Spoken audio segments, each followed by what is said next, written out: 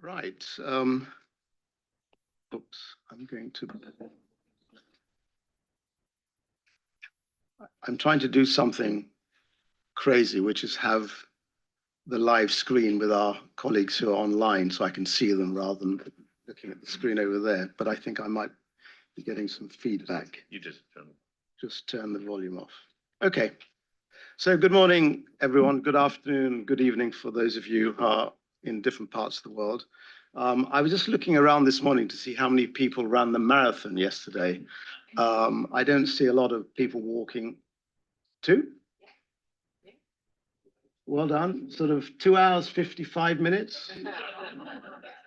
And Jean as well. And John, yes, I know that. So we spoke already. She told me she did it in about 3 hours, 24. So anyway, congratulations to all of you who took part. It was very busy in New York yesterday, as you've seen, very colorful. So well done. Let me first of all thank the foundation staff for sort of putting the program together, getting the papers out to us, and all the hard work, of course, that goes behind that.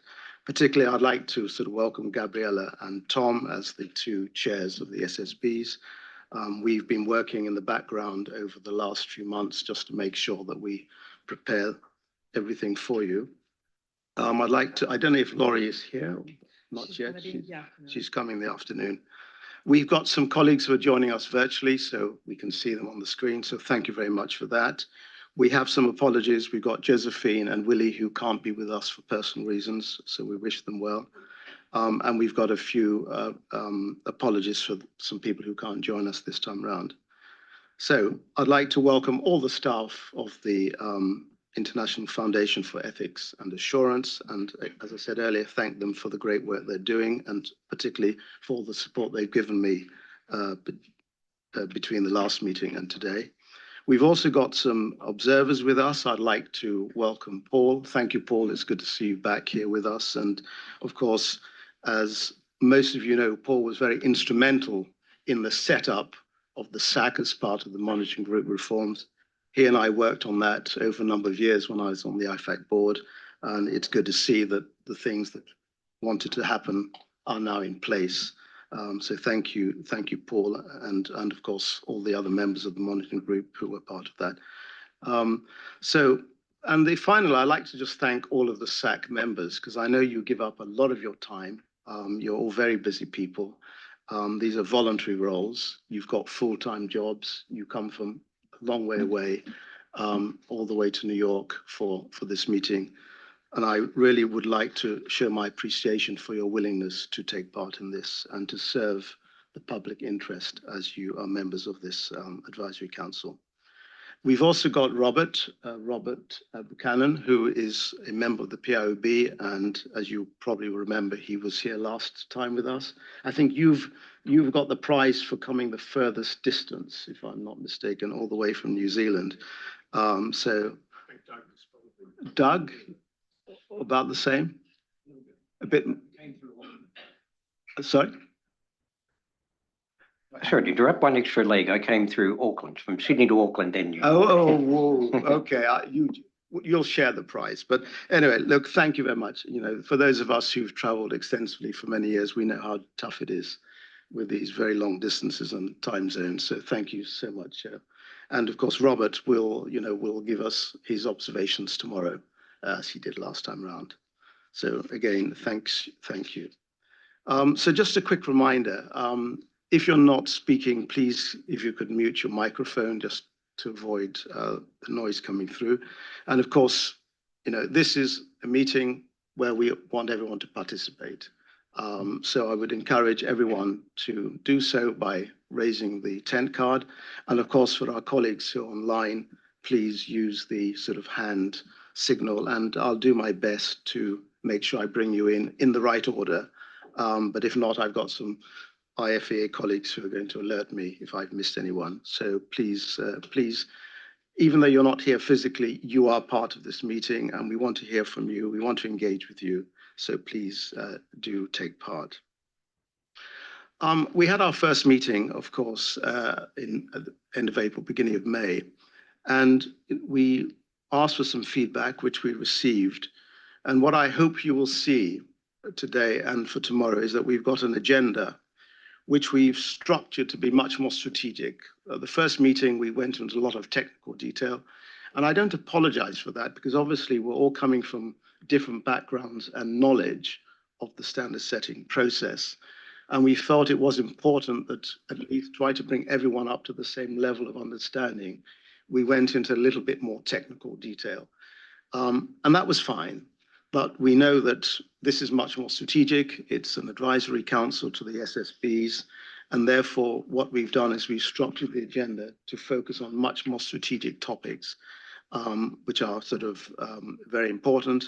So we would encourage open discussions. And of course, with the diversity we got around here and of course, with our colleagues online, the knowledge, the experience you have, that wide-ranging input and views would be very, very important for the standard setting boards. So please, let's do that. Tomorrow, we've invited David Madden, who is an IFAC director responsible for sustainability and public policy and regulations, to brief us on the current landscape in the development of business models being adopted by the firms. Particularly in relation to private equity. And of course, there isn't a day that goes by without some reference to private equity coming into the assurance space around the world. We thought it was important, particularly with the IESPA's project, to get some views. They're views based on some desk work that's been done. They're not IFAC position papers, so IFAC is not taking a position on this. But I heard David present to the IFAC board in September. And I just thought it was important that we could get that presentation shared with us. So that's what he's going to do. And after that, as you've seen in the agenda, we'll have some breakout groups so we can sort of deepen our understanding of what's going on. And of course, most importantly, get the very important perspectives that you will be bringing to us. So for this morning, we'll start the first session where we'll receive an update from the two boards on the progress of their work plans since our April-May meeting. And that, of course, will provide the basis of a discussion. We will be invited as the SAC to engage in developing perspectives on non-sustainability matters that members see as strategically pertinent for the attention of the two standard setting boards. And we will be asked for our input on their strategic focus, prioritization, and work plans going forward. So with that, unless Tom or Gabriella have anything, or the team, anything to add. By the way, we're not expecting a fire alarm drill. So if the alarm goes off, it's for real. I don't know, I think we have to follow the exit routes, and somebody can, tell me what, maybe James, what do we do if we have a fire alarm? Yeah, if you could just. Thank you. If there is an alarm, that's an emergency, will be guided through by the building representatives. But the main point is do not use the elevators. There will be staff that will show you to our walking exits, which is our stairwells, which are on this floor as well.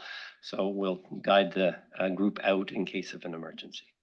Thank you. I'm sorry to put that in, but I sit on corporate boards and we have that sort of all the time. I think health and safety is critical, so we know what we need to do. So with that, I now invite Gabriella and Tom to share their welcoming remarks. Thank you very much, Alan. I'd like to start by welcoming all the SAC participants, the ones who made their way to New York and are here in person, but also those who are attending virtually, some of you at very unsocial hours. Thank you very much for your interest, for your attention, and for the vital contribution that you are providing to the work of the SSPs. I think that I can speak on behalf of both the chairs and the standard setters.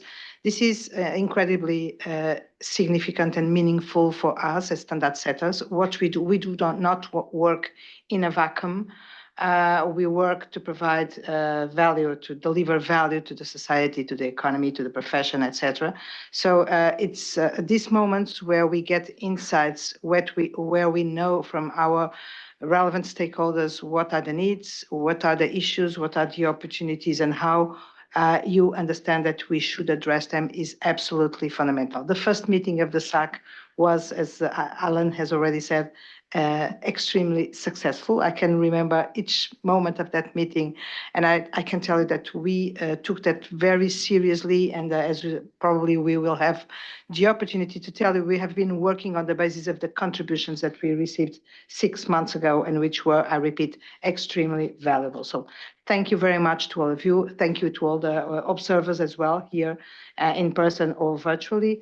This is really valued by us as standard setters. And Alan, I don't know if you want us to start with the first part of the agenda. Yes. So is it the right time or? Okay. So Tom, if I may, Tom, I will. Or do you want to say something? No, before? I was going to. Okay.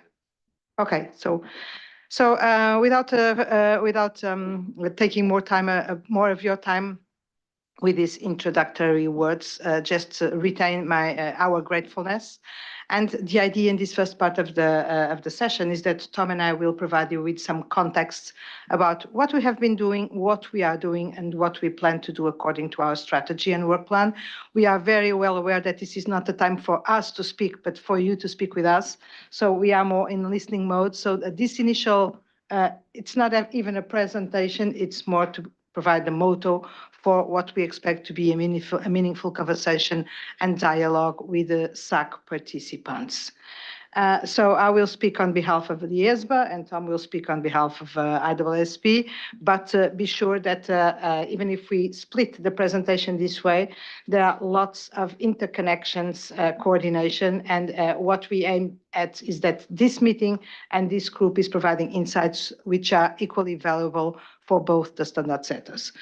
So Diana, can you move to the next slide, please? I think it's you.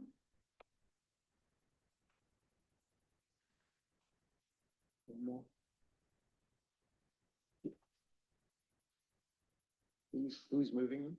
I don't know, Diana, are you moving the slides? Yes. So, but the first slides, they don't say anything special, so I may start before having the slides.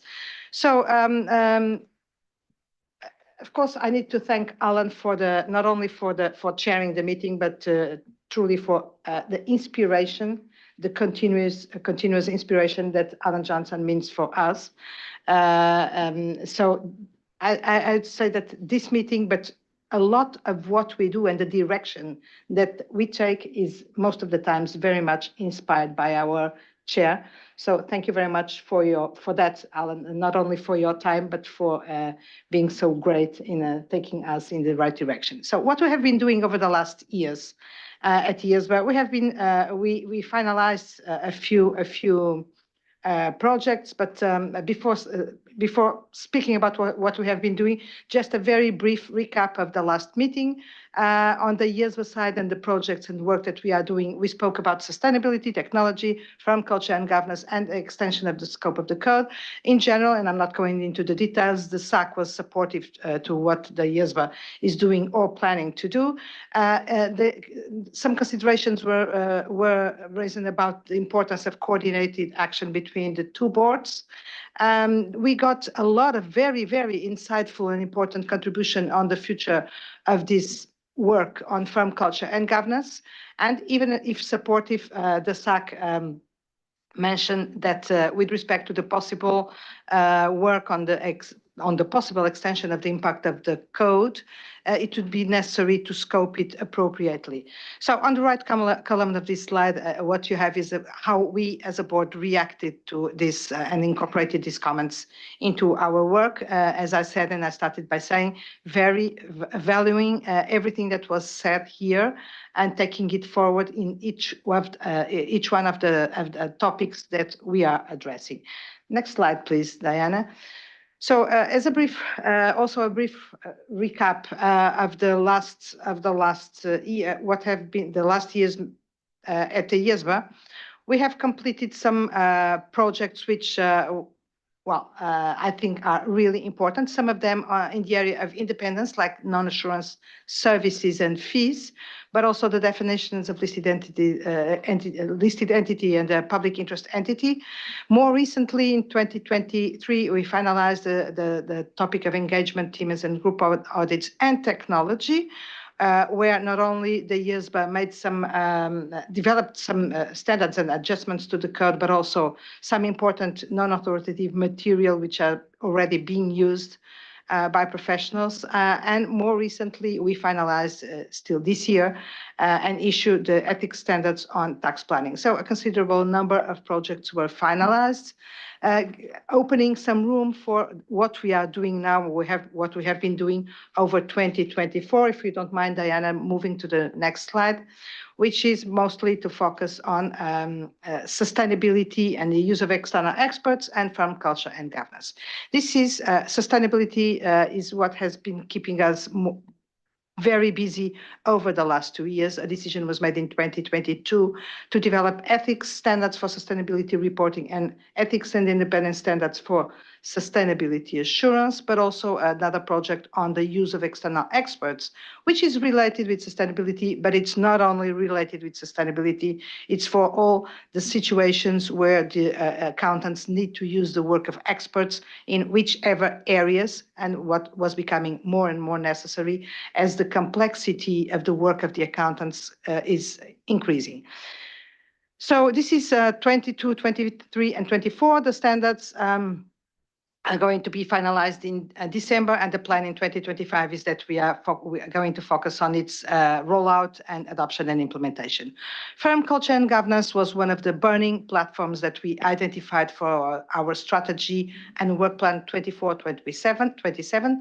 And we started doing some work at the start of this year. The report is going to be presented to the board by December, and we hope to start a work stream, a project, and some more concrete work in 2025. I'm not going to say more because we have a specific session on firm culture and governance, so I'm not going to say more now, but it's really something that is going to be important over the next 2 years or the next times, we don't know. So next slide, Diana, please. At the same time, we have also been developing work or doing some work on the CIVs, pension funds and investment company complexes. This was a requirement from some stakeholders already from some time now, and we needed to start this. The objective of this project is mostly to understand if the existing code of ethics is fit for purpose for all the situations in terms of the independence of CIVs, pension funds, and investment company complexes, and in their relationships with the third parties. So the decision is that we will has been that the ISBA will develop a consultation paper and will then recommend some actions to the board after receiving the answers from our stakeholders. And the technology working group is still monitoring the reality around. So what does this mean? Going a little bit back, if you think about the projects that we finalized before on independence, technology, group audit, and engagement teams, tax planning, and etc. With tax planning, I think that we started shifting a little bit our direction into completely new areas. So strategically, the ISBA is now addressing new areas. It was the case for tax planning. It was the case for sustainability. It is now the case for firm culture and governance. And this is because, of course, the importance of what has been done before is unquestionable, but also the ISBA has been very attentively monitoring the reality around, understanding that there are different needs, that there are evolving complexities and transformations that require us to be attentive to areas and issues that were not subject to our focus before. This was the case for tax planning. This was the case and is the case for sustainability assurance. This is the case for firm culture and governance, which mostly reveals our perception that we need to address issues, but also opportunities at their root and structurally, not only addressing very individual issues or opportunities, but addressing them in a more structural way. This is a strategy that we are following, and the two burning platforms that we have identified for our strategy and work plan 24-27, which is firm culture and governance, and extending the scope of the code, really speak about our vision about what the YESBA responsibilities are. If you want to move to the next slide, Diana. So the new initiatives in the strategy and work plan, I mentioned it, extending the impact of the code. The reason why, and we discussed it in April, is that because many stakeholders and the general perception is that we should probably consider having standards for preparers, which should apply to every preparers and not only those which are accountants. We will address this topic carefully and gradually. We are exploring how much this can be done and should be done. So this will be a progressive work. We started doing it already with an approach to sustainability assurance standards, which are profession agnostic and apply to every professionals, which will provide the service of sustainability assurance, and we will consider it further over the next 3 years, namely related with also with the new role and the future role of the CFO in companies. Next slide, please. The role of CFOs and other senior PIBs, of course, this is also because we realize that the role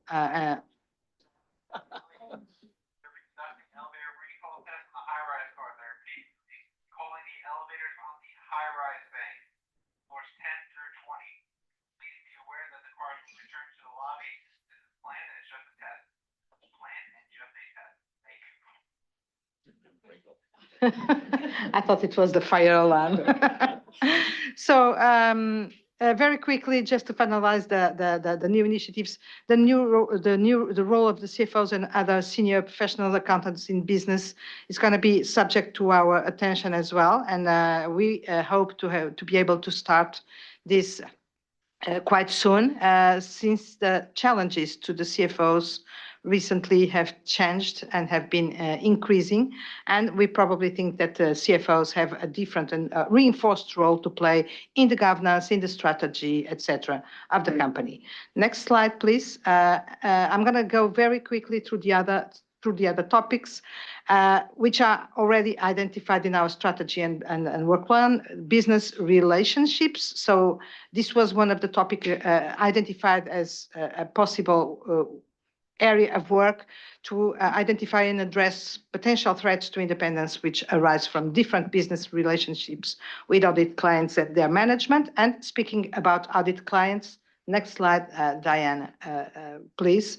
The audit firm and audit client relationships, which is a very sensitive but also critical topic that we are considering or planning to address also in this cycle, in this 24-25 27 cycle, and it has also been identified by our stakeholders as an important topic. Next slide, please. And we have a number of post-implementation reviews, and our stakeholders have been telling us very frequently we need to do it. These are usually very resource-consuming projects and initiatives, but we are conscious that we need to understand how implementation and adoption is working, which are the impacts, which are the consequences, which are the benefits. So this is also in our planning. In the pipeline, long association, restructured code, ETGA, the engagement team and group audits, non-assurance services, and the PI definition. And as you see, this could keep us busy for years if anything else, if we then didn't have anything else to do. So we will have to be selective. And this is where my request to you comes, not only as much as possible to comment on this strategy and work plan, but other things that we are not understanding or seeing clearly, and where we can be helpful and needed, but also help us a little bit understanding which are the priorities and how to prioritize the work. The idea would be that in 2025 we would of course move forward with a sustainability adoption and implementation, and starting developing the standards and other materials on firm culture and governance, while starting working on the extension of the scope of the code, or more specifically on the role of the CFO. And this is still to be understood how to address the topics, but we need the SAC, this council, to provide us with insights about which are the priorities that you see more relevant, and how we can address all these ambitious, I recognize, strategy and work plan, and as well as the work that we are doing now and that we need to bring forward. So I'll stop here, and thank you very much for your attention and future contributions, and pass it to Tom. Yeah, thank you, Gabriella. Before we go to Tom, I think it would, we didn't discuss this. I think it would be worth just pausing and just going around and getting some observations from what you said. I think particularly with the chart we've got on in terms of the post-implementation reviews, because as you say, Gabriella, you've got a lot on. The value of doing the post-implementation reviews is of course very clear, but as you rightly point out, it's very time consuming and resource intensive. So you've got to do that in addition to all the sort of, if you like, your day job, which is already sort of quite full.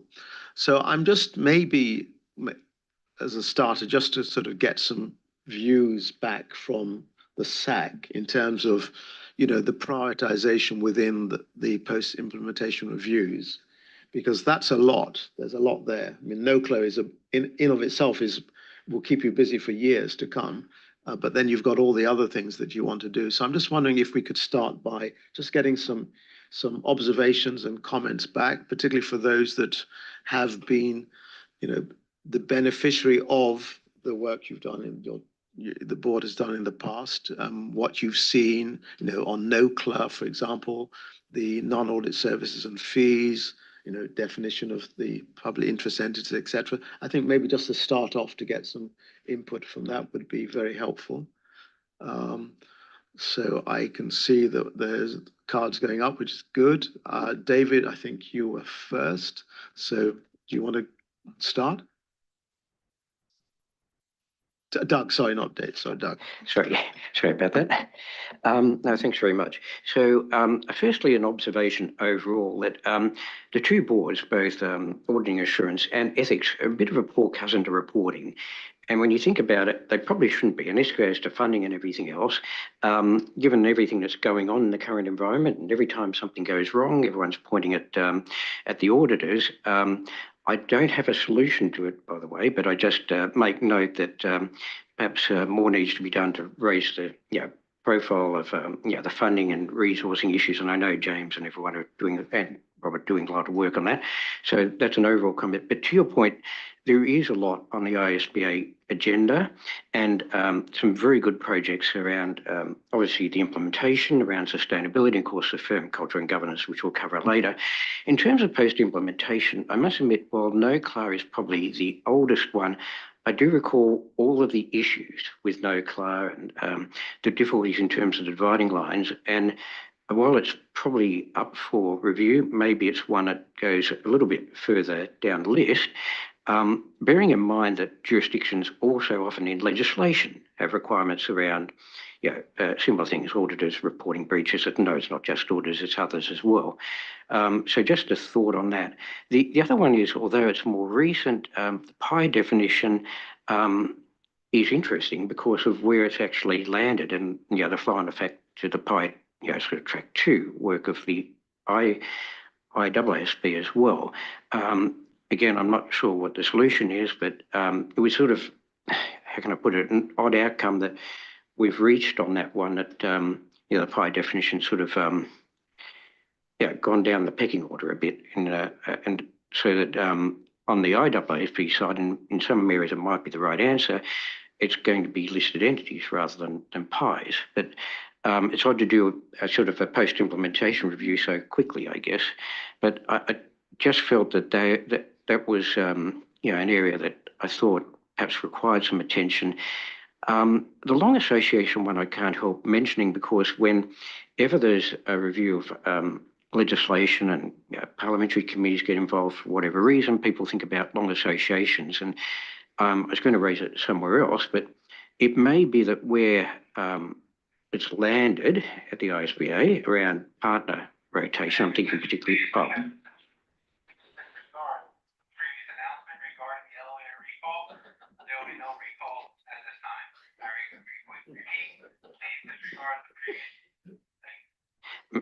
maybe that's in.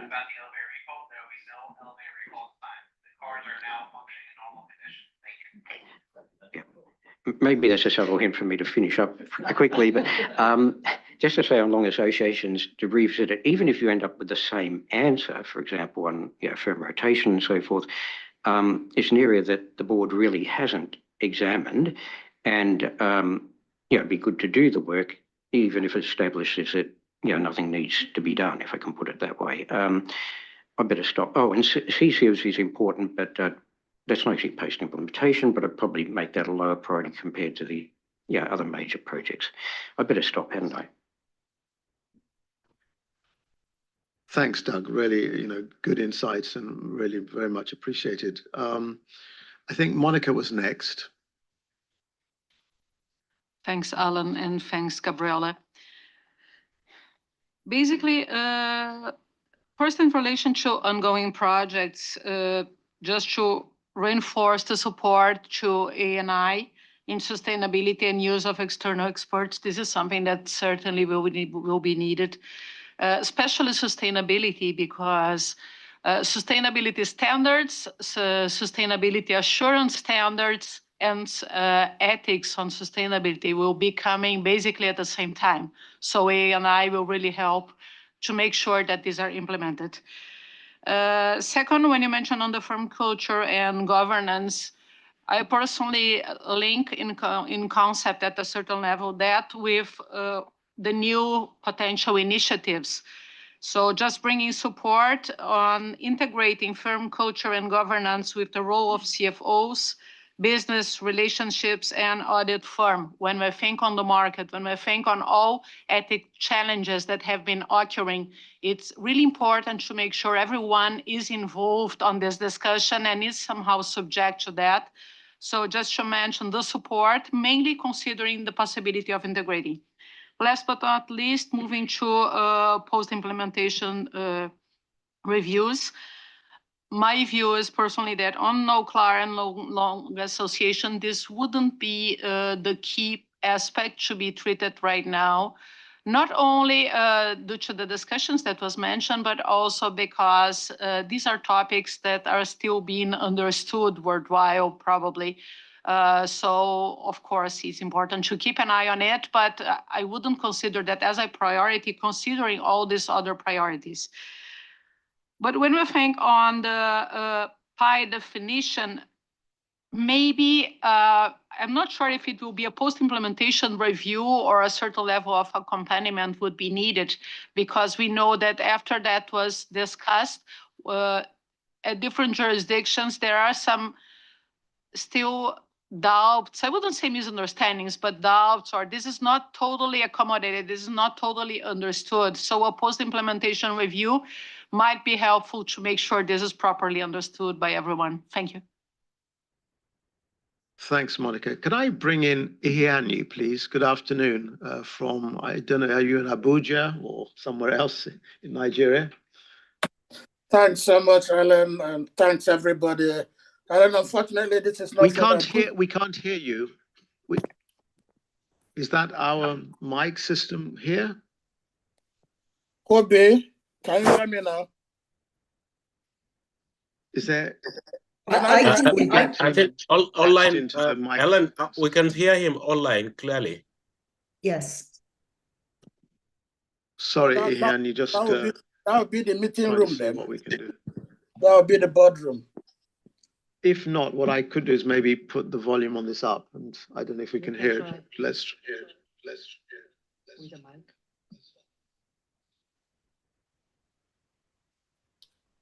Or Diana is saying Ihani? it's from my end, but I wonder whether it's from my end. No, I can hear you on my iPad. I can hear, we can hear him online. Alan, we can hear him online clearly. But not in this room, that's the problem.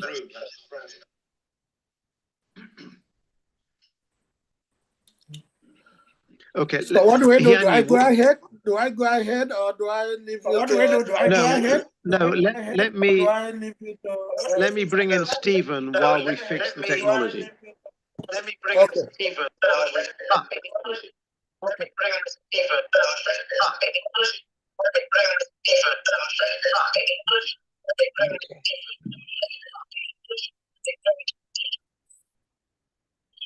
Okay.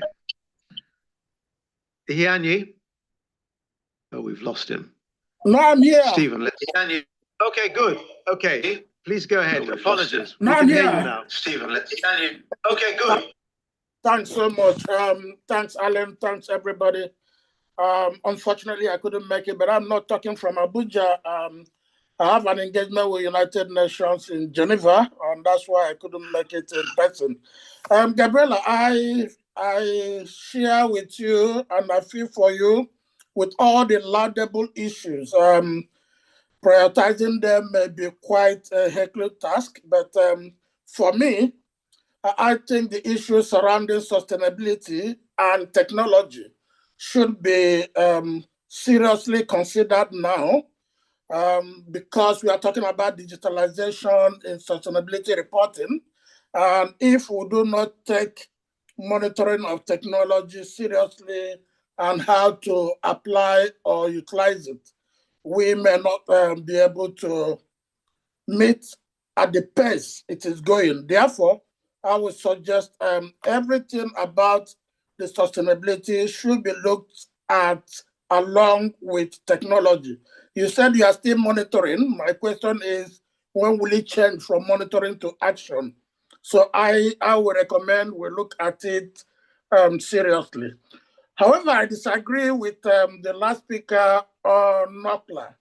NOCLA has been around for about 10 years, if I remember, or thereabout, and especially in the global south. I don't think, from my research and review, that the implementation of nuclear has achieved the stated objective. Therefore, I align that it should be prioritized, not releasing standards or codes that are not properly implemented. Therefore, I agree that we should look at nuclear in terms of post-implementation review. And finally, on roles of CFOs, I will also want to bring it in tandem with the sustainability we are talking about. In my engagements in the global south, there has been this critical issue: who really mainstreams sustainability reporting?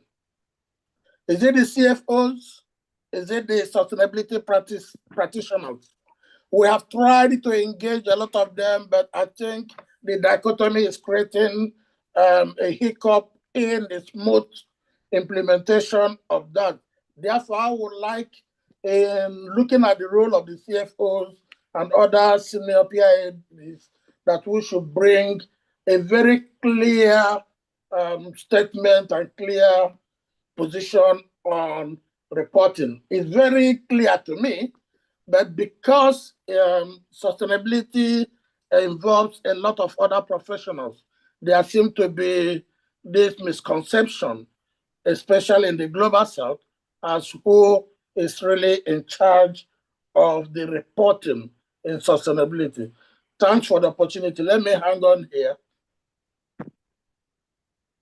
Thank you very much, Ihani. Isabel, who's online. Yes, thank you very much. And apologies for not being present physically, which is due to the organization being mindful of its emissions, principally. I just wanted to shortly, support fully what Monica said, because it struck me also as I was reading the strategic working program, that there were very strong links between the new work streams, so firm culture and governance, business relationships, audit firm, audit client relationship. And I see that they have different timelines. And I was just wondering how IESPA was expecting to sort of manage the friction that will happen with these different timelines. And then another maybe a more detailed point here was in terms of the terminology related to audit client, which I think is mentioned in that SWP. Maybe to be mindful that if there's any change, to consider from the start how any term would be translatable, because if you want to change something with the sort of the whole mindset, need to make sure that it is widely possible. Thank you. Thank you very much, Isabel. Stephen? Alan, thank you. Gabriella, this is most helpful. I have more of a question rather than an observation here, and I'm coming at this from an investor perspective here on page 6, ongoing projects. As you talk about the work that you're doing on pension funds, investment company complexes, and a consultation paper, which is forthcoming, any sort of specifics, if you could dive a bit deeper at some point as to what you are addressing would be most helpful here. And my apologies if I may have not picked up on that initially. Thanks, Stephen. This is particularly in the light of your new role that you mentioned to me earlier this morning. Thanks. Vasiliki, please. Thank you. Yeah, I just wanted to make the point, the observation. I agree with many of the comments made.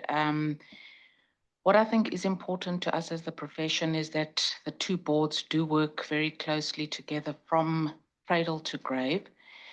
I think the outcome on the PI definition was a bit odd for us as a profession as well, and I think will have interesting implications, given that the IESPA hasn't sort of mandated what the definition is. I think the second point I wanted to make is there are clearly a lot of, the work plan is very busy. There's a lot to come in the coming years, and it is important to make sure that we don't get stuck in the timeline and don't necessarily reach out and get as much input from all stakeholders as possible, because it ends up having the unintended consequence of a standard that might be too prescriptive or might have definitions or requirements in there that are not palatable to everyone. And I think with the IESPA code, there is the risk that being a voluntary code, people decide to opt out. And that's clearly not a good outcome for anyone, really. Third point, if we look at non-audit professionals, a lot of them are claiming to use ethical frameworks that are at least as demanding as the IESPA's,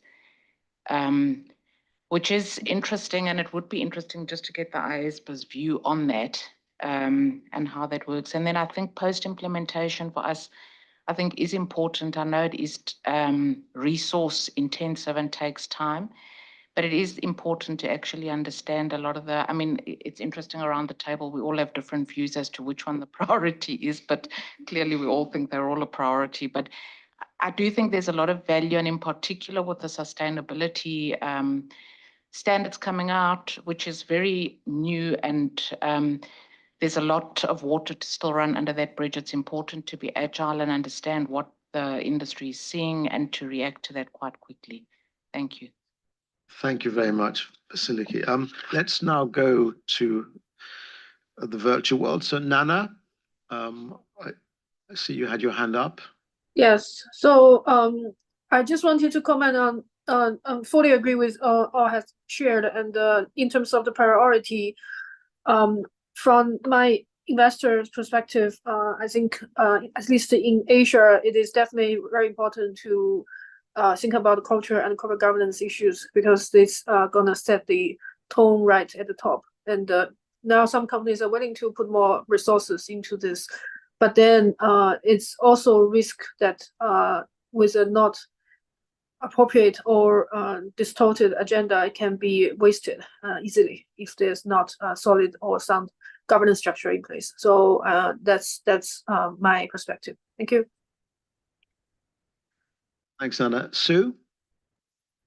Yeah, hello, everybody. I just would like to leverage the comment that was made about pies a little bit earlier.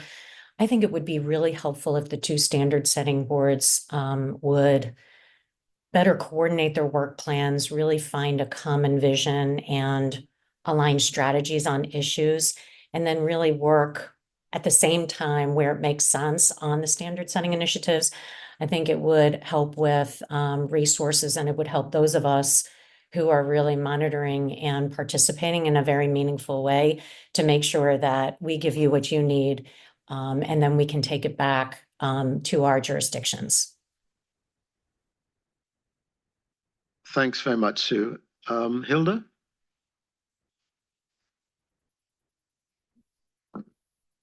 Thank you, Alan, and thank you, Gabriella. I think my comment is in line with a few comments already made. And so when we write comment letters to ISBA, Gabriella and Ken will have noted that we at times have used the word we need a pause in standard setting when we talk about ethics and independence. And why is that?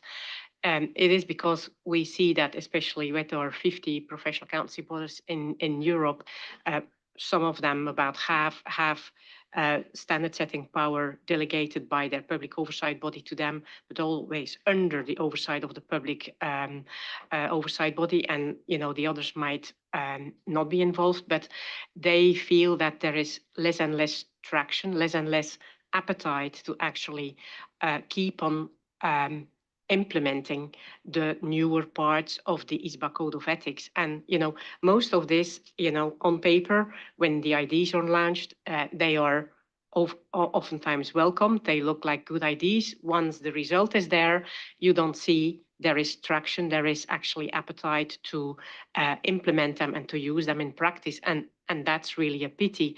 And that is why, you know, I think, you know, a post-implementation review is actually important. It is to understand why we see that maybe there is 5 or 10 years sometimes of delay in actually implementation and using of the standards that have been issued over the last few years. And I think that's actually quite important. You want the standards to be there to be used, not just to be there on paper. Thanks, Hilda. I mean, we might want to come back on understanding why there is this sort of reluctance for the implementation, but maybe, yeah, as you say, maybe the PIRs will highlight some of those sticky points and the issues and give some. Part of it is, I think this was already pointed out, like there is a lot already in legislation, and so the code is voluntary. So when there is legislation, even though it's not as detailed as the code is, it is oftentimes, you know, something that is quite a high hurdle to change. So that's part of the reason, but it is also because there has been a lot coming over the last few years that actually, you know, people have just not been able to keep current. Natasha, good afternoon. Good afternoon. Hi, and good morning to you also. Thank you. Yeah, I guess I'm going to pick up the theme that Nana started with regards to offering an investor perspective. I would really, I guess, like to see more explicit mention of investor shareholders as part of the project with regards to improving governance. I know it's there, but I think one of the things is that shareholders are often the forgotten party in this relationship, and yet they are the ultimate client. And I think in the end, you know, tackling governance and improving governance when it comes to audit will depend critically on establishing much clearer and stronger accountability to shareholders. And that currently is very much lacking. So issues to do with more disclosure to shareholders, willingness to meet with shareholders, encouraging investors for their part to use their vote in an informed way, I think would provide a kind of virtuous circle, if you like, in strengthening governance. So it'd be great to see that very explicitly added. Thank you. Thank you very much. Chikato, please. Good morning. Thank you. I also echo with many people's comment. But also, first of all, I think it's really especially the future project. It really reflects what's really going on the ground. So I'm very happy to see this presentation because it really shows that YESPA is really sensitive to what's actually going on in the practical world. But then on the other hand, I really agree also with the limited resources that the board has. And then time constraint and so on. So maybe 2 or 3 points from myself. I think the work presented will be categorized into 3, basically past, present, and future. Past meaning that's a review work, and then a present meaning a couple of ongoing work, and then the rest for the future work. So to see. One more thing I also agree is that maybe more coordination between 2 boards, like IWSB and YESBA, to really set up, especially future work priorities, and that would probably help manage the limited resources effectively. And then another thing is that for the future works, role of CFOs. Could be really tagged under as a sub theme of sustainability. For instance, part of it, or the business relationship and audit firm, audit client relationship, that could be also part of them, could be related to firm culture and governance. So maybe by kind of a future work, brought into as a kind of subset of theme of the ongoing work, maybe that way you can also save your limited resources and so on. Thank you. Thank you. David, online? Doug, are you coming back? Okay, I'll get to you. Thanks. Good morning, and my apologies for not being there in person. I wish I was there. And thank you for your time. So I agree with many of the comments of my colleagues. So so let me focus on the post-implementation review. And I have a concern with respect to the amount of work. It is substantial. And so I'm suggesting that a limited scope engagement be done on the post-implementation review, focusing on adoption understanding by jurisdiction instead of doing the whole thing. It's just a lot to take on. And the goal is to increase compliance with this good work. The work is good. It is well done. Let's assume that's a true thing. And then move into, okay, who's adopted? Why haven't they adopted? Why haven't they understood? And leave it there. I think that's a better approach to take than to rethink the work that has been done, and so that you get further ahead. And you do it slowly. You don't have to do it all immediately in the following year. It's just too much work. As somebody who's been a project manager for most of my life, I focus on succeeding, and where I can't, I generally, take a pause. Let me rethink this. So I'm suggesting rethinking it, going a little slower on the post-implementation review, so we can move successfully through the standards and the work that has been done. Thank you. Thank you, David. Conchita, good afternoon. May I bring you in, please? it's good evening where I am. I'm 13 hours ahead of Eastern Time. So I'm 10:28 in the evening. And I apologize for not being there. I hope you've had your dinner. Yes, I did. And it's almost bedtime for me. But I apologize for not being there. I have some conflicts in schedule. I generally agree with my colleagues on most of the comments. Since I represent here the International Association of Financial Executives Institutes, I would like to focus on the changing roles of the CFO. I would say it's not only the CFO's role that has been changing, everybody's role has changed. Now, focusing on the CFO, a lot of it may be driven by technology, all right? With AI being in place and adopted, which is also costly, affecting also the professional accountants in practice.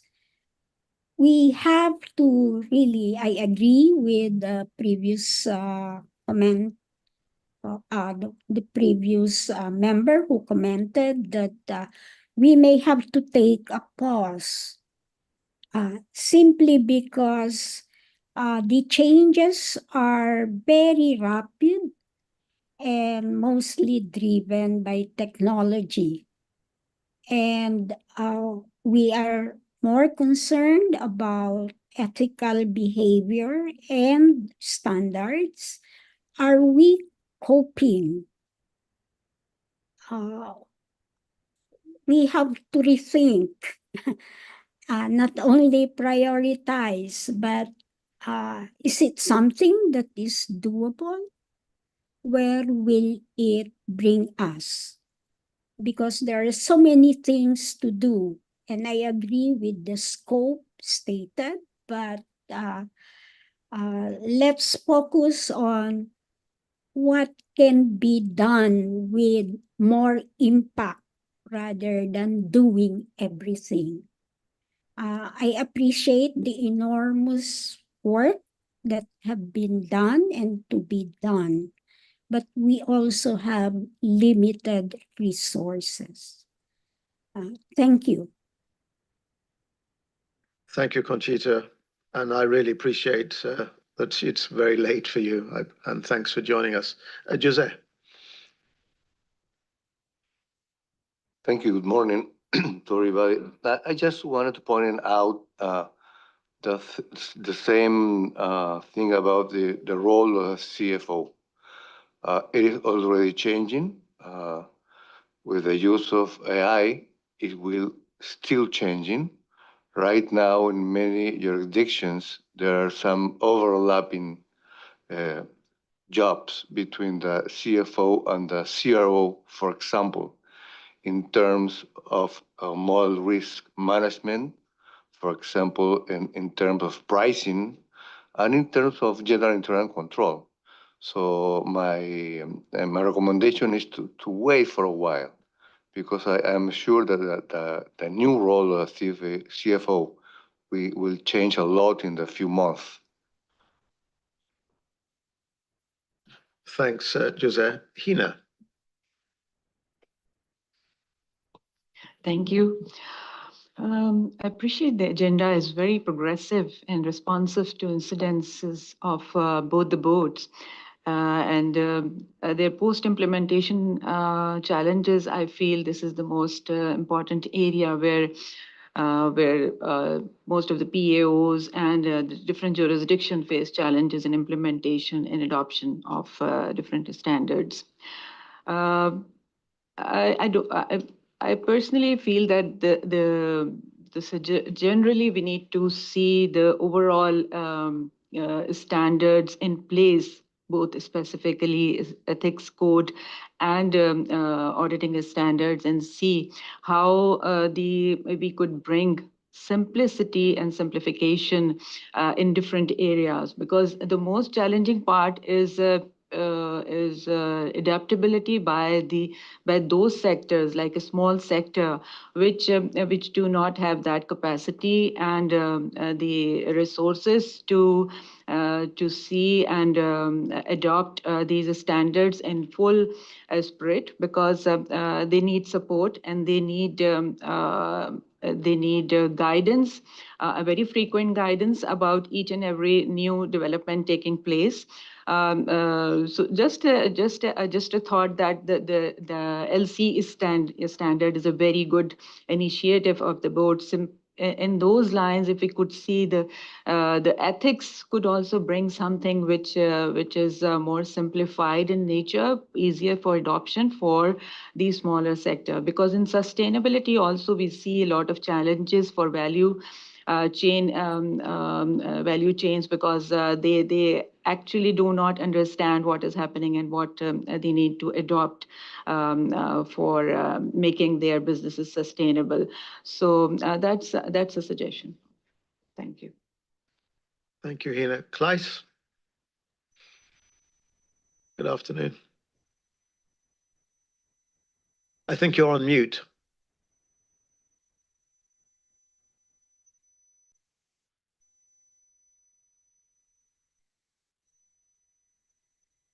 No, not yet. We can't hear you. Yeah. Can you hear me now? No. Yes, thanks.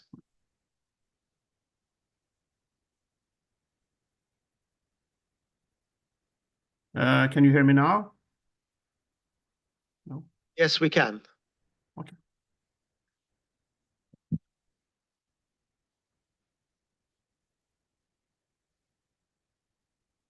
Kleis? Hello? No. Why don't we go to Javier and then we'll go back to Kleis. Yeah, okay. No, I just want to mention, I think it is very encouraging for us as an investor, and I think some members around the table have touched upon this point already, to see the business relationship and the client relationship is in there. I think this is one area in which, as an investor, we analyze, we look into our reports. Many times we don't understand things, or we think that companies we don't like or how they are reporting. And I know many times it's a matter of the standards, it's nothing to do with the auditors. But that always is an element there on second thought sometimes because of the model. So definitely this is an area in which I definitely suggest to keep on top and to do further analysis. And again, I know sometimes it's a matter of standards, sometimes the analysts or the investors know very well the standard. Sometimes also it's an element also of doubts. So and I would think it would be very good to try to eliminate completely that, what you mentioned here as I trust on the model of the party payer. So I think this is definitely something I would suggest to keep in mind. I think we've lost Kleis for the moment. Nicole, please. Yeah, good morning, everyone. I also agree with many of the comments that were already made, so I would like to focus on 2 points. The first one is audit firm, audit client relationship, and here especially of the conflict of interest, which was raised. I think it's important that the IESBA is clear about what they want to intend to achieve with this project, because should it be about introducing an agency that assigns the audit mandates to the clients with all the problems that then come along? So has this agency the expertise to select appropriate audit firms for the specific mandate? I think it's rather about strengthening governance, and this is a point which was also raised by you, that I think you can link this project, audit firm, auditor-client relationship, to this governance and firm culture project, because I believe it's about strengthening governance as a whole, and for you, for the IESBA, especially strengthening governance from an ethics perspective. So this was the first point. And the second point, coming back to the PI definition, given the difficulties the IAASB was having adopting the definition of pies, I think, and this is also a point which was raised already, that it's important to align the IASBA's approach here with the IAASB approach and to have a better coordination, even better coordination might be the better word, between the two standard setting boards. Thank you. Thank you very much, Nicole. Kleis, you're back. Do you want to go now? Is it me? Yes. Okay, great. Thanks very much. So this is good afternoon from Sweden here before dinner. I'm very sorry I cannot be in New York in person. Sorry for that, but happy to participate here. A couple of observations. First, on the post-implementation reviews, I tend also to think that given the number of amendments that have been made in Code of Ethics in later years, I think it would also be good to take more of an overall approach in that sense, to trying to find out if there are resistance in adopting amendments to the code, not specifically on each and every of the work streams, but more to feel out if there are any concerns or what are the reasons for not adapting amendments to the code would be of importance. My other comment is on the projects that touches upon non-professional accountants, for example, the CFO project.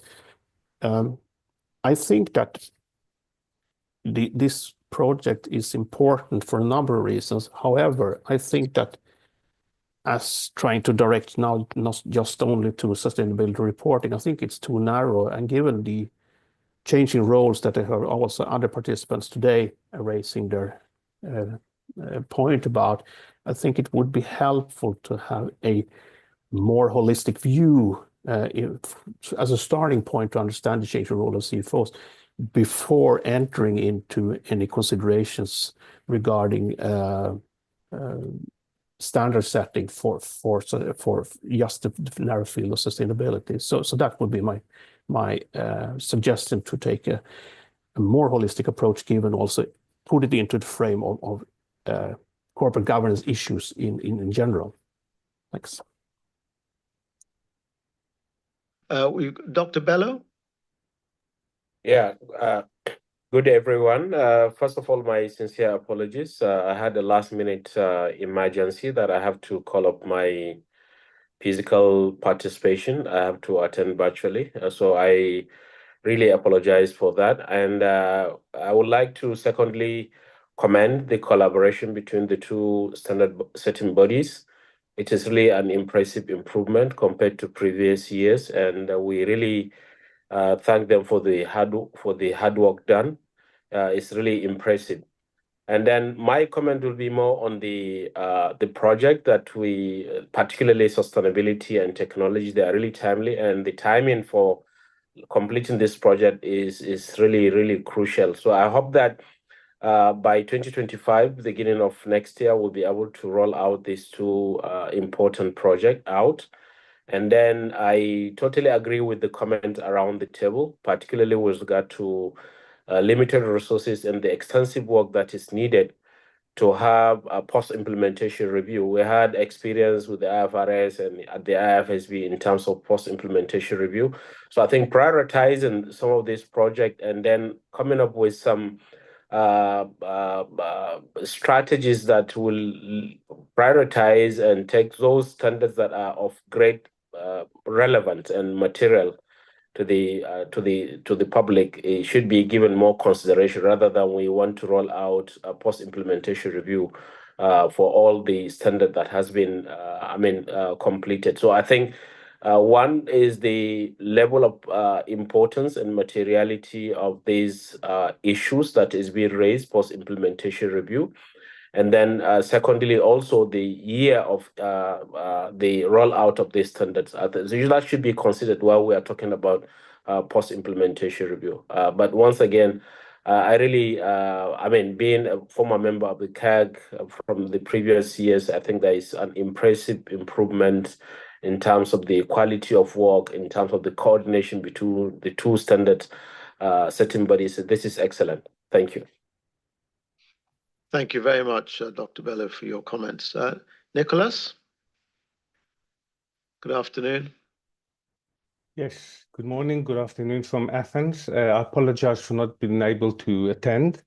I agree with my previous speakers, but I see that the near future, the sustainability is of utter importance, and also the project concerning the impact of the code, extending the code to non-professional accountants, because it's going to happen in the near future. So I think that is of utter importance, and especially now that we see that large firms, top 4 and top 7, are getting into AI, and that is also very important as for authorities to see how the work is done on AI. So I think these two are the most important for the near future. The rest, I agree with previous speakers. Thank you. Thank you very much. So I think Doug wants to double dip because you've come from the furthest distance to us from what we heard. So I'll allow that at this time. I'll try to be quick as well. I'm conscious of the time. Firstly, all credit goes to the board and the staff and so forth for all the work and initiatives. I'm just thinking two things for the future. One for the agenda, and I know funding was covered at the last SAC meeting, but perhaps another session going forward on resources and funding and so forth could be worthwhile. The second thought, maybe for the closing session, is listening to discussion around here. It would seem more powerful if we could reach a consensus on matters. I know that could be difficult, but perhaps that's something we can revisit, whether we should try to pursue that. I'm conscious that would consume much more time as well. And one very specific comment, afterthought on NOCLAR. One of the reasons for pointing out the difficulties with NOCLAR is not just national laws, but one of the issues is the legal protections that can be afforded. And the ISBA can't do that. That's something that needs to be done through national laws. So just to elaborate on that, sorry to take a double dip and take more time. Thanks, Doug. If I can maybe just come back to the point I think you're making. We started our work as a SAC this year after the strategic work plans had been sort of approved. So I think there will come a point in time when we would like to engage with the standard setting boards on their thinking for the next round of the strategic work plans. And I'm not quite sure what the timing of that is. When do you start your next SWP round? But certainly it would be very useful given, you know, the interest that's been shown by all of the people who've participated this morning, to sort of have a discussion with the two standard setting board chairs about prioritizations going forward for the next round of SWP. Would that make sense, Gabriela and Tom? Okay, thanks. Well, that was probably more than you expected. But first of all, I'd like to say, look, it just shows that there is a significant amount of knowledge, interest sitting around the SAC. And it's very important that, you know, everyone has the opportunity. Sorry, Nicole, is that an old card? Okay, so I want to make sure no one's left out. No, it's no problem. So Gabriela, you've taken in, I see you've made copious notes. I think she's got about 4 pages of in small handwriting, which I can't read. Obviously, you need time to sort of go through and reflect together with your sort of team and your board colleagues on this. But are there any sort of initial sort of thoughts you would like to just share before we then move to Tom? Sure, Alan. How much time do I have? I'm kidding. So I'm going to be brief. Thank you very much for these very insightful contributions. Yes, 4 pages of notes and a lot of thoughts that we will have to, and I say we because I never take this alone. I have a team, I have a board, and we reflect collectively on everything that our stakeholders say. But of course, with an important part of this work being based on upon my individual reflections as well, but discussed with the others. So 2 or 3 topics very quickly. First, thank you for noting, some of you, the interrelationship and links between the very many topics that we included in the strategy and work plan. I'm very happy that this is obvious, at least to some of you. At the end, we call this firm culture and governance and extending the scope of the code as burning platforms, and I see them really as overarching topics that take all the others in. And it's difficult to say if the CFO's, the role of the CFO or audit firm and audit client is related with firm culture and governance or the expansion of the scope of the code, because at the end, they are all related. And to me, this only tells me that the strategy and work plan is based on a vision and it's consistent and coherent in terms of where we want to go. So thank you for noting that. Then I noted the comments on the, well, some hesitations or difficulties in terms of the implementation or adoption of the standards, given the many things that have been done over the last year, and a call for some kind of pause in standard setting. We are aware of that, and as you see, these projects or these topics are what they are at this point in time. But as I also had the opportunity to say, 2025 will be mostly focused on the adoption and implementation of sustainability. So making sure that what we do does not stay in the paper only, as you said, Hilda, but it's really implemented and adopted wherever they want it. They want jurisdictions or practitioners or whatever want to adopt the standards. This was a commitment that we made to respond to our stakeholders' requests to be ready on time, and we will be ready on time. So we have also the responsibility to do what we need to do to make this happen. But for the future, in terms of this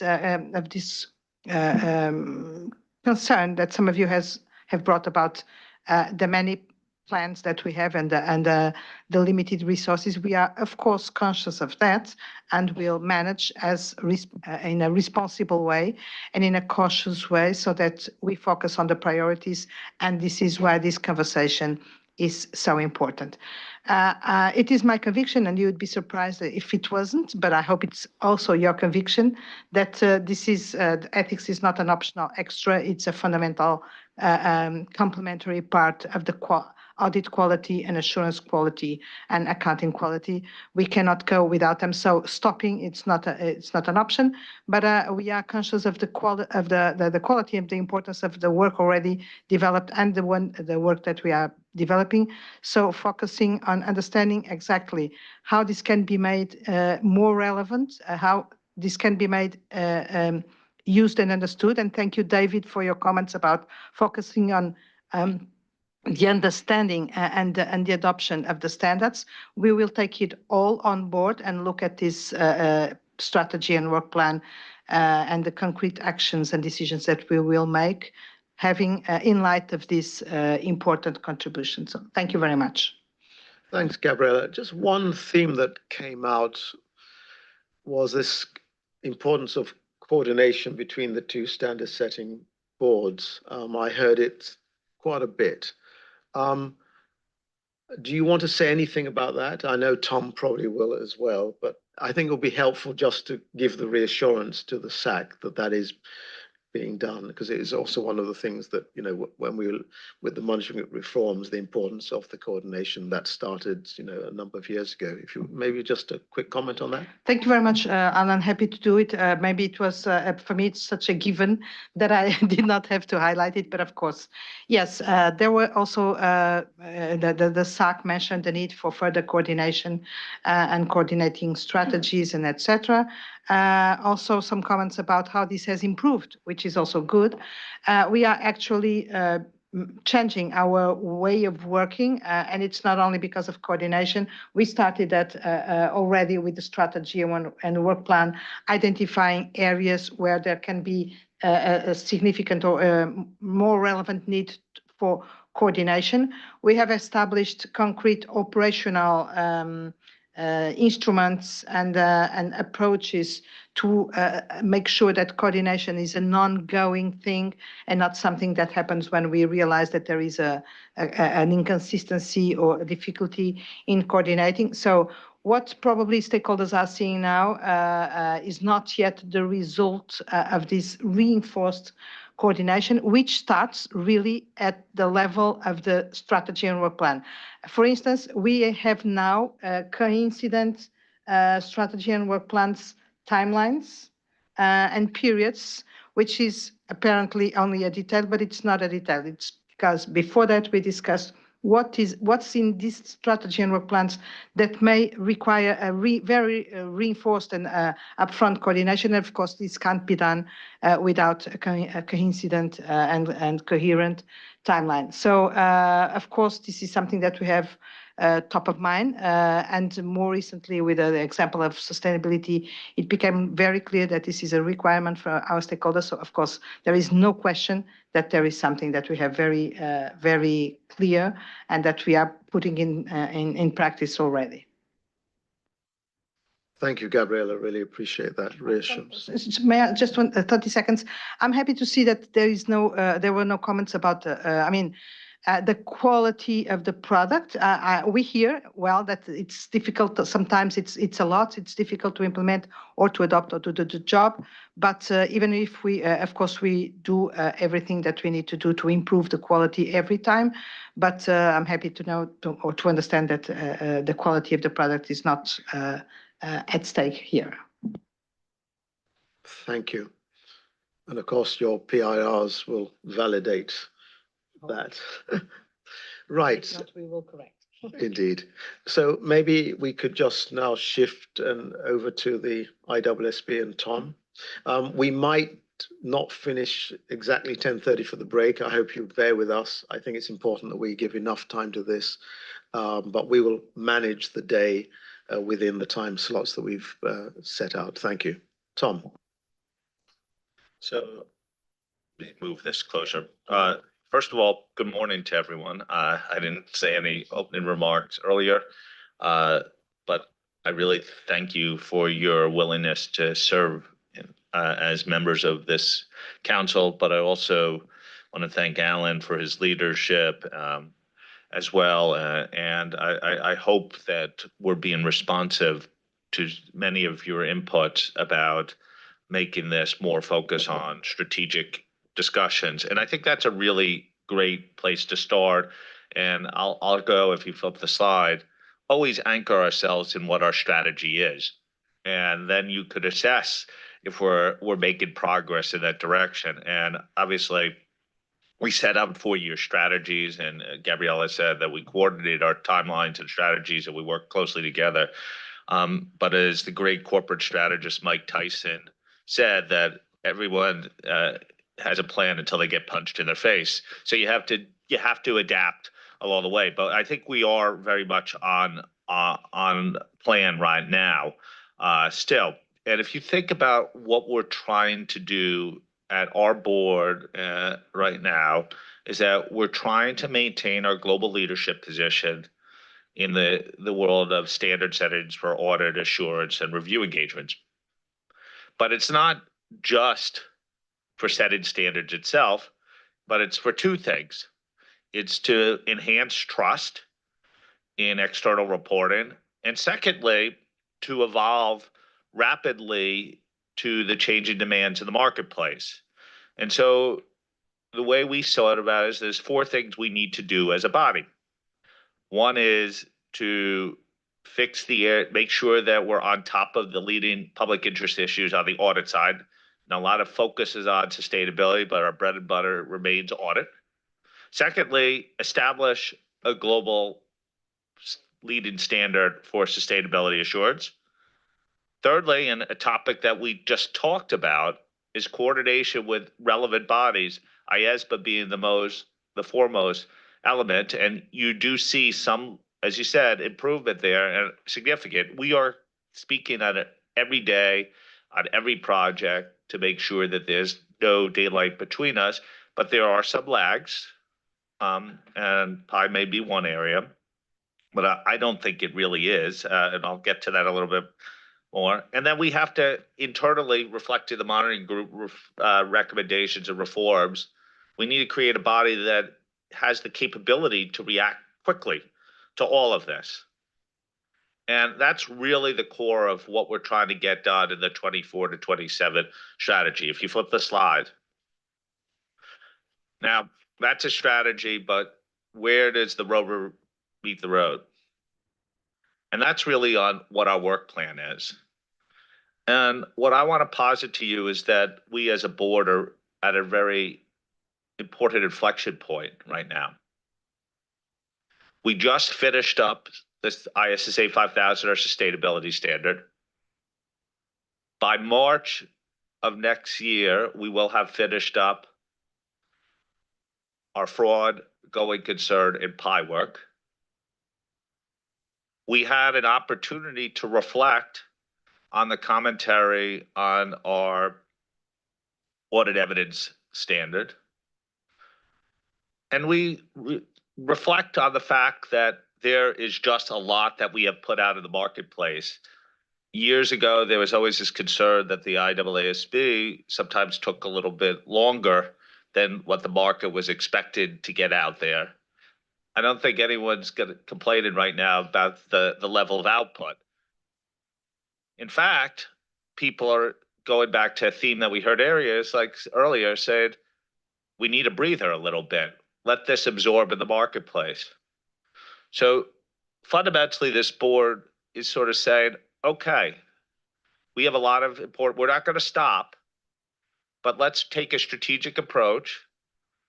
And while we need to deal with audit evidence and risk response holistically, let's think about the role of digitization and technology and its impact on the conduct of audits and assurance work. And let's incorporate that into our thinking. And that really fundamentally over the next 3+ years will be what we're going to do as our lead standard setting priority. It's not the only thing we're going to do, but it's going to be the biggest fundamental issue we deal with at the board from an audit perspective.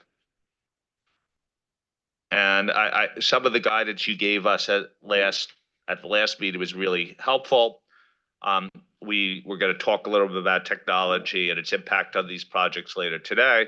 But I wanted to give you a sense that this is where we're going to give most of our resources and thought over the coming 3+ years. Incidentally, I also think it's a pretty good timing because, at some point, there'll be a new chair of the board, and you don't want to have projects get cut off midway. So, I'm not reappointing you, but it's something that's in my mind to make sure that there's some appropriate transition there from that standpoint. So it's really important from a technology standpoint to make sure that our standards are responsive to it. Going to be a key focus. The other things we're going to do as well from an audit perspective, you see review of interim financial information. We're going to partner with national standard setters on that. Clearly, we need to maintain ISO for LCE. What's not on this list is that all of our work that we need to do as part of our coordination with IASB on the audit side as well. So think of experts as being top of the list there. Then we heard on sustainability. Okay, 5,000's out. We're going to stand behind 5,000 and support it. We need to support implementation. We're putting out a lot of guidance in January, which is pretty rapid in terms of what we do in terms of implementation guidance. We've been pretty transparent. We'll talk about that in a future coming session at this meeting about what we're doing. But we need to let that standard bed down. I do not expect a whole lot of standards in this area in the near future. We're going to stand behind 5,000, but we may also have to create mechanisms to adapt. Remember, we went through this not knowing that perfect cannot be the enemy of the good. We're going to get marketplace feedback. We may have to respond to things we learn in the marketplace. But so if you get a sense now, you may get a little bit period of stability here in terms of implementation that gives us a chance now to focus on the audit and insurance side on much more forward-like thinking topics that can have a profound impact on the profession.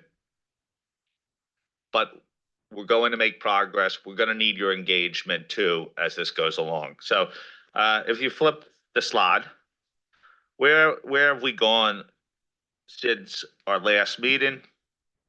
Well, as you know, we approved 5,000. One of the key issues that everyone said to us is that we needed a coordinated approach with IESBA. Real thanks to IESBA because they were at a slightly different time frame, so they had to prioritize some of the issues that they were addressing in terms of their comment letter analysis. But when we approved our September meeting, when we went to approve the standard in September, we knew we were fully aligned on the key issues. And it was in the board papers. There was a lot of work that went behind the scenes to get to that point. But we have integration there. We are going to coordinate on implementation guidance, particularly around issues, groups and value chains. We had a lot of discussion on that as well. So I have to thank IESBA for their leadership in that effort. But I think you could understand that we have interoperable standards that will be in the marketplace and available by year end. Going concern, I'll go to that in a little bit. We are making progress towards approval in December. We approved our technology position statement, thanks to your feedback in our September meeting. And since we met last, ISA for LCE, we've put out a considerable amount of guidance and helpful material, which we hope for the marketplace. So if you flip the slide, I'm just quickly on going concern, and I'm going to really go two ahead because I'm conscious of time and I want to permit discussion. Next slide, please. So we really are in the stages of refining the standard. We're going out to approval, but we have not made major changes in the standard because in great part, we've got consistent support. We retained the proposed timeline. We've provided additional context about the explicit statements that users, investors really thought were important to be in the auditor's report. But we also clarified what they are, what they are not, as you can see from this slide. We clarified the threshold that triggers reported for close call situations, that they have to be significant management judgments. And we highlighted that will be a continued special section in the auditor's report related to going concern and not something that is spread throughout the auditor's report. Understanding, making it easier for users to access information by the auditor, the auditor's report as related to going concern was important, and having it located in one place was deemed important by the board. If you go 2 slides ahead. So fraud, we're also headed down the home stretch on fraud. Remember, strategically, what we're trying to do here is go after the perceived expectations gap as it relates to the auditor's responsibility for fraud. Wanted to have a very clear and positive indication of what the role and responsibilities are for an auditor, that it's not less than finding risk of material misstatement due to error. Clarify what the responsibilities are in a risk-based model. Remember, taking the 315 approach and bringing in fraud, and then being very clear about the responses and then communicating. So a number of continued refinements through the project over the coming months. We wanted to make a couple of last few board meetings. We wanted to clarify that this was not in addition to the risk assessment, but is part and parcel of the risk assessment, and that we were just adding the fraud lens to it, and being really clear about what the responses should be. We have, and this is a little bit of a scalability point, the transparency in the auditor's report. We have kept the requirement as in the CAM section as well.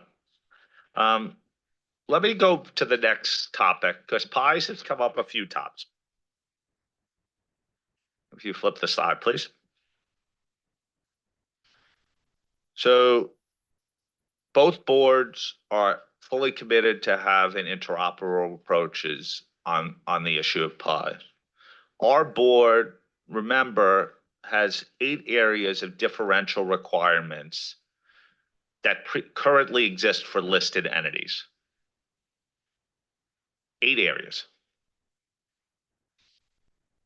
Our desire is to largely extend them to pies when there's a global baseline for pies throughout the world. That remains our objective. I think what we have heard, though, is once we had the clarification in the marketplace that it was important to have a baseline first around publicly traded entities. So we'll be consistent in terms of language, bring that into our standard. But there was a concern, our standards have never adopted regional variations within the performance requirements within the standard themselves. So our approach is to see how jurisdictions take up the IESBA required categories. And at the point in which we see enough take up in the marketplace, i.e. not that a global baseline in practice exists, then we would reconsider extending the requirements to pies. And that's where we've landed. What we did not want to do as a board is make our standards dependent upon jurisdictional adoption, because we have never done that in ISAs before. And so we will align and we will remain aligned with IESBA on a definition, publicly traded entities, and have a look to the marketplace within a few years' time to see how the mandatory requirements have been adopted in terms of pi. And then we will consider the extension to pies at a future date. We really think because of the need to provide consistency in the marketplace, there's a strong public interest in adopting this approach. None of this should be read as a criticism as IESBA, because IESBA's approach was aimed at encouraging the adoption of a consistent pi definition. And they made their choice on the basis of real market evidence. But that does have consequences on how we set our standards, because we do not want to introduce the potential for regional variations within the performance requirements themselves. I think this is entirely consistent, and it's a public interest oriented outcome. I will reiterate, our boards have spoken all the time with each other. We now are going to consider the methodology to get to completion, whether we need to do further public outreach as a result of our decision to go down option 1 over option 2. But I do think it serves the public interest best to have this standard out there under option 1, consistency of publicly traded entities definitions, and then a commitment to look at what's the marketplace adoption going forward on the pi definition. So that's where we are. I think this is a really good place to pause and to get your feedback, conscious of time, because you probably have heard enough from me already. And I thank you for your participation. Thanks, Tom. So let's get some feedback from what you've said, particularly in relation to the last point on pies. Who would like to kick off?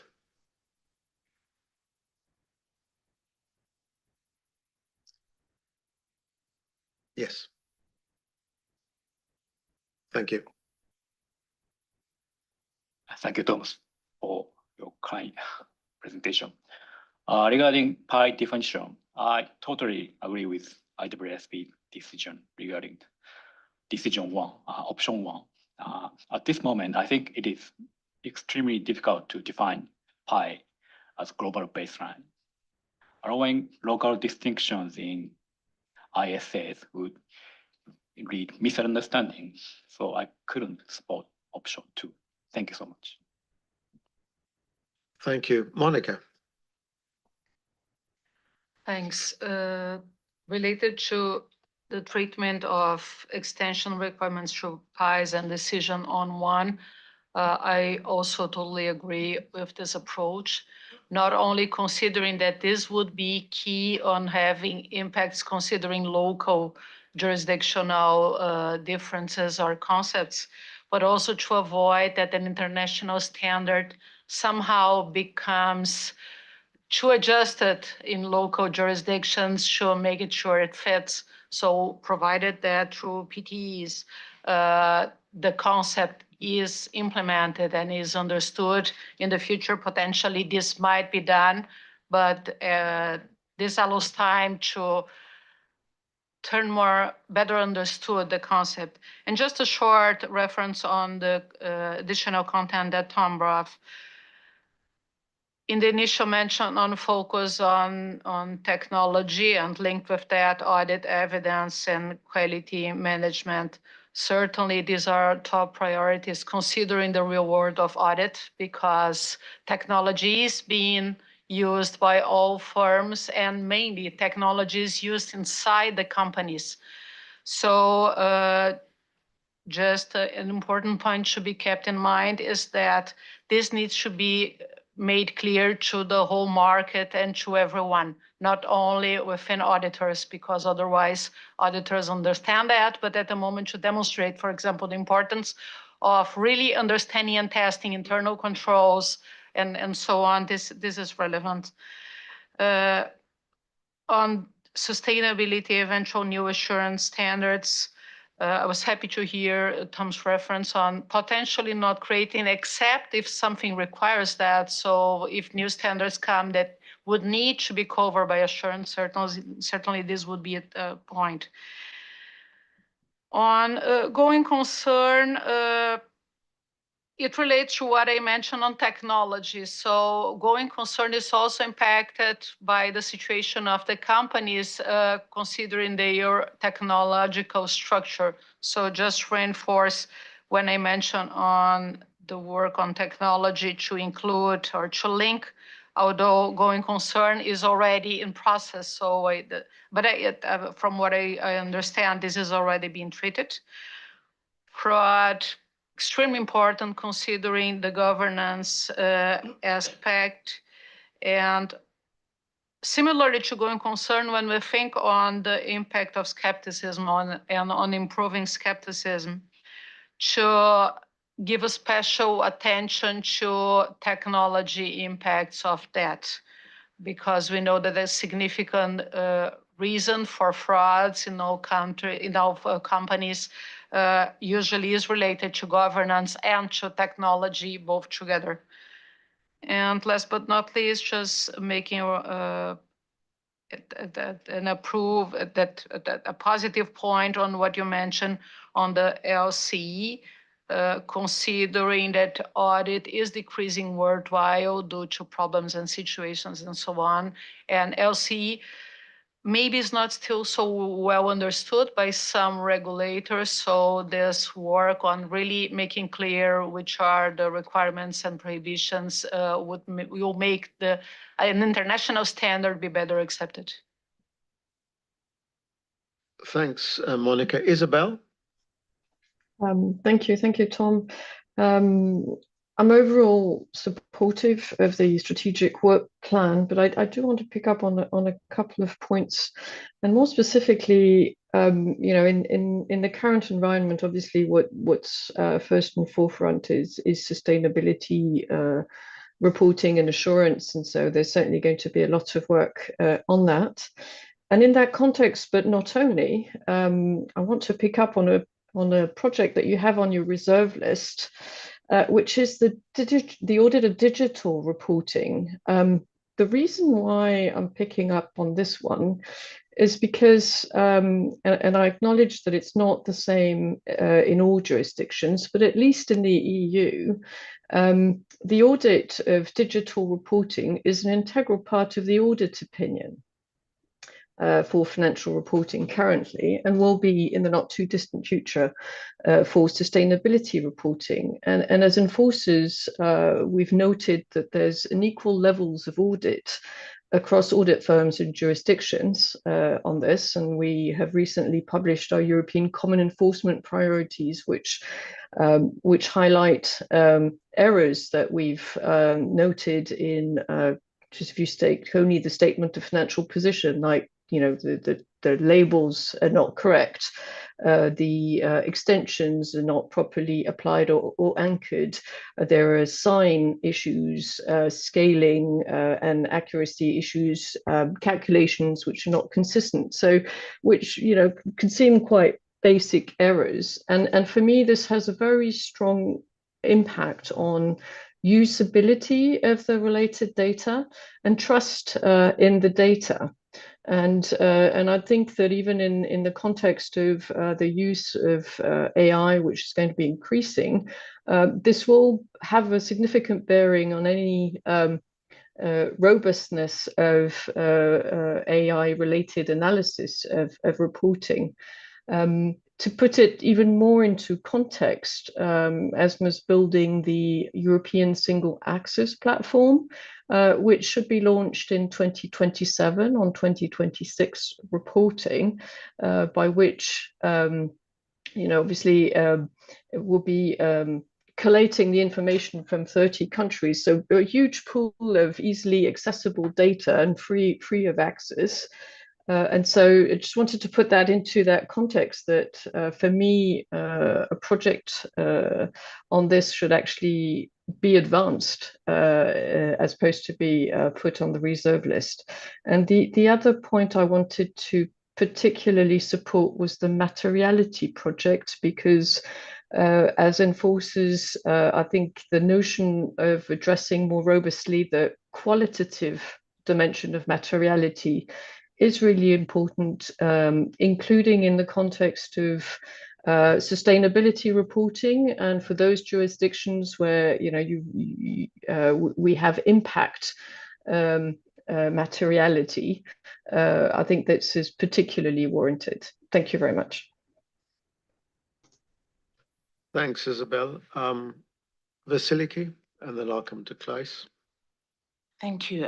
Just a short comment.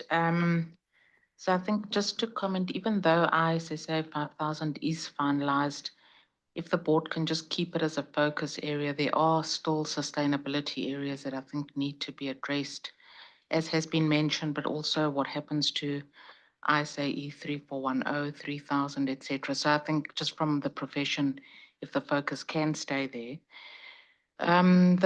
We are largely supportive of the going concern and fraud work that's been done.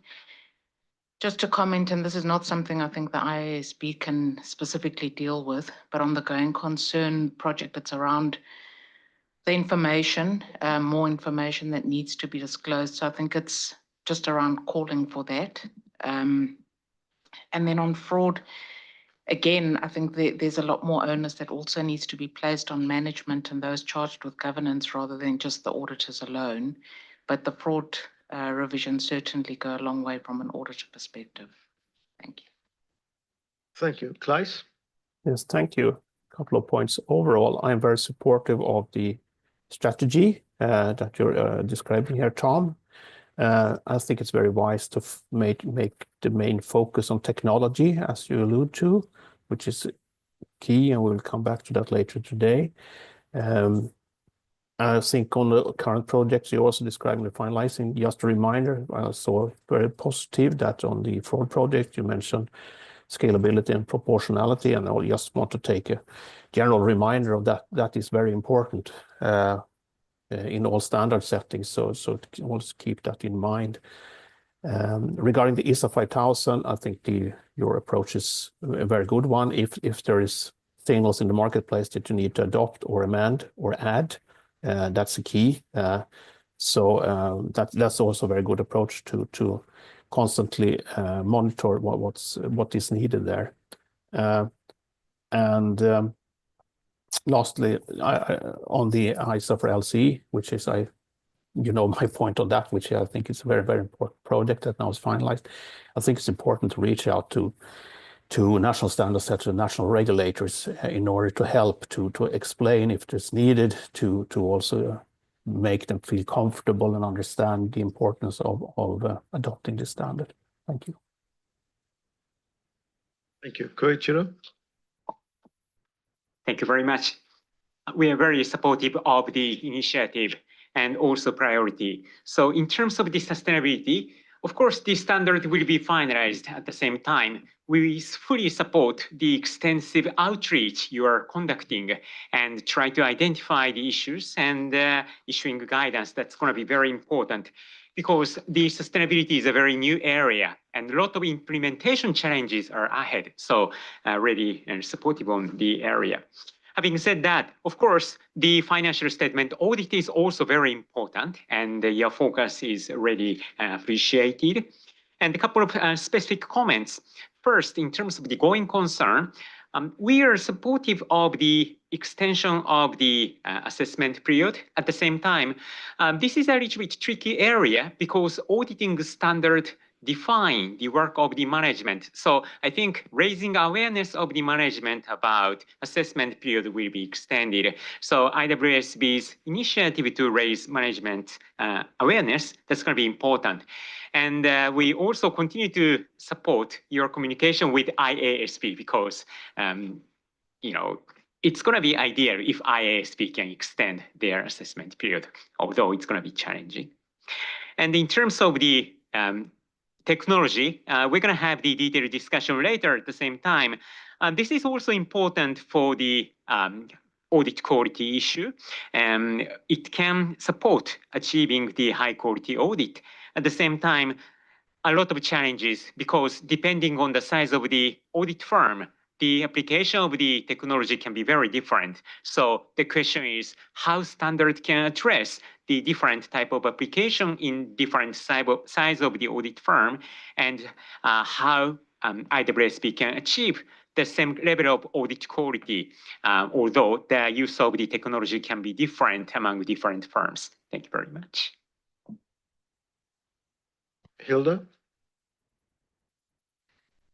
Thank you. Very short. I think I fully agree with Monica and also with what Vasiliki said, except for one thing on the ISSA 5000. You know, I would say, pray every day that in Europe, the European Commission will use this as its global baseline. For the moment, it looks good. We would like to keep it like that, but that's only happening at the latest October 2026, so 2 years from now. I think Tom's approach to say, okay, let's look if there is anything else needed, if there is a market demand. I think it is quite important to first have the possibility and the, I would say, have the adoption of the first standard there before there would be another one coming. No, by the time you would have another one done, maybe we will have more than 2 years. So no problem there, I would say. But I think it is important to have a stable basis for having real adoption take place. As far as what Isabel said on the digital part, you know, it is a matter which is important in Europe. We understand it's potentially not in the rest of the world, but we have tried to do this in Europe for the financial reporting digitalization without an international standard. So we're now having the same eventually for the sustainability reporting.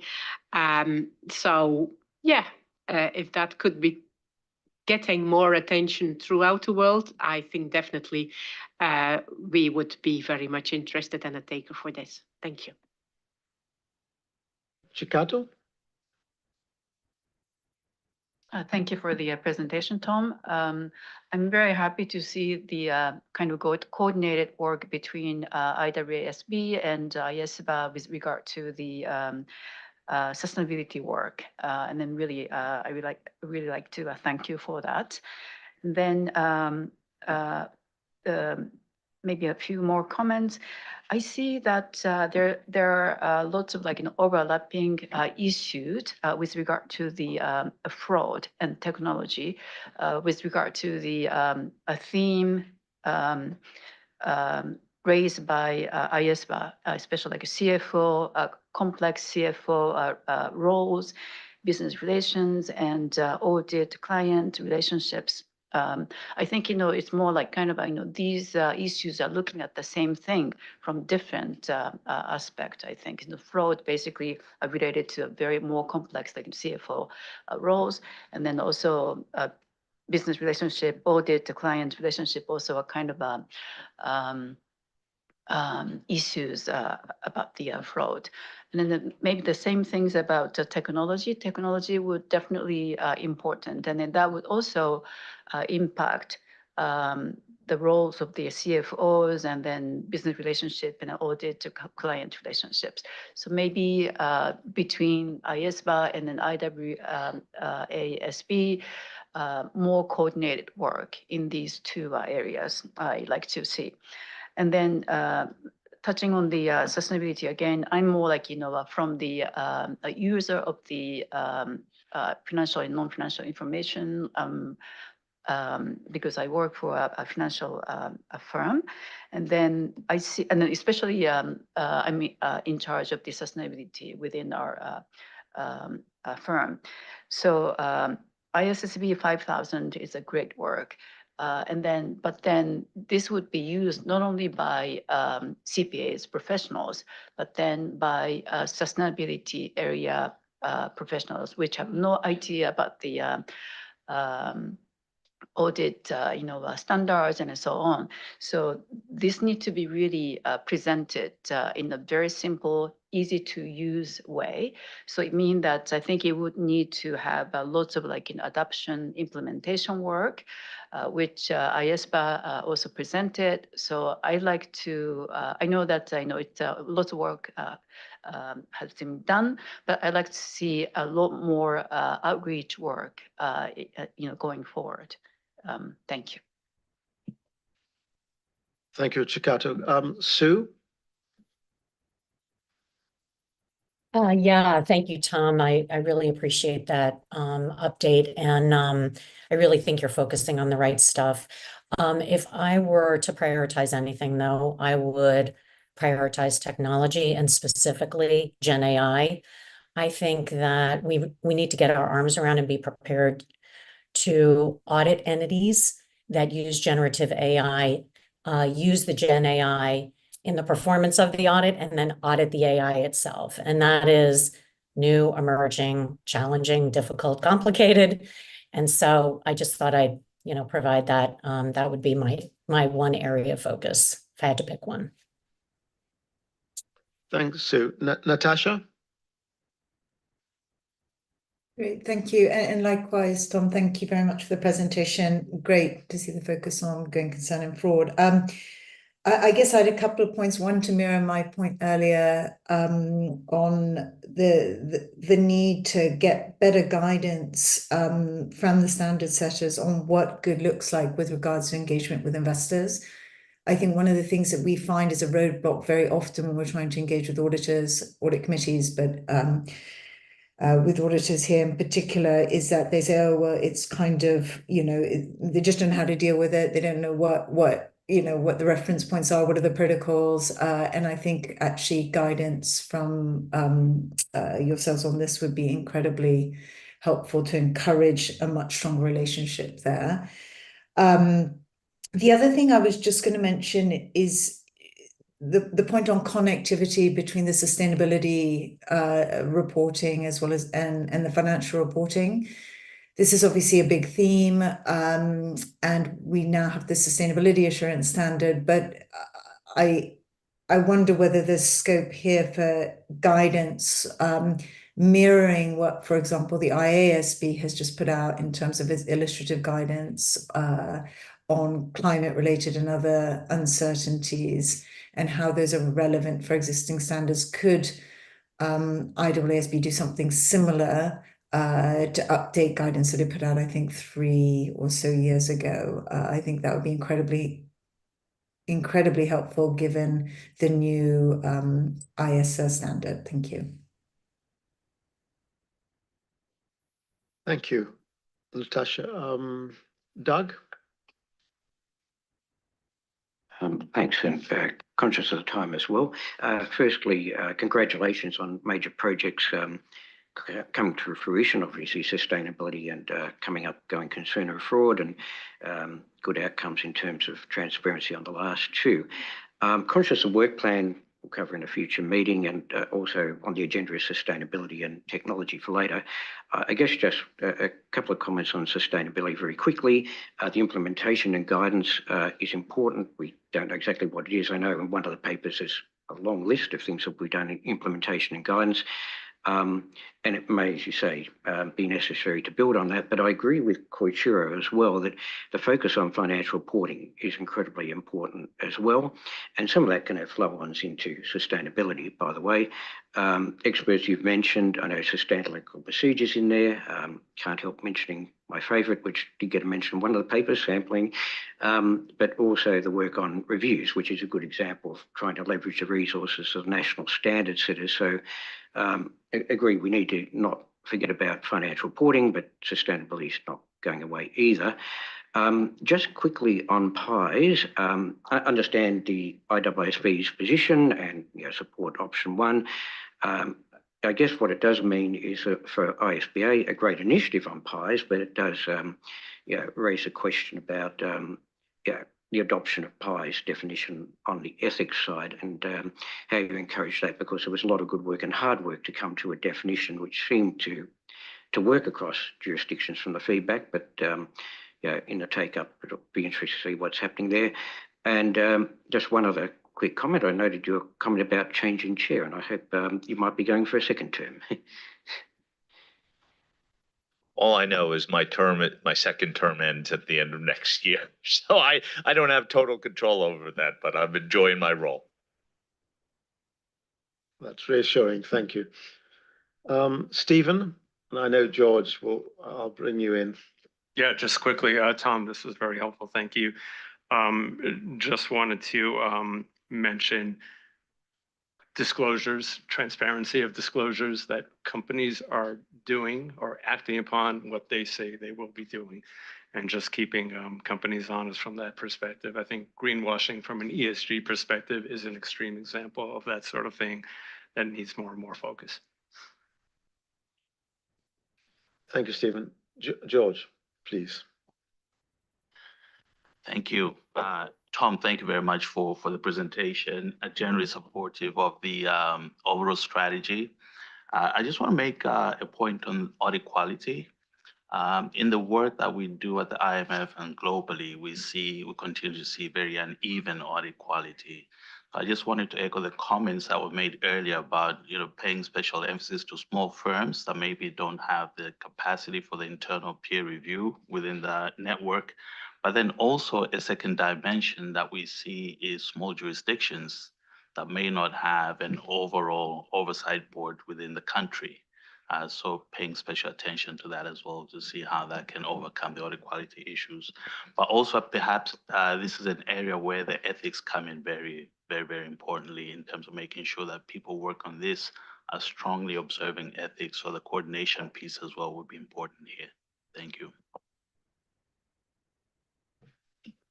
Yeah, thank you very much, George, for your insights.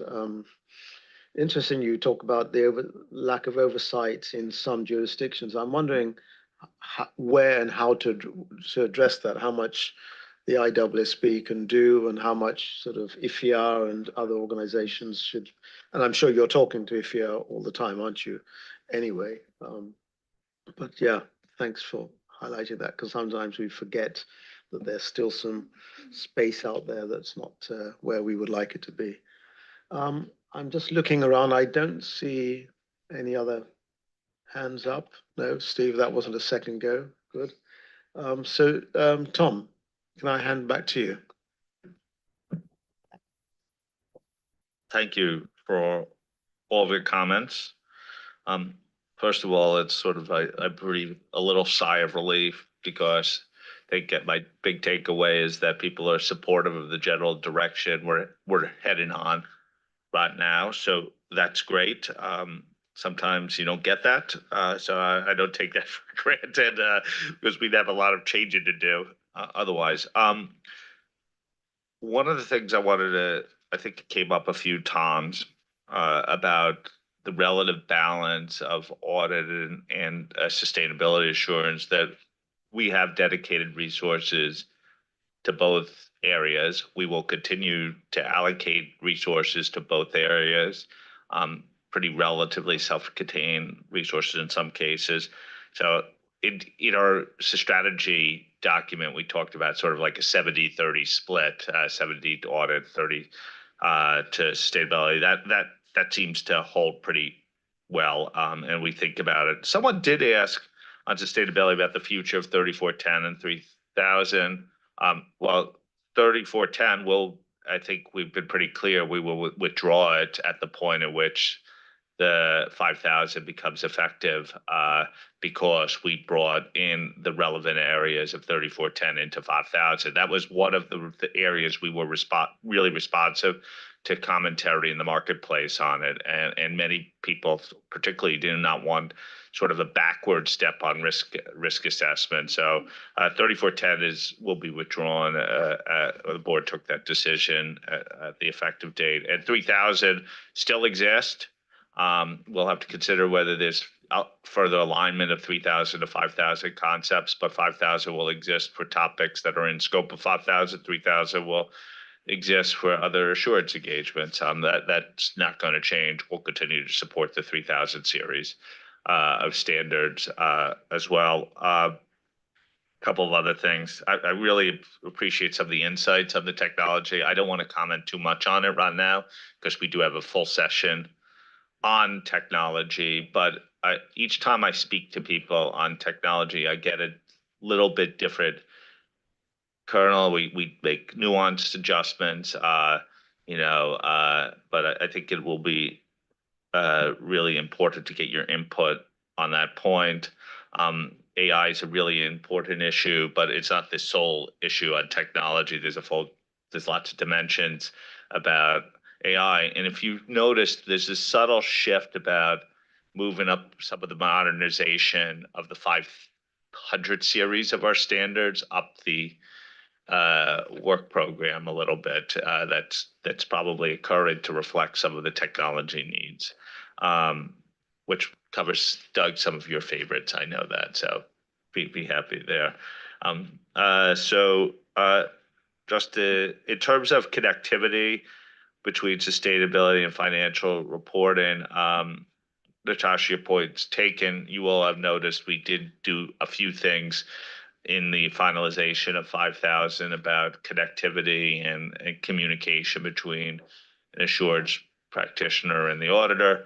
We probably have to think about what we're going to do from the audit side in the other direction. Clearly, the focus was getting 5,000 out the door and get that approved. So many thanks for the feedback. I hope this was useful for you. It was really useful for me. I bet all the teams back there taking notes too. So we'll definitely be responsive to your input. Thank you.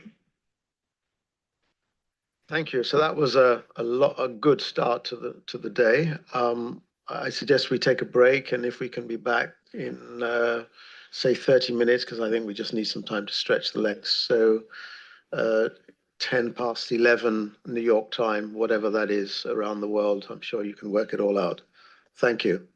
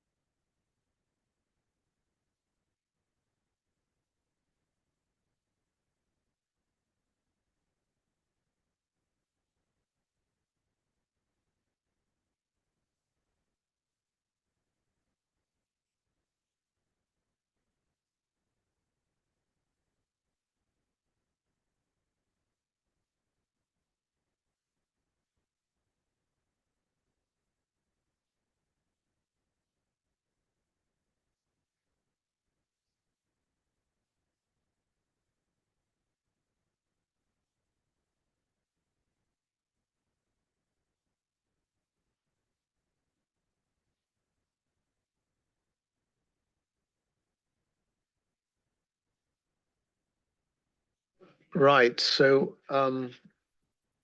we've got a few people to come back in. Can we just get them in, please?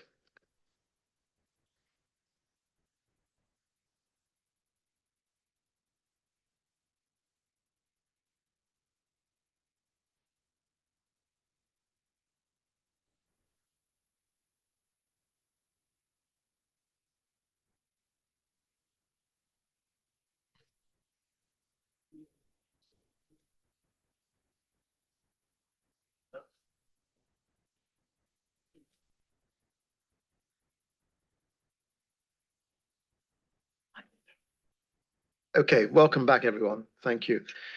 So we're now going to move to part B of the agenda. We're going to discuss sustainability standards. As you've heard, the ISSB, sort of ISSA 5000, was approved in September, and I believe that the ISBA standard is going to be approved at your December meeting, hopefully. So the focus of this discussion will be on the two boards' adoption and implementation plans. So we have a number of presenters. So I'd like to welcome Claire, John, and Cam. Do I move to Claire first? Is that you, Claire? Do you start with you? Yes, please. Okay, That would be welcome. great. Thank you so much. Okay, so if we could have the slides up, please. So while the slides are coming up, I can get started. So yeah, we're here today to gain your insights on the most effective approach for adoption and implementation of the new sustainability standards that, as you just heard, being issued this year by ISSB and ISBA. So we're speaking to you as a combined team of ISSB and ISBA staff, and because of course these standards fit closely together and they're two essential parts of a robust sustainability reporting ecosystem. So that includes ISSA 5000, general requirements for sustainability assurance engagements that ISSB has been working on, and the International Ethics Standards for Sustainability Assurance, i.e. SSA, that ISBA have been working on as amendments to the existing code. So we have been working closely together throughout the development of these standards so that they're aligned and interoperable, and the boards were satisfied before approving ISSA 5000 that was the case. So, and certainly it's been developing, it's been, I guess, a good standard to develop that close collaboration between staff, and over time we've, done that in a number of different ways, and so we're getting better and better practiced with that. So next slide, please. Obviously, as I said, it makes sense for us to continue working together with the adoption and implementation because the standards are so closely aligned. And Ken mentioned that we will be presenting, myself, John Reid and Cam Luang will present for ISBA, but for us collaboratively, because all of these slides are pretty much collaborative. So just setting the scene, we just want to set the scene initially for the discussion with you today. And so we want to keep it brief. That said, we think this will probably be about 20 minutes to just run through the background for the discussion.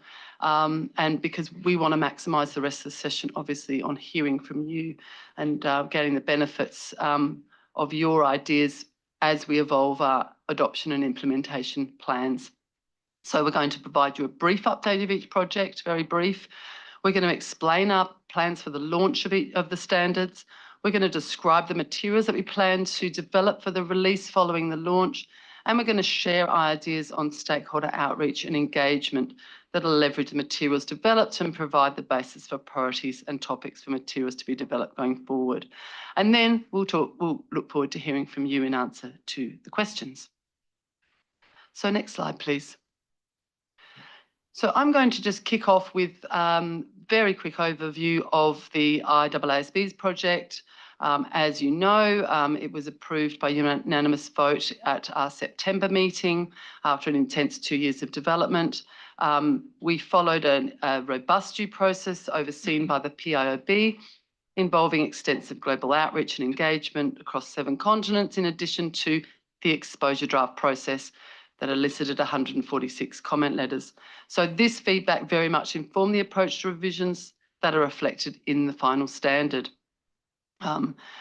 Looking ahead, we'll be seeking PIOB certification shortly in November, and following that, following IESBA's approval and certification, we're planning a joint launch in late January, and we'll come back to that shortly.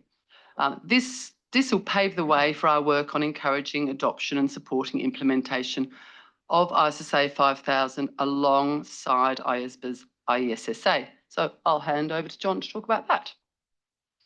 Okay, thank you, Claire. Next slide, please.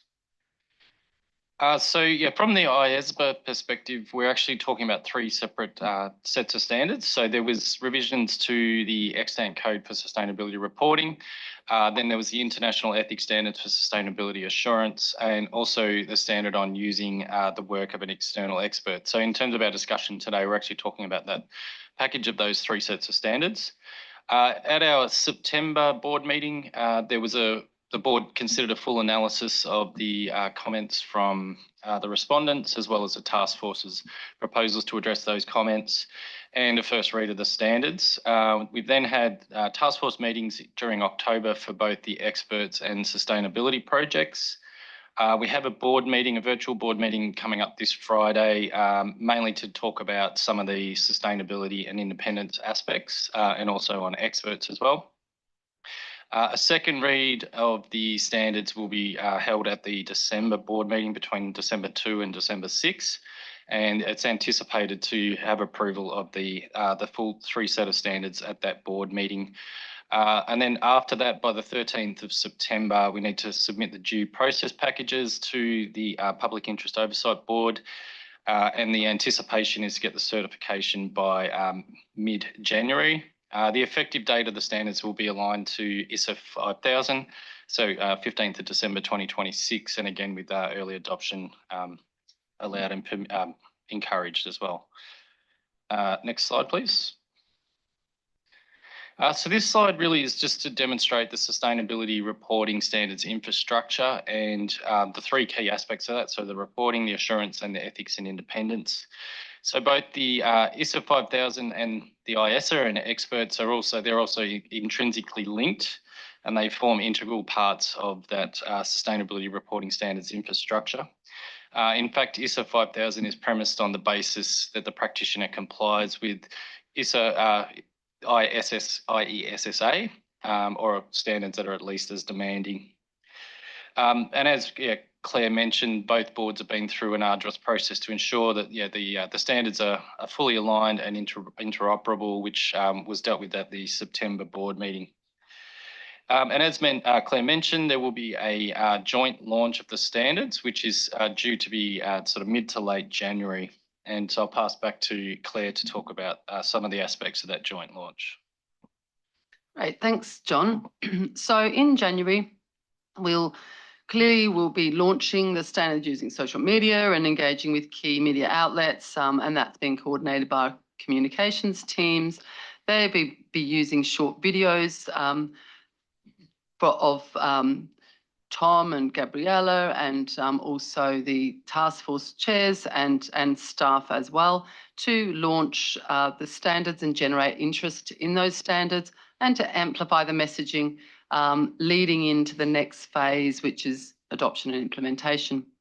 So the launch will be supported obviously by the standards themselves, and the respective basis for conclusions that provide the technical reasons for decisions in developing and amending the final standards following exposure draft.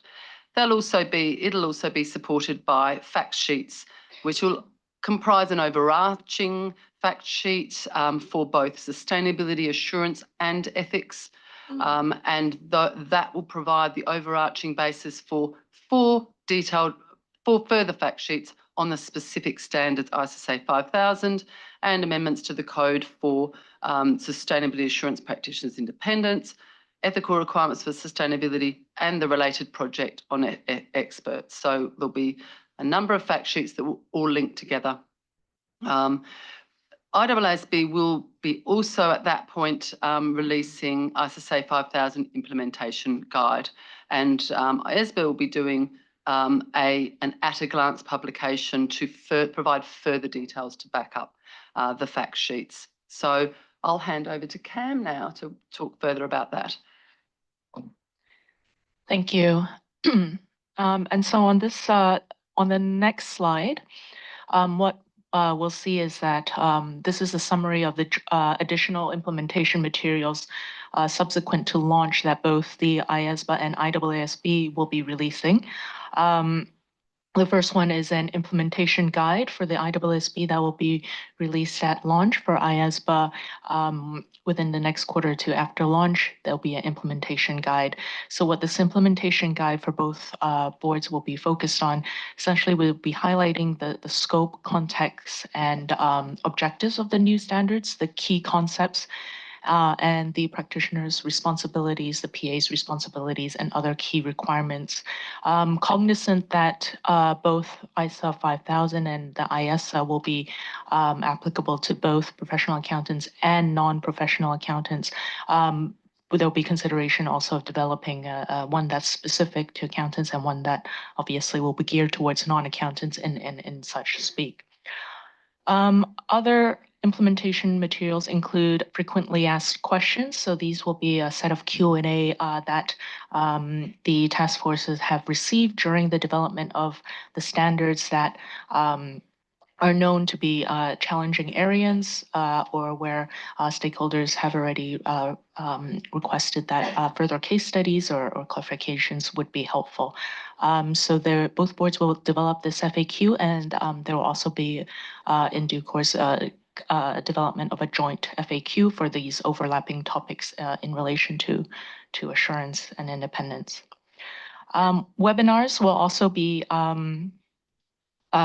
developed, and these webinars will be focused on different jurisdictions, and they will go through in deeper technical content, and so either board members or staff members will walk through the key aspects of the standards in these webinars, and they'll be available on both IASBA's and IAASB's websites.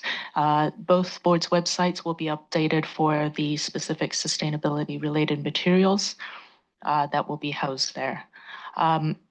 Other non-authoritative supporting material will also be developed based on specific topics as determined over time due to stakeholder feedback and needs. And so with that, let me pass it back to you, Claire. Thanks, Cam. So next slide, please. So coupled with that, we'll be maintaining ongoing direct engagement with key stakeholders, and this has been critical in development of the standards so far, and will be absolutely critical in the success of adoption and implementation going forward. So this engagement will be focused on encouraging adoption by influencing policymakers in governments, for example, and also regulators seeking assurance under 5,000 or conforming national requirements. Supporting implementation by raising awareness of available resources and providing materials, such as the webinars that Cam mentioned, presentation side fact sheets. These will help anchor education materials and efforts in the jurisdictions, regions and jurisdictions. So the stakeholder engagement will also be really essential in monitoring the progress of adoption and implementation. And we certainly are looking with sustainability of a slightly different model in terms of post-implementation. We want to keep that monitoring continuous so that we are on top of what issues and challenges are being experienced in the marketplace so we can address those rather than waiting for the 3-year period and dealing only at that point. We will be keep monitoring that throughout. So fortunately, both boards have been working really closely with key stakeholders throughout the development of the respective standards. So we've really got a great basis for that ongoing engagement. Next slide, please. So this is just this is an outline of the aspects of that we're going to be including in the global adoption and implementation plan, subject, of course, to your feedback and ideas today, because this is very much a work in progress. These are just our ideas at this stage. So that's why the conversation with you is very timely to finalise our plans. So besides the materials that Cam and I have already touched on, the standards, the base of inclusion, the fact sheet and so forth, I'm not going to repeat all of that, but we're going to build on those materials that we issue at launch for the series of technical webinars that Cam mentioned. And we certainly on the IAASB side and vice versa, we will definitely be including IASB in those webinars to make sure that they touch on the amendments to the code. And so this will be a collaborative development. Further materials that we are considering for following the launch, so over the coming months after January, will be a set of illustrative sustainability assurance reports. Now, we're already initiating a project with the national standard setters to develop that set of illustrative assurance reports. So we're really excited to be working with the national standard setters in identifying what they think is needed and in producing those. So we're also considering publications, whether they're fact sheets or placemats or some other form of publication, to focus on matters that are central to adoption and implementation. For example, why adopt 5,000? When mandating sustainability assurance, when one should mandate sustainability assurance to support mandatory reporting, what's needed for effective implementation, advocating for assurance. There's a whole lot of topics that we could develop, we could focus on for our future fact sheets. So that's you know, food for thought that we're working through. We certainly will be looking at future FAQs. We don't want to issue FAQs every 5 minutes, but we certainly plan to monitor what we're hearing and start a running tally, a list of FAQs, and then you know, look at when we could issue those to address issues that are arising in the marketplace. Clearly, joint materials as well as will be important, and Cam also did mention some fact sheets that we might develop on that. And obviously guidance on specific matters, for example, quality management, sustainability assurance, scope and applicability of ISSA 5000. So those are some, we need to bottom out exactly which ones we'll focus on. And again, we can discuss those with you. So we'll be doing presentations at key stakeholder events, and we want to work with strategic partners, including the ISSB, GRI, IFAC, regional and national regulators and standard setters, all of whom we're working with already and been presenting to share our messages. And, you know, supporting that implementation by raising awareness of the available resources and materials that we have. And as I mentioned before, monitoring the progress of adoption and implementation through that connectivity with the stakeholders. So, and all of that with our ongoing collaboration with IASB. So over to you, John. Thank you, Claire. Next slide, please. Okay, at the June IASB meeting, the board determined to establish an adoption and implementation working group, so as to take a strategic approach to promote the adoption and implementation of the IASB standards, and also around developing a coordinated approach towards monitoring adoption and implementation. So this consists of 5 board members. There's also support from one of the technical advisors and also from IASB staff. The sort of key pillars and strategy of the ANI working group is around advocacy and engagement. So this is around identifying stakeholders, building partner support, so as to help with the raising of awareness and to drive adoption. There's also capacity building through collaboration, so the development of high quality resources and supporting that through that partnership approach. And then obviously around monitoring the progress of the adoption and implementation and tracking that. The initial phase of the working group will be focused on the sustainability and expert standards and around developing or further developing partnerships that we've already commenced with, for example, the ISSB, the UNCTAD, PAFA, and also the IAF, so the International Accreditation Forum. So working on further developing those partnerships to assist with that capacity building, but also the raising awareness and also identifying additional potential partners to assist with the adoption and implementation. Importantly, the idea of this is to coordinate this with and to complement the work, the very important work that the IFAC undertakes in relation to adoption implementation of the ISBA standards, but also the IAASB standards. So to make sure that we're connected and coordinated with the work they're undertaking to ensure that we're enhancing that and furthering it from our perspective as well. And key to that as well is to ensure that we coordinate with the IAASB in terms of the work they're undertaking in respect of outreach, but also like the joint materials that we've talked about. There's obviously, like we mentioned earlier, the two standards are intrinsically linked, interoperable, and they have aspects that sort of rely on each other. So it's very important that we coordinate that work to ensure that we maximise the impact from that. In terms of the working group itself, we're developing at the moment a terms of reference and this sort of action plan, and these will be presented to the December board meeting for feedback and approval of the terms of reference. And obviously, any input we get from you guys today will be really helpful in us further developing that terms of reference and plan. So that's it. I'll just pass over to you, Kim. Thanks, John. So this, on the next slide, essentially we've concluded or wrapped up sort of the brief summary and highlights of the IASB's and IAASB's ANI plan. We do have 4 questions for the SAC members. We thought the first 2 questions could be focused on in the first place, and this is around adoption, as you can see on the screen. So question A and question B.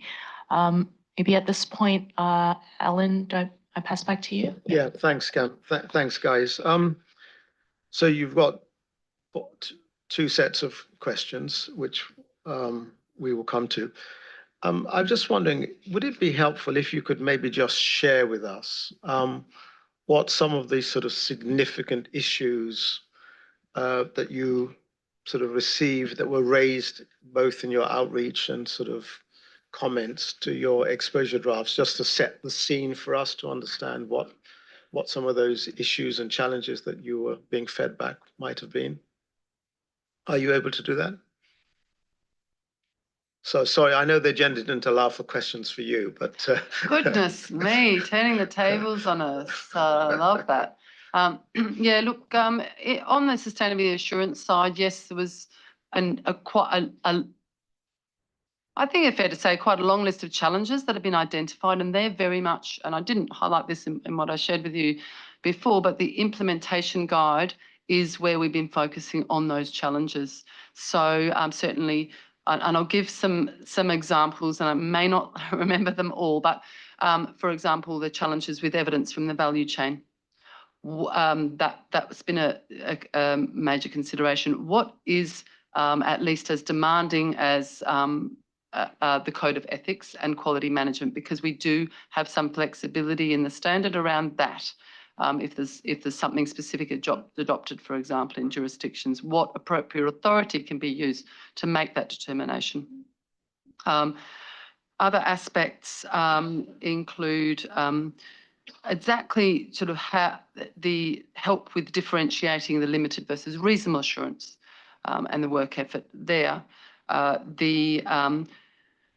Certainly the concepts around, and this is area that sort of cuts across IASBA's work as well, is the concepts relating to groups and where the group, if you will, the information extends beyond the legal group into the reporting boundary, going into the value chain and managing those engagements and using other practitioners such as a component practitioner, another practitioner, and there's a lot of the consequences of those, the use of those different resources. I've just had a little reminder here, double materiality, that that is an aspect that's certainly challenging of how you manage that, how you look at materiality from a double materiality perspective. The managing of the inherent limitations and what are inherent limitations, how do you handle those and how do you report on those? That has been another aspect. For example, there's inherent limitations often in estimates of forward-looking information and what you can or can't do. And I'm getting another little reminder here of the connectivity, which did come up earlier today with the financial statement auditor. So look, there's just a range of things. I know it's a long list that of the things that are challenging for the practitioner. We've dealt with a lot of those as best we can in overarching standard, but we definitely plan to delve down into those, and we're working on the drafting of that guidance now. But over to you, John. Thanks, Claire. So from the ethics side, there were the same sort of issues around the group engagements, in particular around the value chain components, group components, and where the independence requirements will lie. So that's been one of the main areas. Another thing we've heard a lot of feedback around whether non-professional accountants will be able to understand and implement these standards at the same level as accountants. However, in saying that, most of those comments have actually come from the professional accounting world, and also some from regulators, but more so from the professional accounting world. We haven't heard the same feedback from the non-PAs. However, in saying that, we do recognise there will be definitely some challenges in relation to, for example, they may be required to have impartiality compared to the full independence requirements under the standards. So we have developed a really good relationship with the International Accreditation Forum in particular around that, but we're very keen to make sure we work with them in particular around developing that implementation guide for the non-PAs and making sure that that's addressing the appropriate aspects where they think they need to develop that capacity building. A couple other areas, that we had comment on was around NOCLA. So the proposals in the exposure draft was around considering whether there's a need to communicate. A lot of feedback, particularly from regulators, that should be stronger and not a consideration, but just a straight out requirement. So we have looked at addressing that through making it a straight out requirement where it's within, this is from the sustainability assurance practitioner to the auditor and vice versa, but making that a straight requirement when it's within the firm, but having it as a consideration if it's within the same network or from different firms. A couple other things just around non-assurance services and making sure that they were tailored for sustainability assurance type work, which we have worked at and adjusted those to some extent.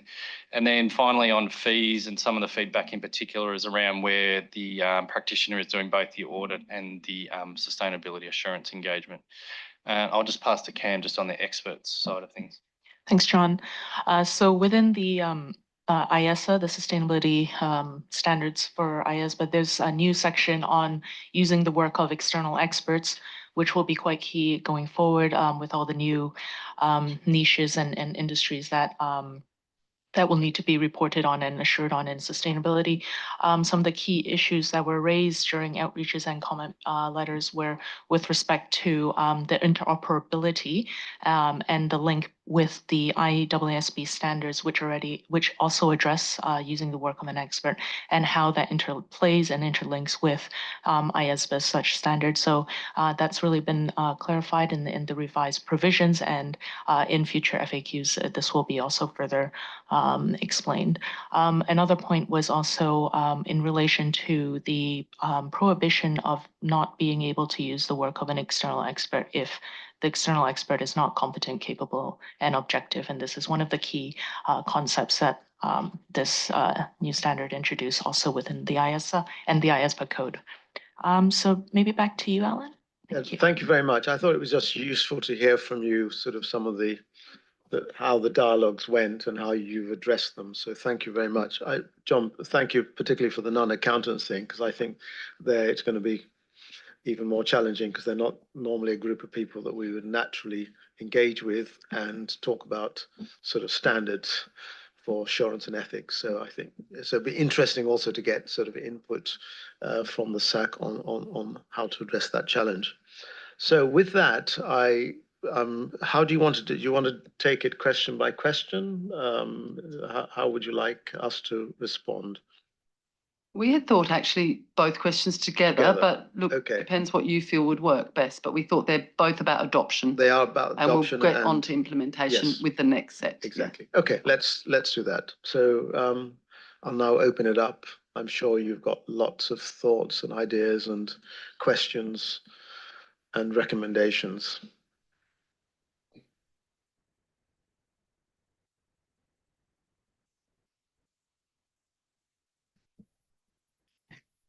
Someone has to start. So a few thoughts. Obviously, implementation or adoption in major jurisdictions is going to be part of it, and Europe's helpful, and hopefully Australia. It's great you're developing the materials. I think that will help because it's new for people, and they need a lot of support.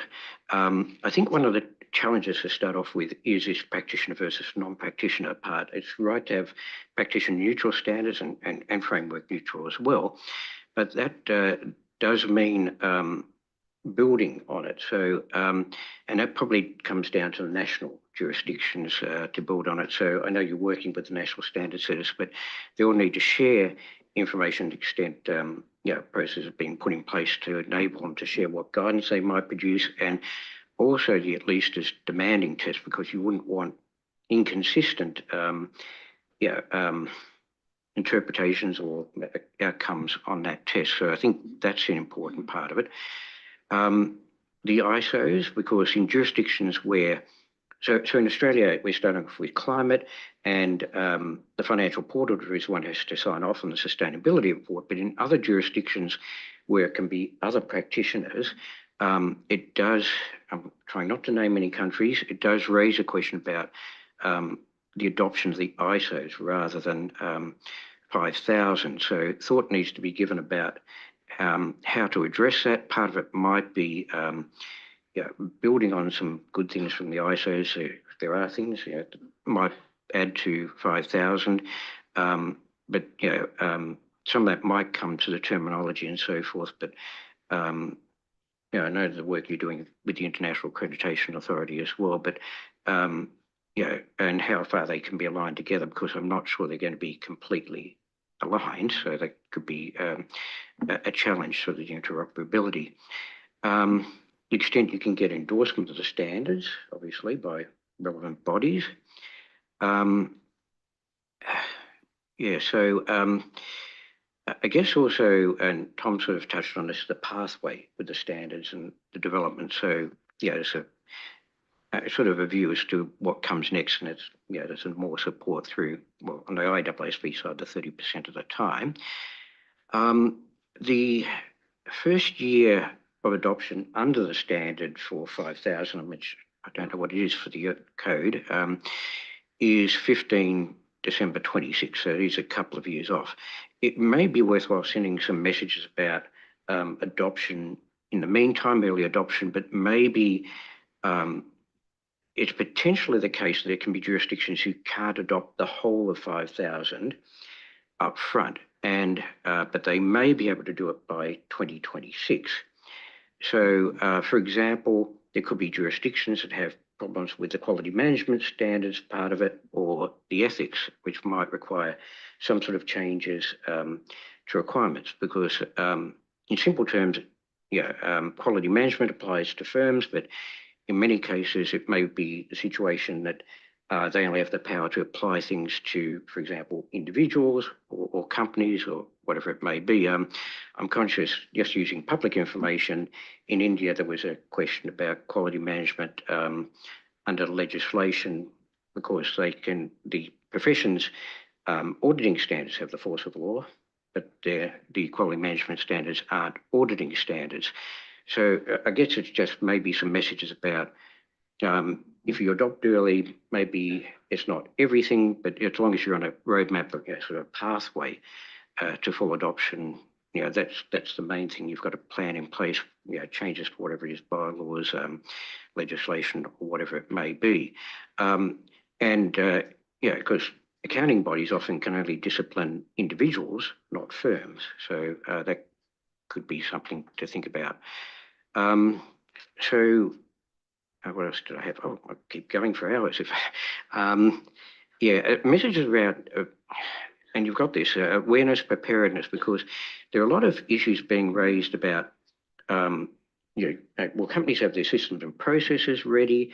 Will the audit firms and their experts, whereas audit firms, be ready, all the upskilling and so forth, and everyone's competing for the same resources. And so, to the extent message can be given that, well, it's sort of an extension of what you've always been doing. It's just a new area, can be helpful.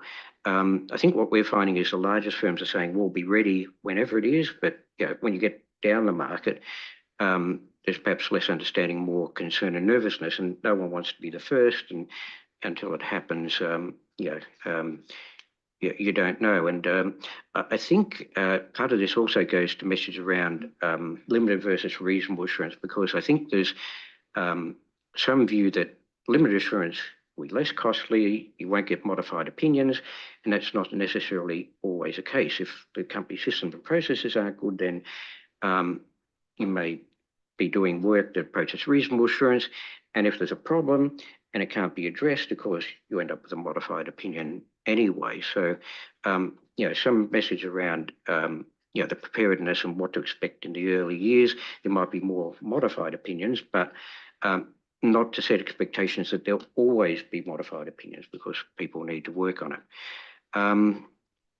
So the card, there's one other card up, or two other cards. But yeah, I think the support materials will be useful, and answering the questions. I know we had one about potential disconnects on materiality between particular reporting framework and the standards, and something we're still looking at, by the way. Around value chains and how much precision is actually required. This is going to be a different one that we're facing all the time, by the way, which is what's guidance for assurance practitioners and what's actually guidance on a reporting framework. And so a lot of the questions we get from assurance providers are actually reporting questions. So you may need to think about how you deal with, crossing the lines, what's really assurance and what's reporting. I think I'd better stop there. I've got more, but I see there's other cards and limited time. Thank you, Doug. Hilda. Thank you, Alan. I think, as a lot of you will know, in the European Union, we have mandatory sustainability reporting based on own standards, European Sustainability Reporting Standards, as from this year, 2024, as well as mandatory sustainability assurance, limited sustainability assurance. So obviously, the question about the use of standards is extremely pertinent. There are politics that come into this, because that's how those decisions are being made. As things currently stand, and that might change tomorrow, because the new European Commission is in the process of being formed. But what we currently understand as far as sustainability assurance is that there is great interest to actually use ISSA 5000 as a baseline. Great. They might make some changes, some carve-outs, for instance, take out reasonable assurance, because that's for later, potentially, that's fine. They might take out the considerations about suitable criteria for the reporting standards, because that's in law, it's the ESRS. Okay, fine. They might not adopt, if they adopt the application material, because that's not how they do it for IFRS, so fine.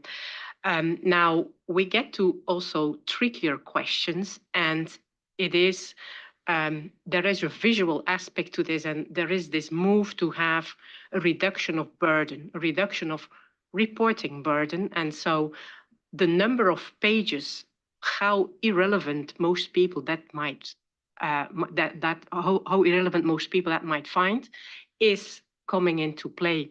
And why do I say this? Because part of, carve-outs are fitting that, that purpose. But when we come, for instance, to the ESA, that's also coming into play. And then they look at, okay, what do we already have? And in European legislation, there is basic, I would say, requirements on ethics and independence. And so we feel there is a tendency to say, we don't need this. And so we will go for what the minimum we need, and that is the ISSA 5000 and not the rest. And so that's how we perceive the situation is right now. And then, your efforts about adoption and implementation, they're very much tying the different standards, and that might, for our current political environment, not be entirely suitable, that, it's not one without the other. So because there is a tendency to potentially only go for ISSA 5000 only, or only parts of that. So that's one message. A second one is that, for instance, when you talk about implementation guidelines, that can become quite lengthy. And oftentimes we hear through the grapevine, well, does that mean the standard actually wasn't standalone, wasn't good enough? Because we need all that additional implementation guidelines. And so another message to think about. And then thirdly, when we talk about, what is it that people look for? And this is based on discussions that we have within the profession and with our member bodies. So there is a lot that you will do, great. So for us, that means it's all taken care of. But then we have people that say, you have done this work. We have done about 6 hours of videos and slides on the ESRS because there wasn't anything like that. And so we had a huge demand for practical resources. What is in those 83 disclosure requirements? So, look at this and explain this in whatever way or shape that you can do this. And now we get the same requirements for the ISSA 5000. We say, no, the IWSB will deal with this. They say, yeah, but oftentimes it's too theoretical what they do. Now, I don't have the definition of what they mean by that, but I think, why do I make this comment? Look at it from a practical point of view. That is what we hear is needed, definitely from our membership, both from the practice and from professional bodies that are helping practice to implement. And I think what they could mean by that is, within our profession, there's a lot that is already known on how you do assurance, how you do audits or reasonable assurance, but it's what is it, how this is different, how do those things link to what already I do or I know. I think that's the things that we hear that people are looking for, linking different things that are in different parts of the standard. That's what I think they mean with being practical, but it still has to be tested. Thank you. Thank you, Hilda. I'm sure there'll be some sort of responses back from the two set of boards regards to how to address the European Union, I wouldn't say challenges, but issues, because obviously it's a big jurisdiction. One advantage is if we get it right, then you get 27 countries consistently adopting. If we don't get it right, then we have the fragmentation, which we're trying to avoid. So I'm sure we'll come back to that. Koichiro, please. Thank you, Alan. So first of all, I strongly support the extensive outreach the both boards are planning. That's very important, partly because, as Claire listed up, there are very specific challenges linked to the sustainability information. For example, scope 3. What kind of procedures are sufficient to provide assurance on scope 3? So, or future-oriented information, these kind of very unique challenges, and the practitioners are facing challenges. So, fully understand what are the detailed concerns and directly addressing these specific concerns, that's going to be very important. And also, as Doug mentioned, the professional agnostic standpoint, that is very important as well. So the baseline of the understanding of the terminology or concepts are completely different between the CPAs and non-professional accountants. So, however, we have to achieve the same level of quality for both practitioners. So it's challenging. At the same time, educational material type of document might be helpful to achieve the same level of quality by different stakeholders. And also, we have some advanced jurisdictions which have a lot of advanced experiences, and it's going to be very helpful to provide like case study or what kind of things need to be done. Those kind of material can be also very helpful for the jurisdictions which follow the advanced jurisdictions.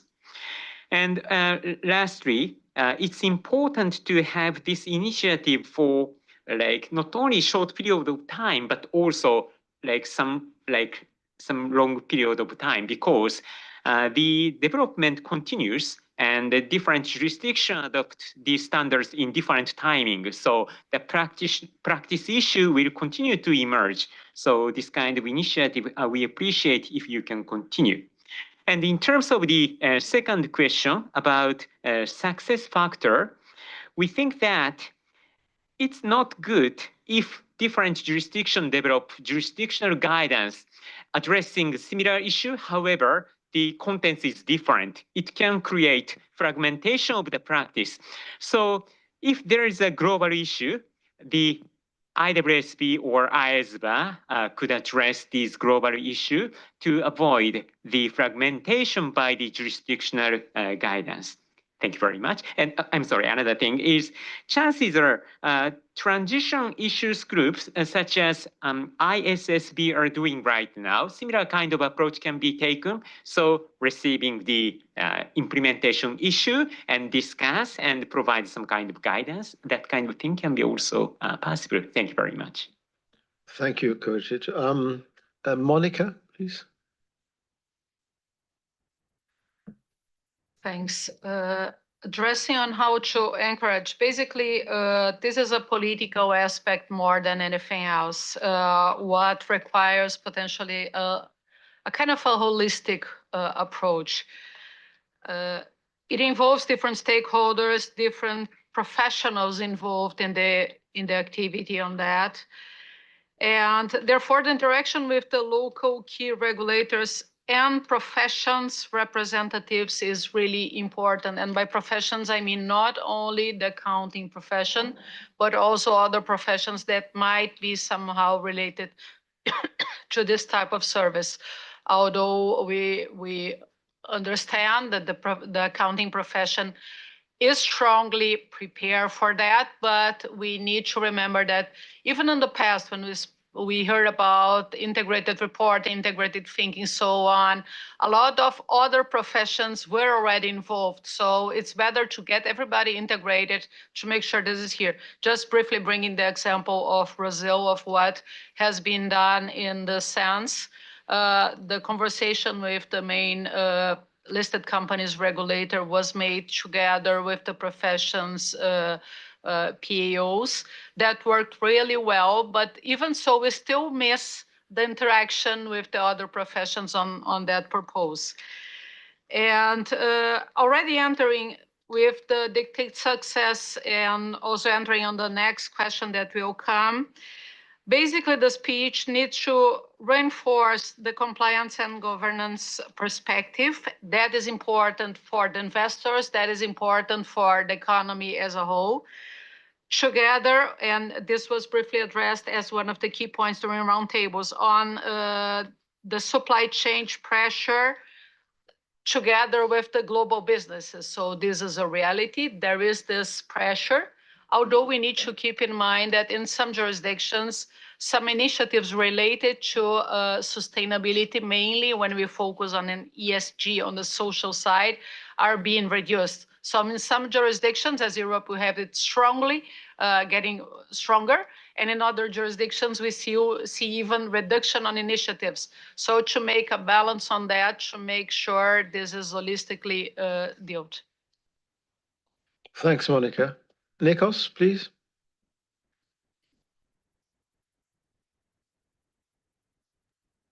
Yes. About Europe, I think Hilda described the situation about adoption of the 5,000 in Europe. I will say a few words that Claire said before, and I think that it's important because speaking with auditors, now looking at the sustainability reports and from companies, the biggest thing that they want is there to be good implementation guidance. As Claire said before, it's important all the steps that were mentioned because they're all in the in the questions that arised from the consultation paper. And I think one of the most important aspects that speaking with auditors is because there's a big demand in greenwashing lawsuits, etc., worldwide. And I think that there has to be a very good explanatory in the implementation guidance on greenwashing and fraud, because it's something that it's unavoidable at one stage. So I think because there is no definition of greenwashing anyway, so I think there should be some very good guidance on greenwashing in the explanatory notes, in the implementation guidance. And I mean, I'm against, not against, but for having these explanatory guidance for all the auditors, and also not for auditors, but also for competent authorities, So it's important to have that information out there. And we are waiting for eagerness to see that information come out, that implementation guidance. Thank you. Thank you. Toshimitsu, I did see your card up earlier. You've put it down? Yeah. Just shows I'm still awake. Koichiro has already done. Okay, thank you. Thanks a lot. Jose? Okay, thank you. We're talking new standard, which is a very good standard, it's a big standard. But I think that we are not thinking about if the term can be used here, the beneficial ownership of the standard. And for me, the beneficial ownership is the firm which has to report about sustainability issues. And I think we talked about the last meeting for us, and I am talking about my firm, it's pretty hard to report sustainability issue with different frameworks, different guidance, different indicators. So I think that the way to push for a good adoption of standard is to convince the beneficial ownership of the standard, which is the firm. So in that sense, I would recommend to expand your stakeholders in order to put, for example, investor groups, rating agencies, shareholders, advisory groups, and people from the represented companies in the world who has a very very hard day to day trying to comply with all these standards and regulations. Thank you. Claes? Yes, thank you. A couple of observations. First of all, I want to really say that I think that the teams have done a fantastic work on finalizing both the standard and also your plan for supplementary materials. From a global standpoint, I think that it's important to keep a standard as short as crisp as possible. And I think I support the idea of having supplementary materials as you outline here, both for the ISA 5000 and also for ESA. I think it's a good thing from a global point of view, from a global standard set, from global ethics. Regarding to encourage jurisdictional adoption, also alluding to what the last speaker said, I think, first of all, I think your list of outreach and who to be in contact with, and you have already gone through that also in the process of developing the standard and also the amendments to Code of Ethics, is the right one. But I also want to emphasize the need to not only engage with regulators, but also with actual both preparers and also investors. And I think that the key point here why we're doing this is for the benefit of investors. That must also be kept in mind. And to the extent possible that we can engage investors as ambassadors for saying that this is it's important for us to have a global standard and a global set of ethics to it. It's one of the keys. I know they're not always easy to reach, but still I think it's worth the effort. Regarding success, or also maybe what kind of the challenges are here is on adoption, is that, yeah, first of all, the adoption of ISA 5000 is of course dependent on also the profession and also non-accountants in understanding and adopting the get to the application of the standard. And that might take some time. It's a journey, as often said in Europe. So it's a time factor also, not only, so to say, that jurisdiction will say that, okay, we adopt the standard, but also implementing it. That's a matter of time. I think it's to become more familiar with it over time. As for the ISA, I think that there's a challenge there in that sense, that the principle of having a profession agnostic set of code of ethics is the right one. You need to have a level playing field between accountants and non-accountants doing assurance. So that's completely fine for me.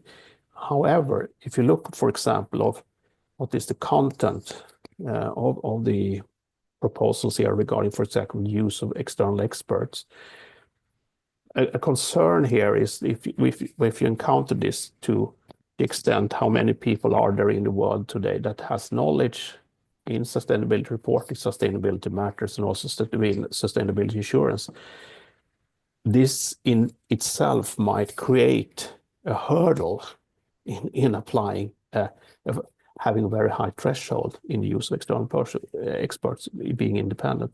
If you think about value chain issues, etc., etc. So I think you need to be aware of that, how it actually looks if you're trying to implement it. However, it might also be turning around. It might be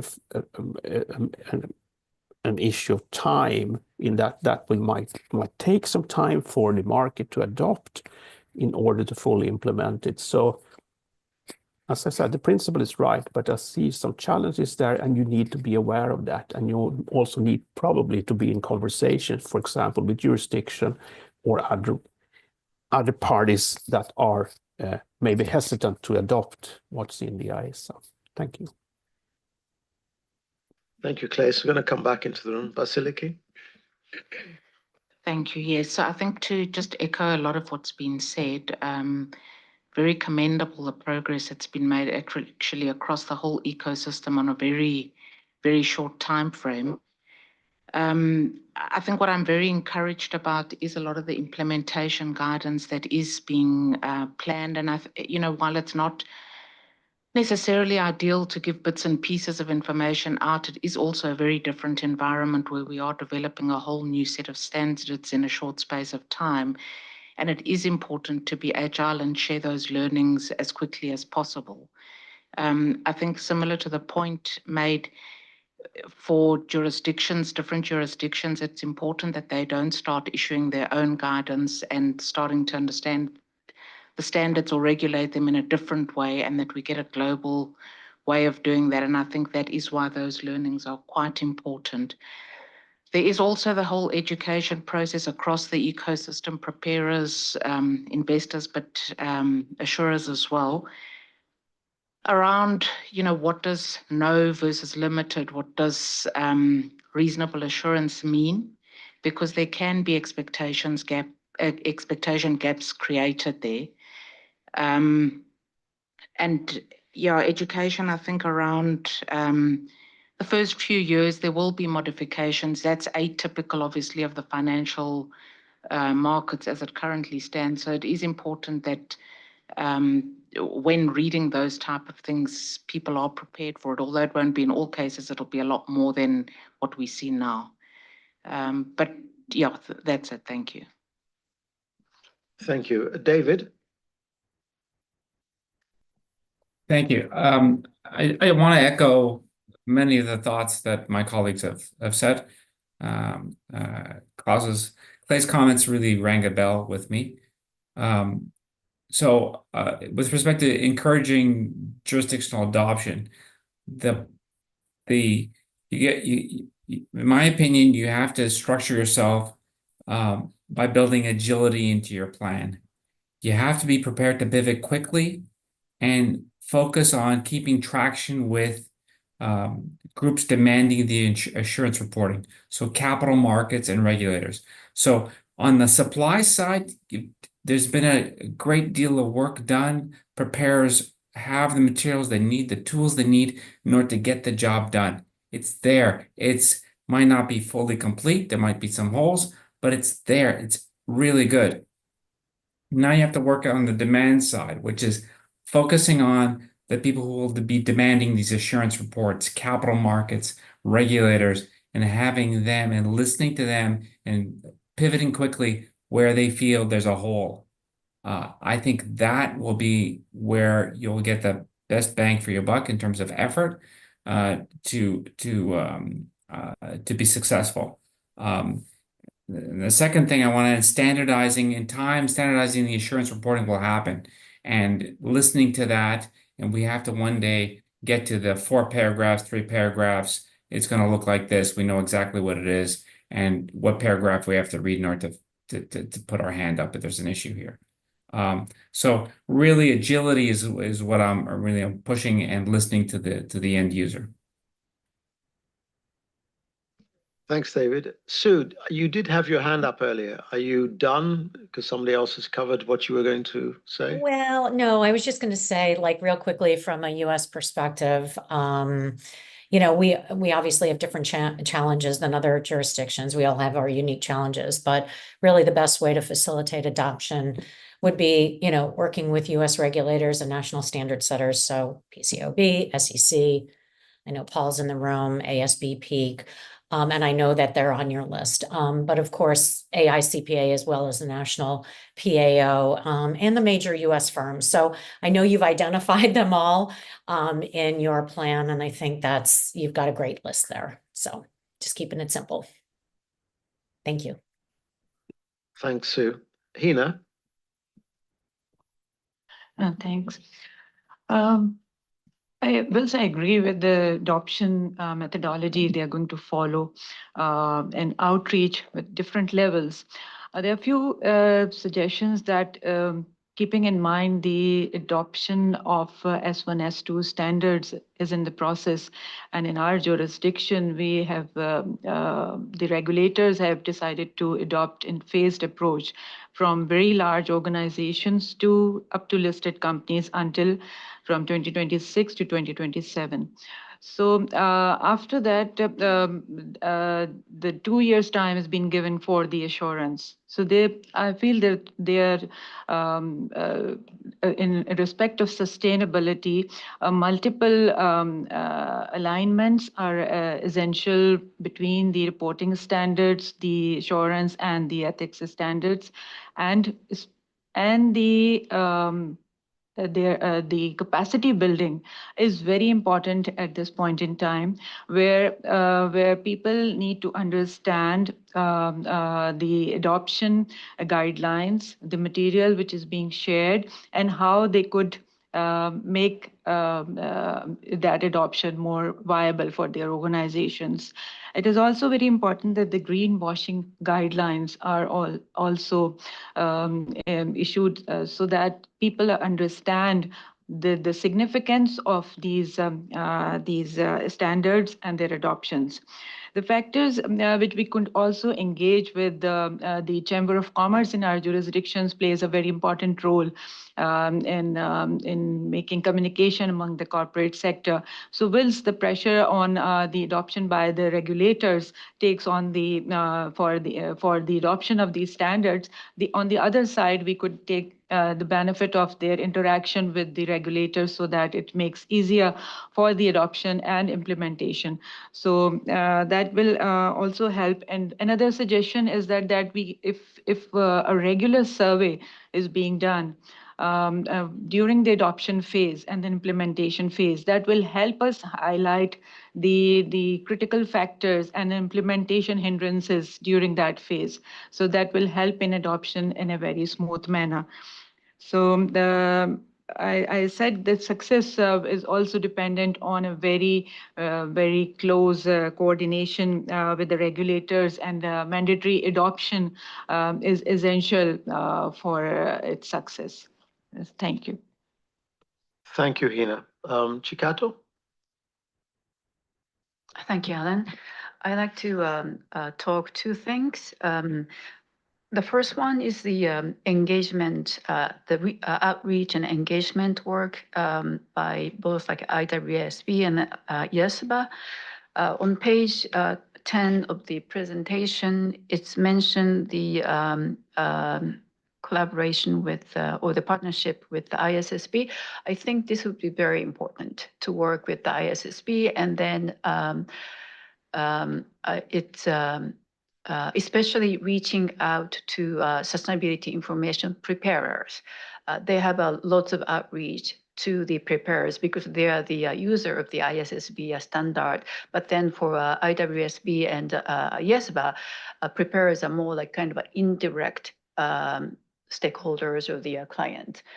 And then I'm based in Tokyo, Japan. And then what I see a lot is that myself and my team, because we are the financial firm, we have engagement with the portfolio companies. And then what we really see is that many of the sustainability information preparers are not really aware of this work underway, meaning that there's ISSB standard, and then the ISSA 5000, and then ethic code coming. It's not really known in Japan. And then also CFOs are not really aware of this trend. Basically, these three pillars, information framework, ISSB, and then assurance standard and ethics standard, those three pillars basically has been here to assure quality of the financial information all the time. But then now this system will be applied to sustainability information, which is not known, especially in Japan. I wonder if you see the same things in your own countries. So very important to reach out to sustainability information preparers, but right now probably through the collaboration with the ISSB. And the second point I like to also mention is that I think many people mentioned ISSA 5000 application to or the use of this standard by non-CPA professionals. Again, I think this standard is very difficult to understand from non-CPA professionals. Because of the reason that's already mentioned.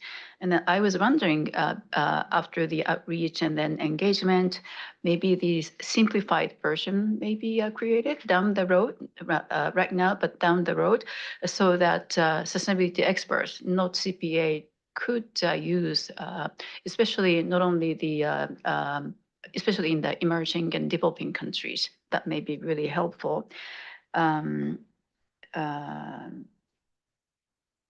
And then also, I was wondering, how much assurance work would be done by CPAs as opposed to non-CPA professionals?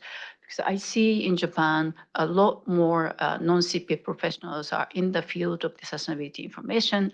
And then I used to work for the audit company, but in the advisory side, working on the sustainability information.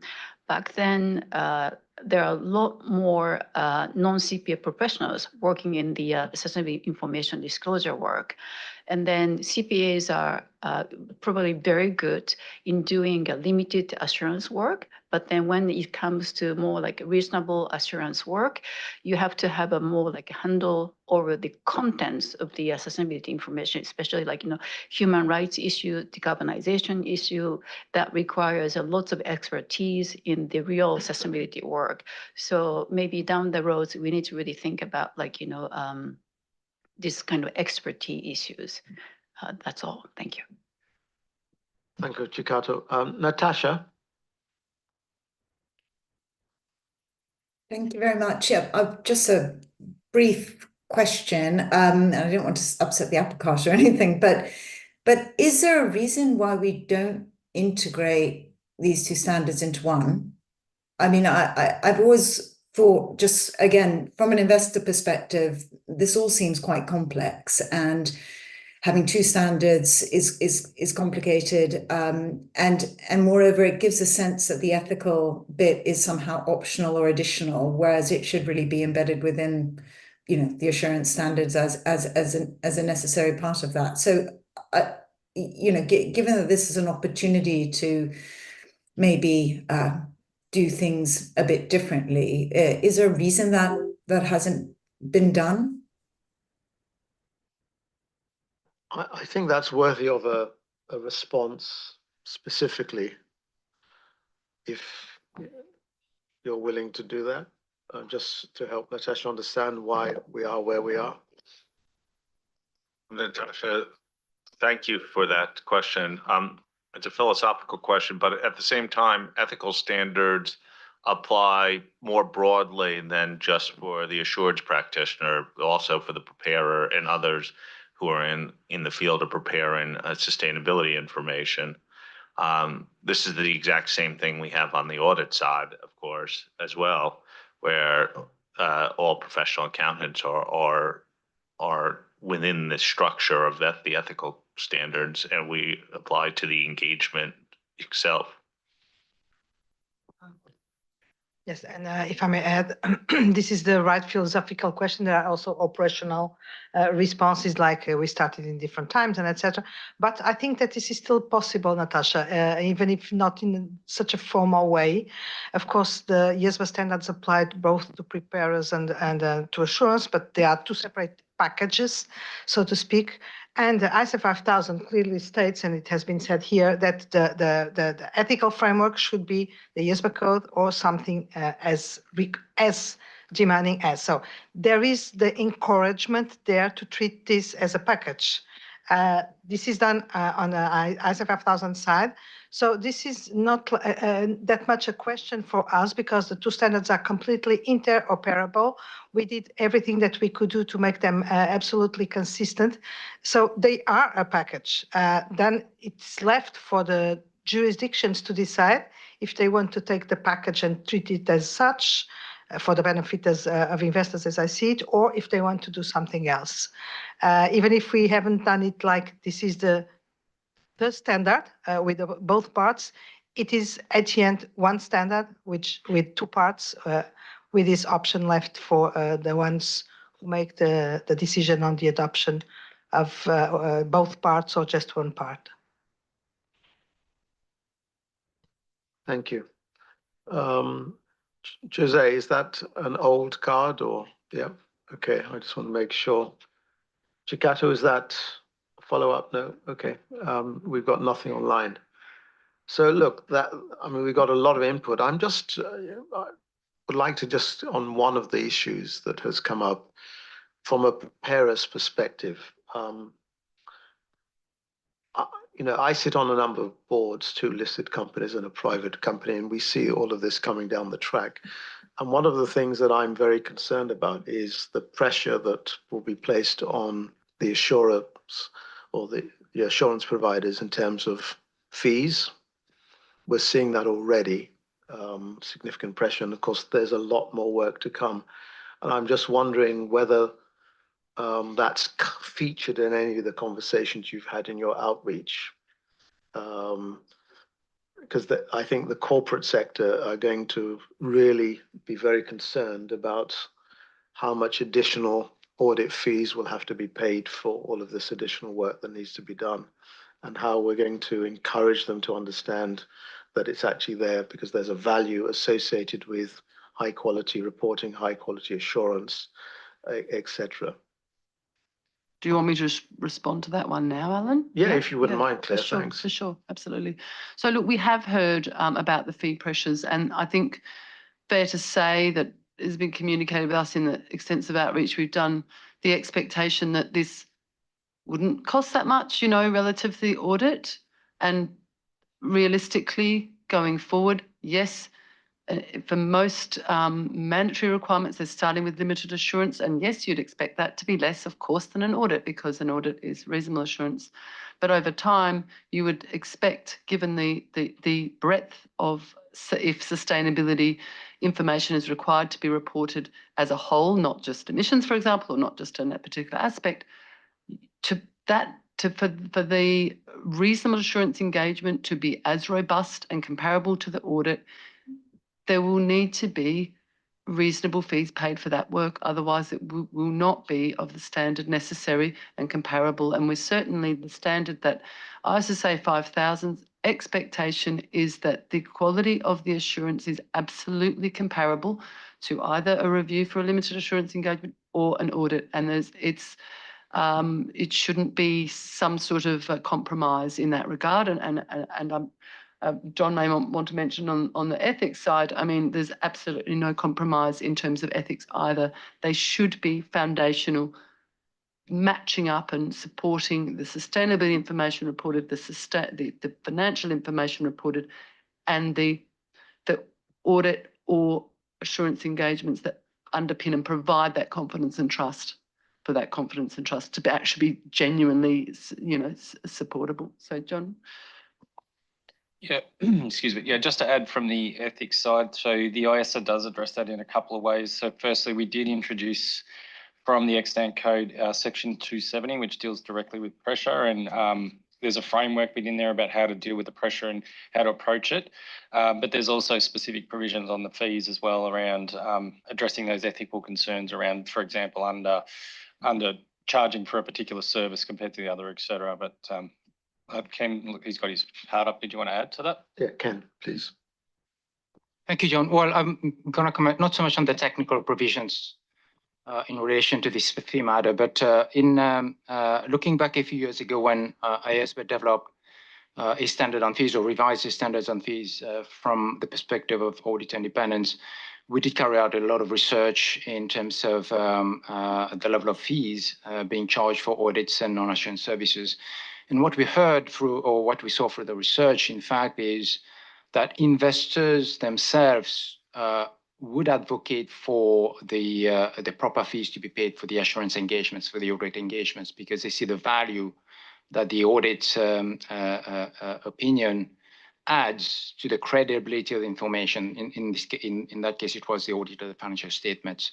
So yes, whilst there might be some pressures and some concerns on the preparer side, we actually heard the opposite message from an investor perspective, because they actually saw the value and the audit fee itself. It was basically a rounding error when you would actually think about the impact that could arise through let's say an issue of fraud or whatever in terms of market cap and so forth. So I just wanted to get that point across, that it's not just a one-sided view in terms of additional concerns on fees. Thanks. Yes, I mean, I do agree with you, and the number of times I've had to push back sort of chairmen who sort of want to put pressure on audit fees and try to explain to them why it needs to be as high as it is and the quality you get as a result of that. But it's quite a painful discussion internally, I can tell you. So I'm reassured what you say, and it would be interesting because Isabel made a point earlier about sort of engagement between investors and auditors and audit committees, etc. I think this needs to have a conversation, because I'm very clear. I mean, that it's the investors need that level of high quality reporting and assurance, and therefore they should be putting pressure on management to ensure that that is delivered. And whether it's a rounding error or not, I don't know, but it's not, in most cases, a significant cost. But it is amazing how much attention is paid to that one line in the P&L called audit fee, however insignificant it might be. So I think that the fact that investors can start to sort of demand the companies don't try to cut corners and recognize that, as I've always said, audit is not a commodity, it's a high quality service, and high quality service should be paid for. Robert, you want to come in here, I see. Yes, thank you, Alan. And I would just like to come in here if I could. I think this is a really very important point in the whole approach to adoption and implementation, because we have a global phenomenon of enthusiasm to embrace sustainability reporting and assurance, driven by underlying values of concern about the climate and the environment and social impacts and everything else. But as the cost and the difficulty, it's not only the cost, it's the difficulty of the reporting, particularly on climate emissions, starts to hit home with preparers and boards, that can cause perhaps a waning of the enthusiasm. I know that in my own jurisdiction in New Zealand, where we went early on climate reporting as a result of a commitment by the government given to the COP meeting in Glasgow that we would do it. It's now starting to happen, but the National Standard Setter has just issued a 1-year delay in the implementation because the feedback is this is so hard and it's so difficult and it's costly, and can you please just delay us for 1 year? The message being given, we're not losing our enthusiasm. We still want to do it, but it's hard. But then, of course, there is a lot of pushback from a lot of boards and a lot of people saying, why do we need to do this? And this is a waste of time. So I think managing that tension is very important in the public interest. And so I totally agree with you, Alan, and I'm sure I'd be speaking from the POB public interest perspective as well to say that, and Natasha and the other investors around the table keep pushing at it from the user perspective that you need this. I hope that's helpful. Thank you. Very helpful. Natasha, is that a new hand? It is. Please, Sorry, if you don't mind. I thought thank you. I'd like to hear. Please do come back in, please. Yeah, no, I was just going to jump back in. This is one of my pet peeves. But so I just wanted to say that we get this a lot. This question of the audit fee is just surrounding error, so therefore we should be spending appropriately. I couldn't agree more that we need to spend appropriately to get a high quality audit. But I do not think that low fees are the reason for low quality audits currently. I mean, and when I say low quality audits, currently I'm looking at the IFER results, PCAOB results on deficiency rates. Above a third of audits that are being inspected are coming up as deficient. There is a very big problem here, but I don't think the cause is low fees. And I think we're going to come on to speak about the private equity interest. I think private equity industry would not be interested in the sector if there was that problem.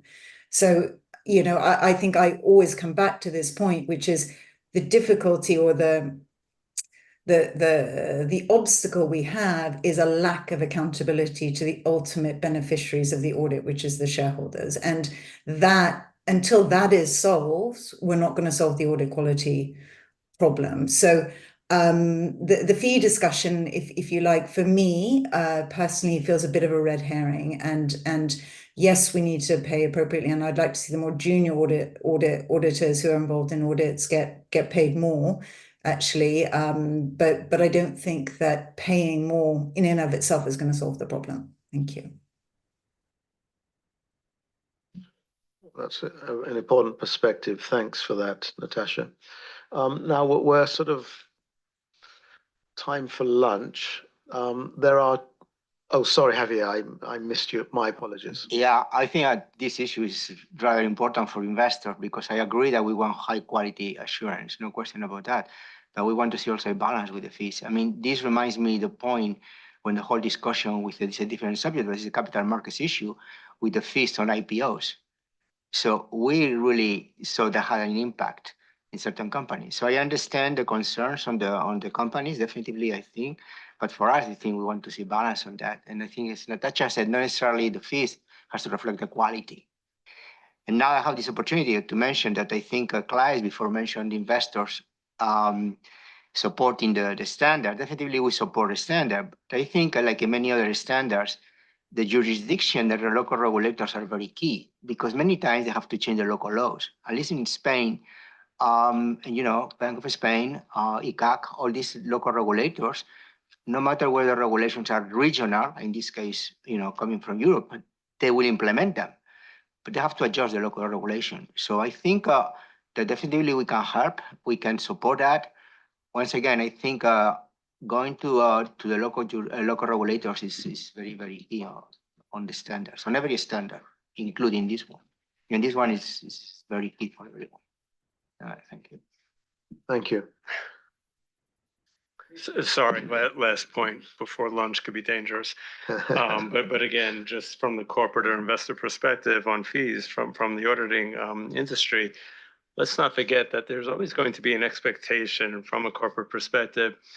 Where does AI, where does machine learning, where does automation translate into some sort of economies of scale and better pricing on audit fee engagements? I think that's always top of mind from a corporate view, an expectation, I should say.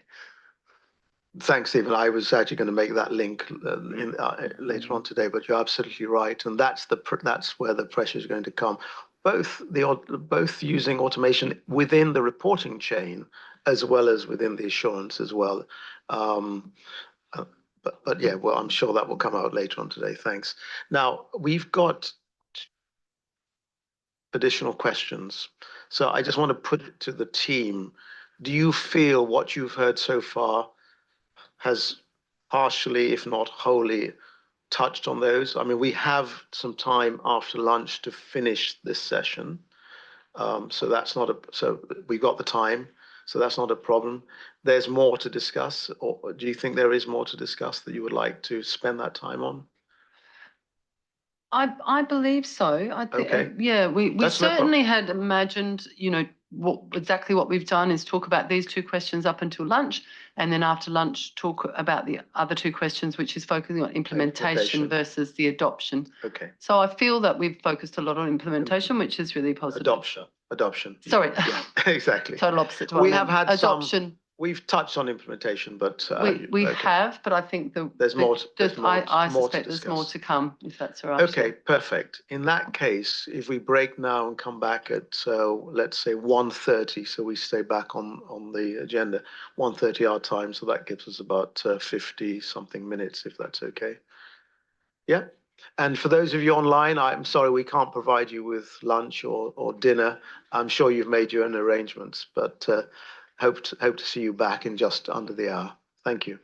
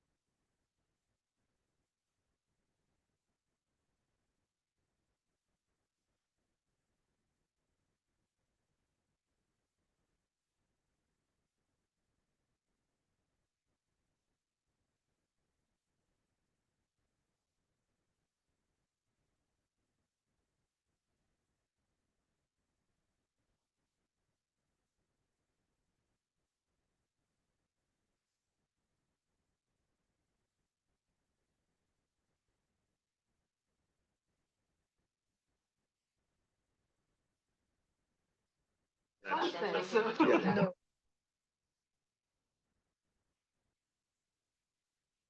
Right, we're going to restart.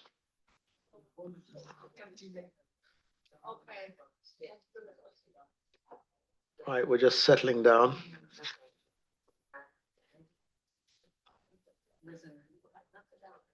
Linda, we're going to get going. Okay, thank you everyone for coming back. I hope you enjoyed the lunch. There's certainly a lot of choice, although I don't think Sue or Natasha or Isabel or Clay should be hearing that, because I'm sure you didn't have as much choice as we'd had here. Right, welcome back. So we're going to continue. Claire, John and Cam, do you want to make any introductory remarks as we go on to the implementation discussion? Sure. Thanks. I think the team had some reflections from the morning session, which was focused on the questions about adoption and the success factors for adoption. So I'll pass it to Claire now. Yeah, I'll make a few points, and then John has a few points as well about what we've heard and what we would love, more input on in going forward. So we definitely heard strongly that in that adoption phase, we need to focus a lot on stakeholders, particularly preparers, investors and other users, and regulators for awareness raising and to drive adoption. Rather than focusing too much on the practitioners, although of course we'll be supporting them with the materials that we're preparing. So we heard that very, very strongly. So that's a really helpful message.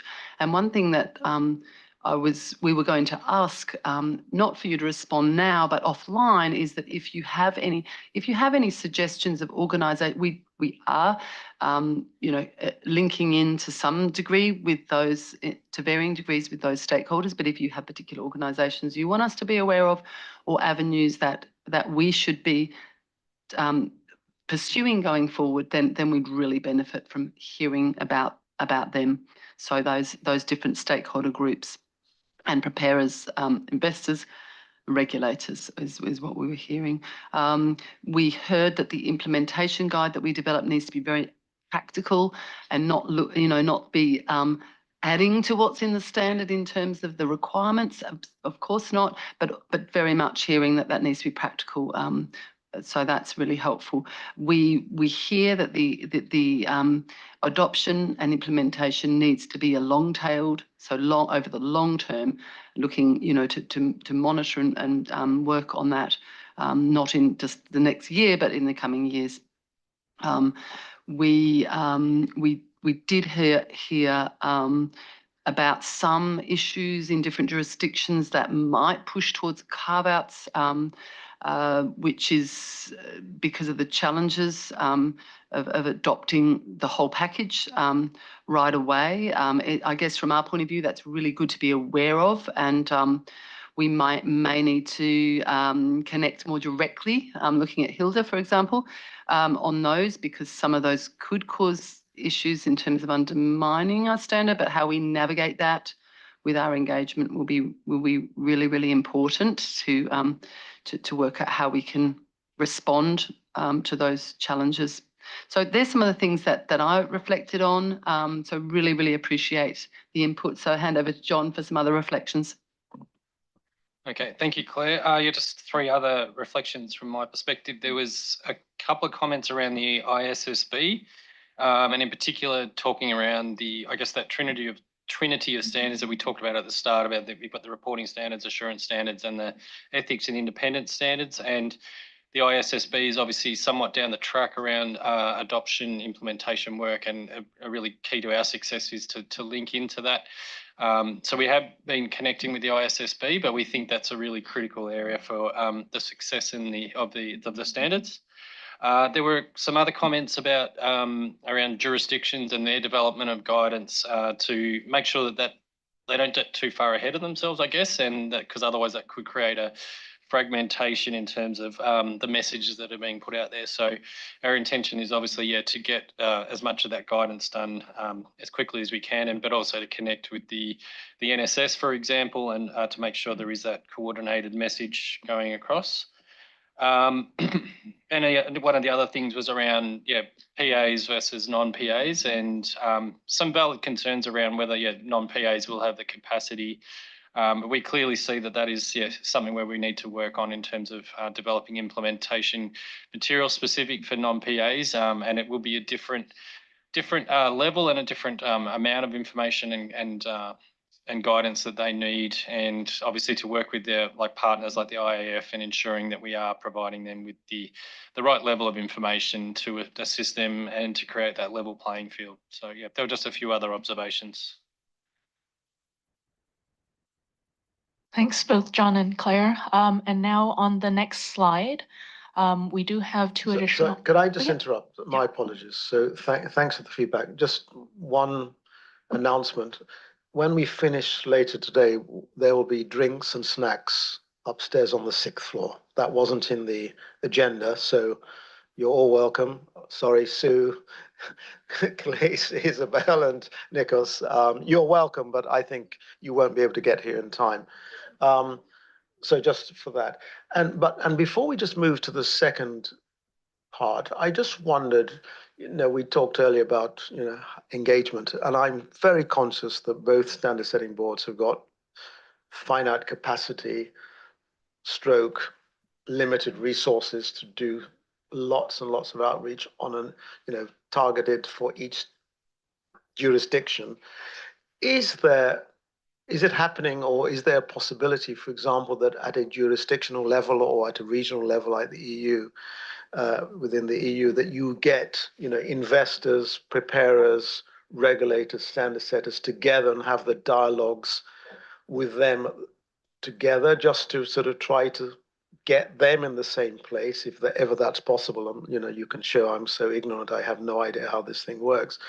But, in order to, get more capacity in the conversations, because otherwise, if you did it, we'll do preparers in one country, then we'll do regulators, then standard setters, and investors.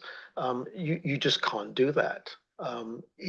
Do these fora exist on a jurisdictional basis where you can bring those constituencies together? In some cases they do. I'm looking over at Hilda at the moment because I know she did one, I think it was just last week, if I remember rightly, with bringing together all sorts of different stakeholders. So those discussions are really valuable, and it's great that we're often invited. In this case, we're invited to join those conversations. So that's really, really helpful. So it does happen to some degree, and it depends. And it depends on the presentation opportunity or the forum. Certainly when we did our roundtables, we certainly had that, we were developing that ourselves. I guess those opportunities for cross-fertilisation, from the IAASB side, in that case, we did have two pools of stakeholders that we're trying to address the practitioners separately, because they want to know all the technical detail from the others, like the regulators, investors and other stakeholders. So we did have them mixing together. I agree with you, it's very important to have that cross-pollination of ideas and challenges and concerns. So the really helpful thought going forward as to how we combine those, and we're certainly trying to look strategically around, because there are potentially so many places that we can speak at, trying to be strategic about what we want to achieve, what our goals are, and who we really want to connect with. That's why this conversation is so important. And so that we are hooking into the right conversations, or if those conversations, as you point out, are not available, that we create those situations where we can have the cross-pollination. And I would sort of certainly suggest that, the SAC members can help you with that respect in their own jurisdictions, to encourage participation across all the groups that you would like to engage with. Sorry, I interrupted you, Cam. Over to you. No problem. I just wanted to add on to what Claire said, that there are definitely these avenues. For example, not only with, for example, IFAC has also organized these opportunities.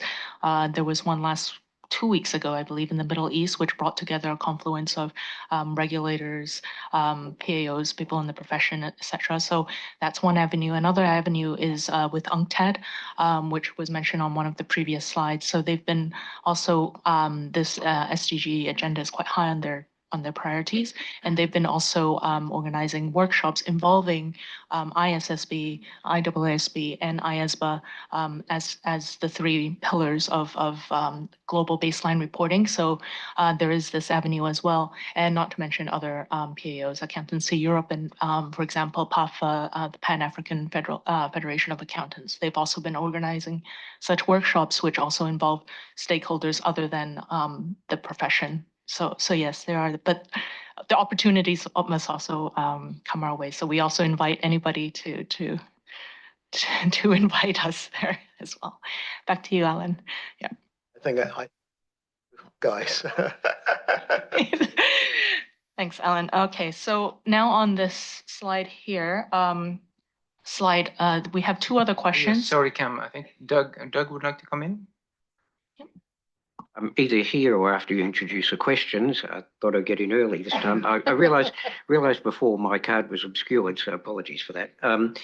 It was about the stakeholder outreach, so I'm happy to cover it now. Wait, but firstly, about who to contact, and the starting point is the national standard setters. Both boards have great groups on the national standard setters, but they're the auditing and the ethics national standard setters who might also be the ones who take care of sustainability standards. They might not be. So, for example, in the US, the PCAOB, not that you're necessarily dealing directly with the US market, the PCAOB sets assurance standards and auditing standards for financial reports, but not for sustainability.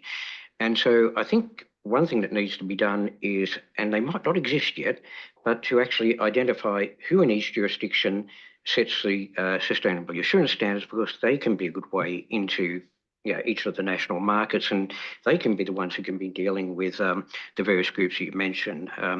So I thought that was an important point to make. Also, in terms of sort of the global outreach, I'll start with IOSCO. IOSCO covers financial reporting, sustainability reporting, assurance over everything, and sorry, Paul, but I'll give you a plug here. IOSCO has this great guide, which was issued in January 2019, the IOSCO report on good practices for audit committees in supporting audit quality. Now, it is focused on financial reporting, but it does cover the fee questions. It covers the sorts of experience audit committees should have. It wouldn't be hard to adapt the principles that are in that guide to apply them to the questions here about sustainability reporting. And potentially IOSCO, sorry, Paul, I shouldn't be volunteering you for things, but could work on that and some of the things about what limited and reasonable assurance mean, but perhaps in partnership with others. And on that partnership question, I do think working with the reporting standard setters, maybe it has to be at a national level, but certainly we're finding in Australia, as I mentioned before, a lot of the assurance questions we're getting on sustainability, we think, oh no, that's actually a reporting question. And we can sort of, say, well, it's really about the auditors, but it isn't. So we need to find people to partnership with, and sometimes reporting sits with the standard setter, sometimes it's in legislation.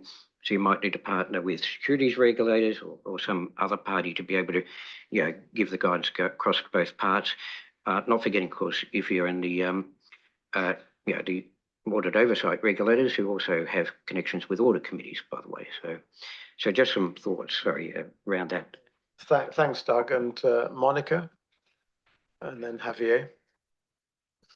Thanks, Alan. Just briefly, putting together your question prior from lunch related to fees and then linked to Claire, John, and Cam's comments, and somehow already entering on the question here. When we think on fees, we always need to keep in mind on this fees pressure that there's a supply chain. So investors need high quality audits, need high quality information, and that's totally correct. That's why I mentioned before, this needs to be demonstrated. But we need to keep in mind that there's a whole supply chain here. So the companies that have investors, they work together with other suppliers and so on. Some of them, or a lot of them, are frequently SMEs or non-PIs at least, which might have resources constraints. And so these needs to be kept in mind. And it's about balance. I'm not defending on not doing properly. On the opposite, it's about balancing properly to avoid an overconcentration in the market of only very large companies participating of that. And in that regard, the roundtables are extremely important for that purpose. My suggestion would be to identify how to include non-PIs also on these roundtables, because frequently they are not even aware of roundtables happening. So this is something that, considering this holistic point of view, would be important. And probably based on this more complete roundtables, it would be able, answering already in point C there, to design a high-level impact scenario, including detailed challenges and parts involved. So we make sure that, let's use maybe it's not the best word, using a certain proportionality or a certain scalability, high quality is achieved independently of who's involved. And for that purpose, I strongly support the references on guidance and additional material that was described before, mainly in relation to practical guidance with logical thinking. Thank you. Thank you. Javier? Yeah, I have a very plain question for you. Claire, when do you think will be the most appropriate time to start to organize these gatherings or roundtables with stakeholders? First half of the year, first half of 2025? We'll be issuing the IAASB guidance on ISO 5000 in January, and IASB's guidance to be determined date at the moment. When we say roundtables, we haven't landed on roundtables per se. I mentioned that because we did roundtables around the globe for the exposure draft. So that's some food for thought to whether we have roundtables or whether there's some other form or whatever they are. So throughout the year, I would say we need to spread the different jurisdictions in the outreach that we do. But if you're thinking of particular outreach that you think we should do in your jurisdiction, then we probably need to discuss that. Is that I was thinking something with my group and other stakeholders in March, around that time, first quarter of the year. But again, I have to put it on the table. Is my own comment right now. Yes. All right, I'll keep in mind that. Yes. All right, thank you. And happy to discuss that thanks. as well. Thank you. Toshimitsu? Thank you. Just a brief comment. Regarding question C, my answer is that a striking balance between the level playing field and importance of local discretion matters most for me. And question D, my answer is that substantial FAQs matters most. And details should be left to the FAQs rather than guidance, which is supposed to be no more than minimum baseline. That's all. Thank you. Thank you. So we're now getting into the responses to questions C and D, and that's good. Isabel? Thank you. Yes, I wanted to fully support, obviously, the outreach to regulators and investors, and maybe in that context, the notion that limited assurance is different to reasonable assurance, and maybe some explanation as to what that is, what the difference is. Also acknowledging that, users of the information still need to make use of the information, and that regulators still need to supervise, and they don't get limited supervision, or if you see what I mean. So whilst I think in the EU we've started to obviously look into that, if there are other jurisdictions where maybe there will be first some limited assurance and then some reasonable assurance. That could be something that's useful to look into in terms of communication. Thank you. Sorry, could I just ask for clarification, Isabel? Do you mind? Is that all right, Yeah. Helen? Sorry, Isabel, were you referring to then sort of the explaining to users what they can expect from the limited versus reasonable assurance engagement? Yes, Yeah, exactly. okay. Yes. Thank you.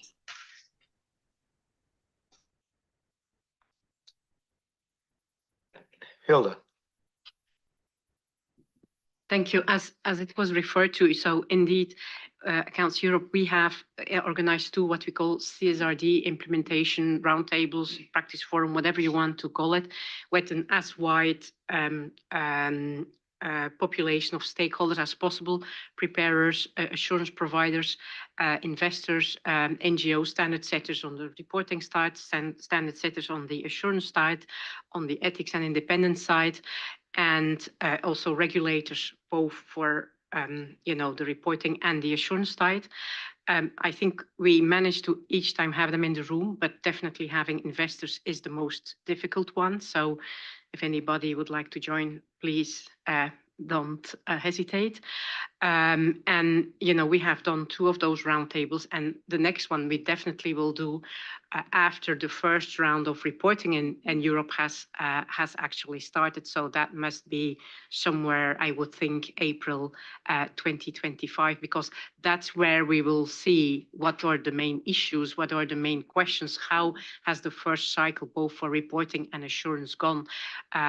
We don't think there is any point in doing anything in between, because you really now we have to see what was done. But in addition to that, next week with actually with Tom and Willie and also with the CAOB, we do a webinar just on actually the ISSA 5000 and the European guidelines on sustainability assurance. We have more than 1,000 people that have signed up. So that is hugely popular, just to start explaining that that is there. And I cannot imagine that that will be the only thing we do. So I think there are different things, bringing a wide range of stakeholders together is potentially be a higher level discussion. If you want to talk about adoption, the standard itself, I think you have to focus it on that, because otherwise your discussion or your focus might be too high.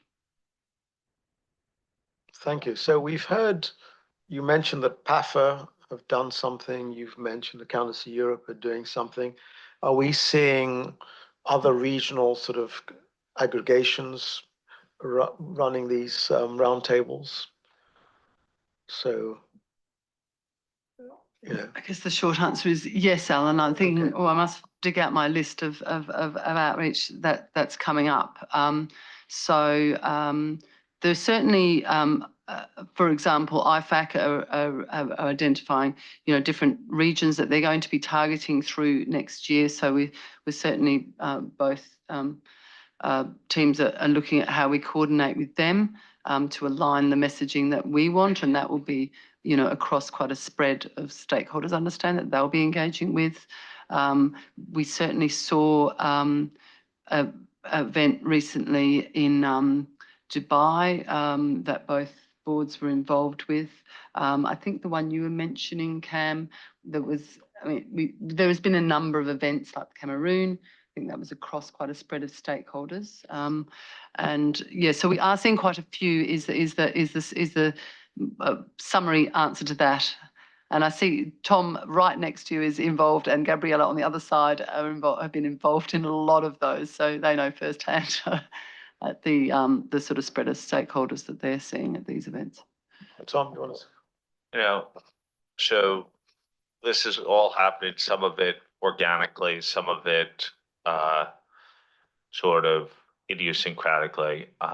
What I have said consistently when I've spoken to different groups in our outreach is that within each jurisdiction, it makes sense to have a form of contact group of whether it's the regulator, the standard setter, the professional body, investor groups, and to have a relatively tight group that is speaking to each other about the adoption challenges. Like Hilda and Council Europe are doing it on a pan-European level, but should see that type of thing replicated at a national level. And one of the hopes I have coming from this session is that people from the session will say, okay, the IAASB or IASB can't do it all. We actually have to go about our business in our own jurisdiction and help it. And then we have a natural body to have a feedback loop from. So when there are issues arising, then you have a collective there who are sorted through them in a local jurisdiction, try to manage some of the expectation gap challenges, but also bringing issues to us as need be.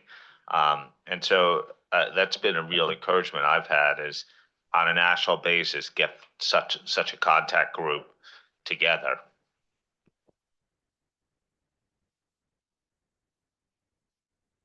From your side?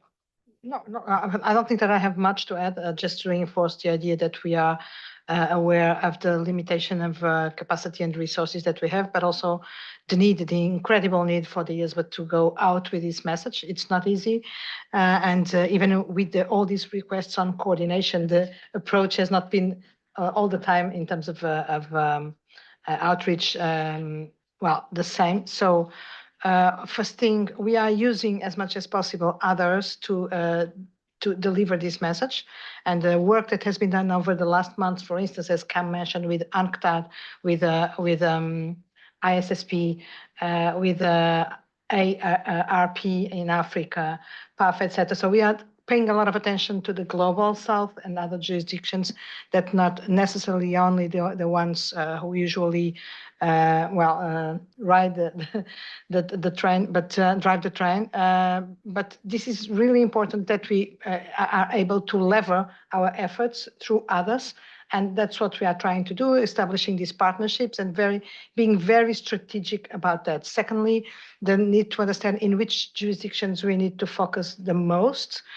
First, identify the biggest opportunities, identify where it is probably not necessary or not worth focusing that much. This has to be very, very carefully addressed, and that's what we have been doing as well. And thirdly, this idea of bringing other groups than just the profession is for us absolutely critical. But fortunately, with the help of these organizations, we have been, I think, able to spread the message and get support, I would say, within very, very different kinds of stakeholders, also within the non-PA community. So that's it. Thanks, Gabriela. So, Nicole? Yeah, thank you. I wanted to follow up on the point that was raised on reasonable versus limited assurance engagements, and that stakeholders have to be provided with what they can expect on a reasonable versus limited assurance engagement. And in this area, there are several research papers showing that stakeholders have no idea what reasonable versus limited assurance does mean, thus not understanding the differences between the two engagement types. And certainly they are not knowing what they can expect from these two forms of engagement. So I just wanted to support the point that I think it's very important to provide that information. Thank you. Yeah, otherwise you create another expectation gap. Yeah. Okay. Chikato? I think in the last 4 or 5 years, we meaning that especially the preparers of the ESG information, we've been living in the world of ESG parties and festivals. And then it has come to the end. And then now we are in the phase of ESG fatigue. And so lots of people are really, especially preparers, as we prepare, I think, myself included, we've been feeling quite a lot of burden because, but then, this ISSB and then IAASB, yes, standard, they're really top of the list of what we meant to do. So I think everybody would comply. But then again, I think the general mood is really fatigue, I have to say. So that's where I think we are coming in right now with the new two set of standards. So that's something like, I think we need to be really aware of as a general mood. And the reason why also it's really fatigue is that with regard to the sustainability information, we kind of understand having a really good sustainability performance would protect companies from downside risk. When the stock market coming down, we know the data indicate that it would really protect you from really downward, really a spiral. But then the upward, like upside return, we are not really sure. Some studies indicate there is a correlation between good sustainability information disclosure and stock performance. But then I think as far as I know, we are not really sure, if we can attribute that, correlation to sustainability information disclosure. So without knowing upside returns or the merit, there are lots of also kind of again, fatigue and also like resistance to more cost, internally for preparers to, spend on this area. And also maybe previous questions about the jurisdictions. Somebody mentioned about the difference between large corporation and the SMEs. I think for large corporations, it's when there's a gap between a global standard and then a national standard, that will be quite a lot of work. Again, for instance, like, even like Japanese corporations, which have a really big global footprint, they have to now, they are all working on compliance with the CSRD. European standard, because like it applies to many Japanese corporations. So they are working on the CSRD at the same time. SSBJ, which is a Japanese version of the ISSB. So lots of work. So when there's a gap between national standard and ISSB, and then again with the ISA 5000 and the national jurisdiction, it's really kind of multiplied the amount of work. So this is the case for large corporations. But then for SMEs, maybe it's a different challenge because like, international standard would be probably very, very heavy on SME. So maybe a national standard would be simplified, for applying that to the SME. So maybe this is something maybe to board may provide a kind of recommendation how to really apply this international standard to large corporations versus SMBs. That's all. Thank you. Thank you very much. Some very good insights. Hina, please. Thank you. I briefly go back to your fee discussion before lunch, and I would like to share a very interesting example from our jurisdiction. You can understand the challenges we face. It's not only from the corporates, but the PAO ICAP issued at ATR for minimum hourly rates for different levels of the audit team. And the Competition Commission of Pakistan has issued a notice to ICAP, and we are in the legal battle for many years for not adopting that technical release. So the ICAP has to issue the recommendatory rate for that in place of that ATR. But this kind of challenges we have is not only from the corporates of the fee matters, but also from the other regulators. Also, they are like putting pressure on the fee matters, and they are including their insights into that. And secondly, about the sustainability thing, adoption, I would like to also share the work which SAFA, the South Asian Federation of Accountants, is doing.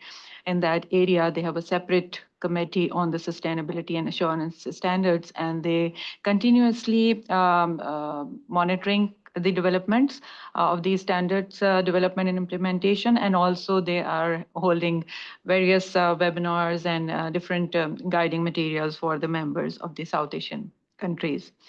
I'm sure the adoption and implementation plan, what the questions have been raised here, they are, I'm sure they have been in the true spirit, there will be adoption, will help in implementation and adoption of these standards in due course of time. But certainly challenges will remain there about the alignment with the reporting standards, with the assurance standards and the ethics standards. That maybe something very very big and wider material to adopt and to absorb by different parts of the economy. The large sector might be in a position to adopt in a phased approach, but the smaller sector, I feel that that will be a big challenge for them to adopt in the true spirit as we expect them to. So the lot of mandatory provisions would help in that adoption phase for the small sector. Thank you. Thank you. Koichiro, is this a new card? Thank you. Thank you very much. So specifically addressing the question D, what implementation materials are needed? So discussion is a little bit detailed, but let me specifically comment on that. So there are three major areas we think the implementation materials might be like really helpful. One is the limited assurance, of course. So what we hear is that there are diversity in practice already exists for the voluntary limited assurance practice, which is currently exist. And the practitioner might continue their current practice unless there is some mechanism to limit the diversity in practice. So that is why the nature and the extent of the procedures which are required for the limited assurance, the clarification might be important. And some of the specific areas which the securities regulators often comment on are documentation, use of the work of internal audit function, external confirmation, analytical procedures, sampling, subsequent events, and written representations that are typical area we hear. That's the first comment. The second comment is about guidance for the assurance engagement, which limit the assured items. For example, only assurance opinion on scope 1 and scope 2 emission only, something like that. In some jurisdictions, at least for the transition period, this kind of practice are developing, and it might be really helpful if guidance can be provided to support this kind of practice. And thirdly, assurance engagement addressing more than one sustainability disclosure framework. So the ISSB standards are global framework or global baseline, and different jurisdictions develop different national standards. So for example, Canada developed own sustainability disclosure standard, like Japan developed Japanese version of the sustainability disclosure standard. And there are certain needs that company want to report complying with both standards, jurisdictional standard and international standard, which we call dual compliance. And the ISA 700 already addressed this kind of situation. And I think in sustainability reporting, this kind of dual compliance can be very prevalent. So the guidance may be very helpful. Thank you very much. Thank you, Koichiro. I'm just looking, do we have anybody online that's got a hand up? Nope. Right, so let me just hand back to you whether you've got enough feedback on these two questions or whether there are sort of follow-ups you would like to put out there to challenge us even further. Just looking to the rest of the team, but nothing from me. I think this was really helpful from my end. Anything from? Yeah, same, Cam. I'm really happy with the feedback, and we've been typing away madly to capture that, although it's being recorded as well. Okay, very good. Well, I really appreciate it. Good. Okay. Any sort of other thoughts from the two of you before we move on? We are ahead of time, which is good. So we'll rejig the program, and I'll say something about that in a second. But thank you, Alan. Yes, 2 or 3 things very quickly, but not only about this session, but also the session before lunch. 2 or 3 reactions and clarifications on my side. First, very briefly on the topic of the non-professional accountants. So both standards are professional agnostic, as ISA 5000 and ESA. So if there is a problem, there is a problem which applies to both. But I don't think that there is a problem. The problem is that probably there is something that has not been yet fully understood, which is it's not ISA 5000 or it's not ISSB or the ESMA who are suggesting that these non-professional accountants should be providing the services. This is a decision that each jurisdiction will make and is already making. We are neutral in that respect. We are not neutral to the idea that if they are accepted, they should have the same standards, the same rules, abide by the same high standards and quality requirements, and etc. So adopting the ESMA standards or ISSB standards doesn't mean that anyone is obliged to take this approach to non-professional accountants. This is something political for regulators or for governments or whatever to decide. What we are both saying is that, okay, if in your jurisdiction there are non-professional accountants providing these services, then they will have to use the same standards and abide by the same requirements and the same exigencies, etc. So this is probably something that we have been trying to explain, but it's probably not yet completely embedded in here. So next topic. Thank you very much for this wonderful discussion and feedback. It's so important that we were already trying to process part of it during lunchtime. But one thing which is important is that adoption and implementation, it's not an end in itself, like the standards are not an end in itself. They exist, and we are pushing for this adoption and implementation because they are supposed to serve the public interest. And this is what matters. It's not a matter of these two standard setters or the chairs or whatever becoming famous or no. That's nothing like that. It's about serving the public interest. But these standards can only be effective if, of course, they are implemented, adopted in the right way. And here, of course, my 2 cents of thoughts and reflections. For me, and you would be surprised if I was not of that opinion, one of the crucial elements of effectiveness and the usefulness of these standards is if the ethics part is not is considered, because this is about behaviors, this is about choices of those who are preparing the information, assuring the information. This is a human activity so far. Maybe we will have a different environment in the future, but so far it's a human activity where this ethical approach is extremely relevant. I can tell you that as a former regulator and oversight, so I was doing that for 5 years, and I can say, being conservative, that 70% of the problems that came to my plate in this area were related with independence and ethics problems and not the rest. So this is really relevant, this work and this conversation that we are having here about adoption and implementation is nothing but about trying to make sure that we get it right, and that this system or framework that we are creating together will be workable, effective, and will achieve the purpose and the objectives that it had in mind when it was created, which was to better serve the public interest, respond appropriately to greenwashing cases, and etc. And finally, on fatigue, Chicago, we are very well of that, and complexity and all those things. This is really a problem. In our case, we're coming at the end of the story.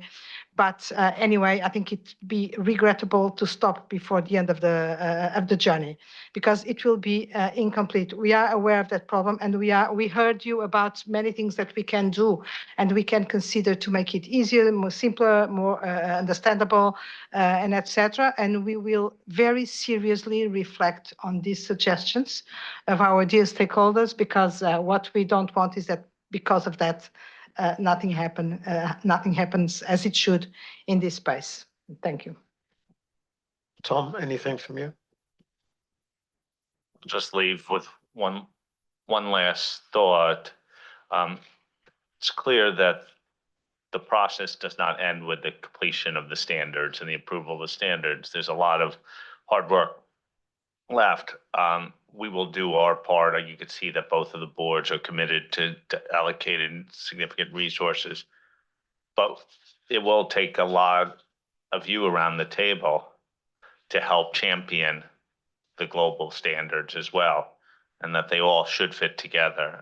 And so I'm encouraging you as much as you're encouraging us to act in that space and to gather the forces in your jurisdictions to do the exact same thing. So thanks for the feedback here. Thank you, Gabrielle and Tom, and to the team.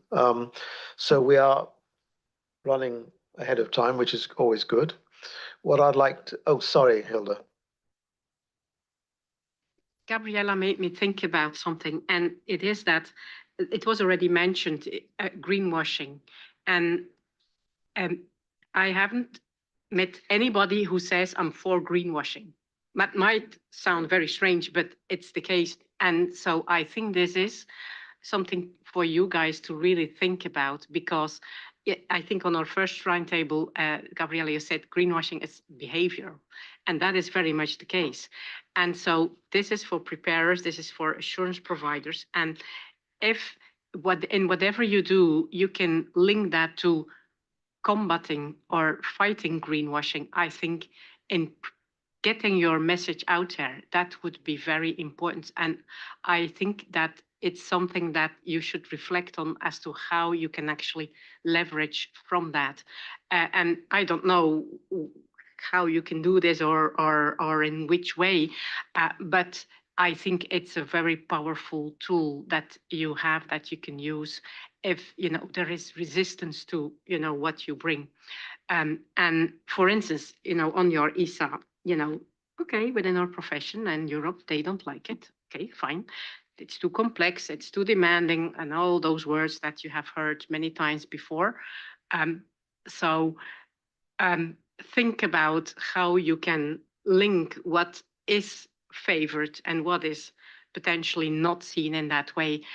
I think it could help. And if I think about it, if, for instance, your ESA, you could say, okay, if you are the statutory auditor of the financial statements already, this is, this has started from scratch again, but if you can demonstrate these are the things that you have to do in addition, that's going to be much shorter, and that is going to be something that potentially could help to get the message there, in addition to linking it with greenwashing. So something for you to think about. Thanks, Hilda. Right, nothing else. Okay, so what I suggest we do is we allow 10 minutes for the transition to take place from this team to the next team. So if we restarted at 2:30, what we're going to try to do, if that's possible, but we will not rush it. If it needs to take the time, it'll take the time. As you can see, the next session on technology, we split between 2 hours today and 1 hour tomorrow morning. If it's at all possible to try to sort of finish that session by the end of today, even if it means we might go on beyond 5:30 for another 15 minutes, then it gives us more time tomorrow morning to get through the agenda. So in principle, let's aim for that, but see how we go. And if we don't finish it tonight, then we'll just finish it first thing tomorrow morning.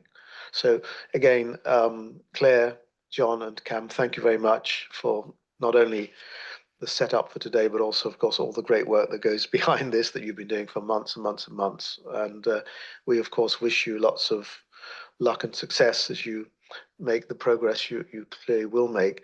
But do feel free to reach out to any member of the SAC going forward. Don't wait until we meet again in May.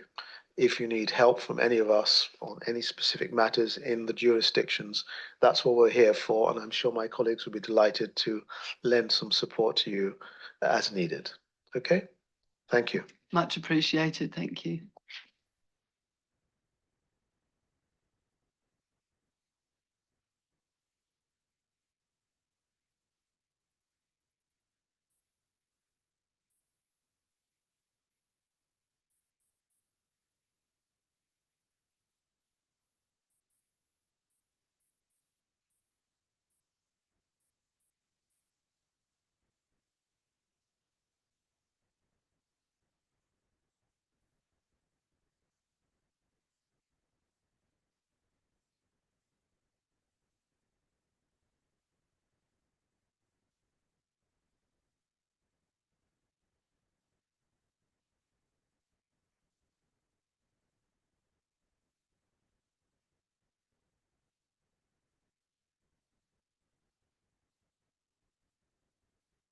Have others also been thrown off?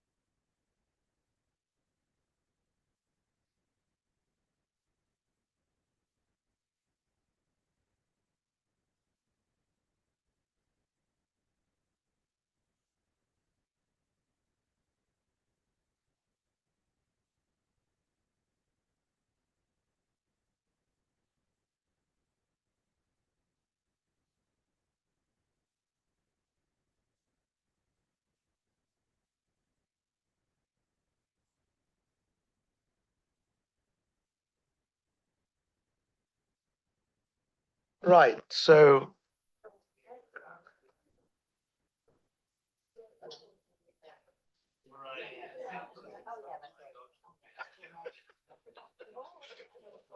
right, thank you, everyone.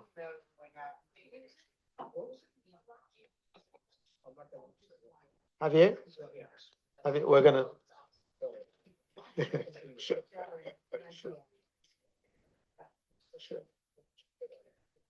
No problem. That's okay. Right, so we're now starting session 2, technology and its impact on audit assurance and ethics. Although the technology word has been used a lot already today, but we haven't had the proper discussion, so this is starting now. So let me sort of welcome a new team. So Angela, Jean, Jasper, and Anna, who's the far end on the right. So welcome, thank you very much. So we are going to obviously have a very good in-depth discussion. I think the plan is that you're going to kick it off about 30 minutes or so. We got, I think, 4 questions pre-prepared, just as we did in the first session today. As I said earlier, the plan was we'll have 2 hours today and 1 hour tomorrow, but I think we can probably manage it all within the rest of this afternoon. The 2 questions relate to the role of the SSBs in setting the guardrails related to the use of technology.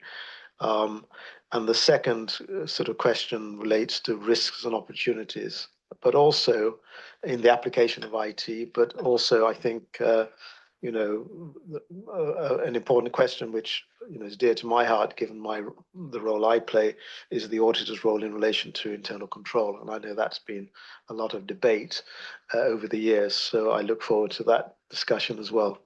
So with that, do I hand over to you, Angelo, to kick off?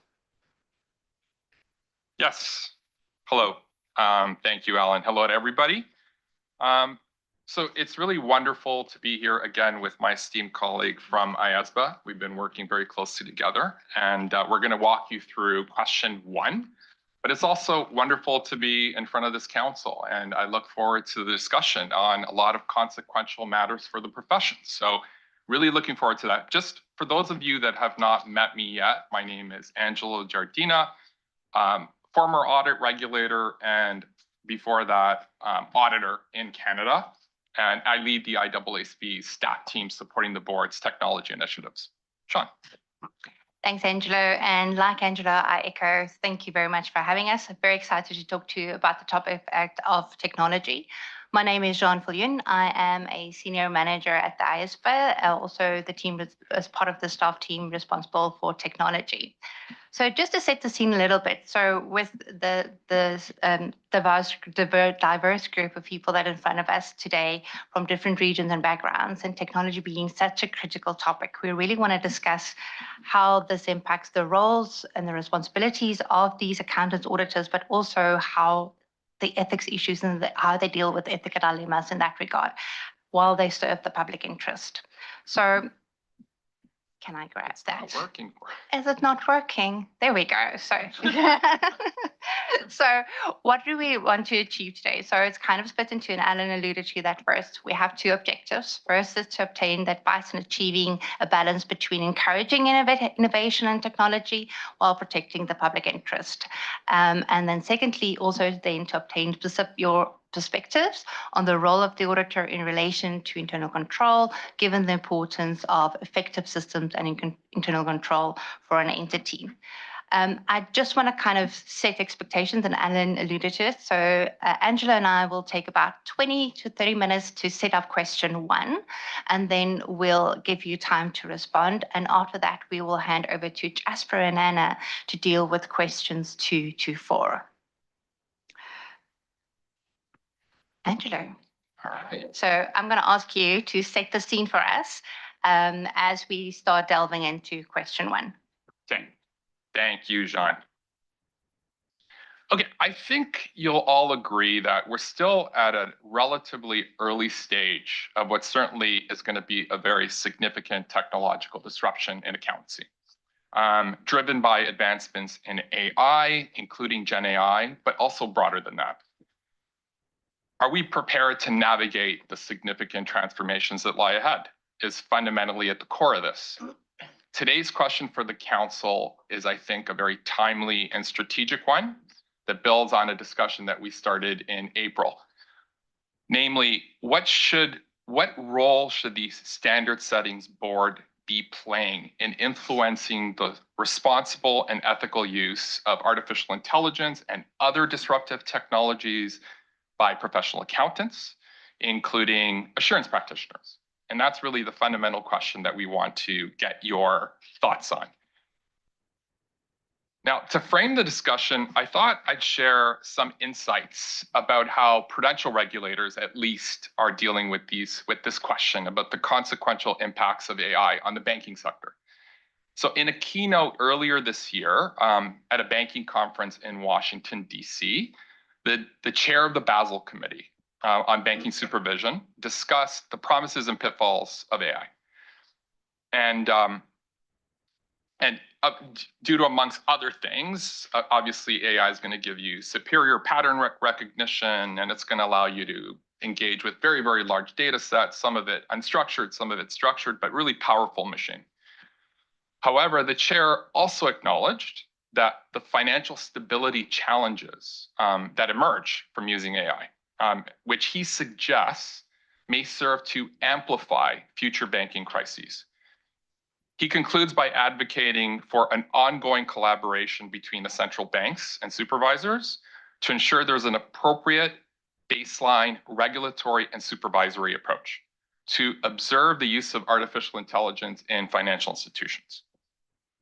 Now, you might be asking or thinking, what does this have to do with standard setting? I hope I can answer that question. I think similar considerations apply. I really do. I think there's little doubt that AI and other advanced technologies will expand the frontier of the quality of financial reporting and the quality of insurance engagements. However, like in banking, there are also significant challenges in the broader accountancy space, including challenges that, if not managed appropriately, could serve to erode rather than enhance trust in the reliability of financial reporting and the quality of assurance engagements. And those are kind of the two sides of the same coin. Those significant challenges could give rise to the need, at least in my opinion, for a baseline regulatory approach for professional accountants, including assurance practitioners, including a robust set of quality management principles on how emerging risks should be managed by firms, by practitioners, and professional accountants. So one notable risk that you're all aware of is the explainability of AI models. Generative AI models are generally regarded as black box systems. This will create difficulties for both entities that need to stand behind their numbers and in some jurisdictions certify their numbers, and assurance practitioners who need to understand and validate the AI-driven outputs.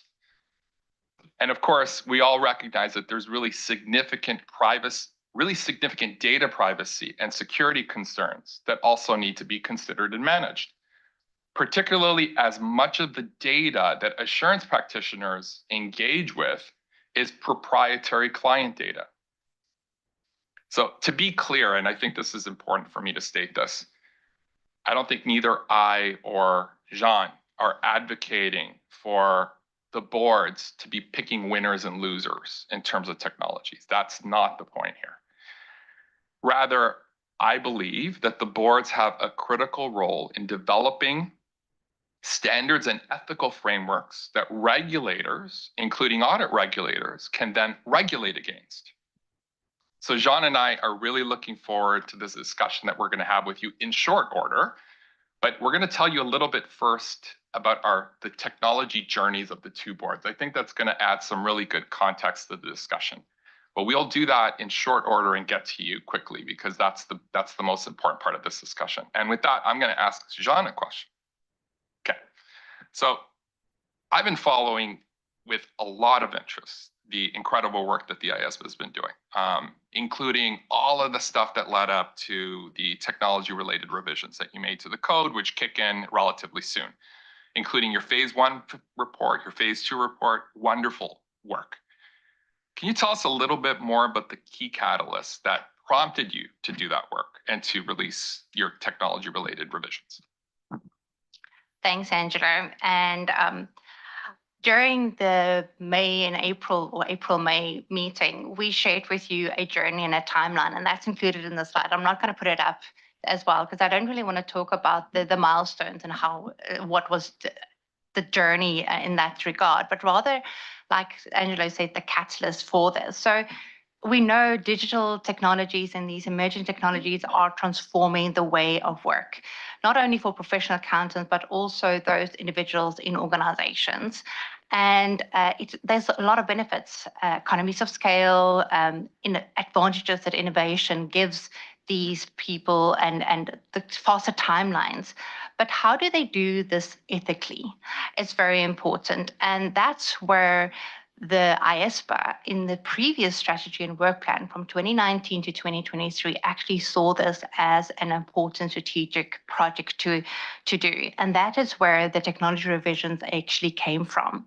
As Angela mentioned, these technology revisions are coming into effect at the end of this year. It was certified in April 2023 and was approved by the board in 2022. So it's been a while. And I'll talk a little bit about that just around the relevance of that as well. But maybe I want to highlight what are the behaviors these technology revisions are aiming to, or what we want the professional accountants to think about while looking at technology and applying the ethics around that. What I want to highlight as well is that this not only applies to our professional accountants in practice and those assurance individuals, but also those that are in business. So it's all professional accountants. So the technology revisions are based on the role and mindset provisions that has already been approved within the code as well. And it's having the right mindset when dealing with technologies, not only the input, but also the output, and navigating the behavior to considering what's best in the public interest. They need to exercise professional judgment. Not to place undue influence or undue reliance on the use of technology.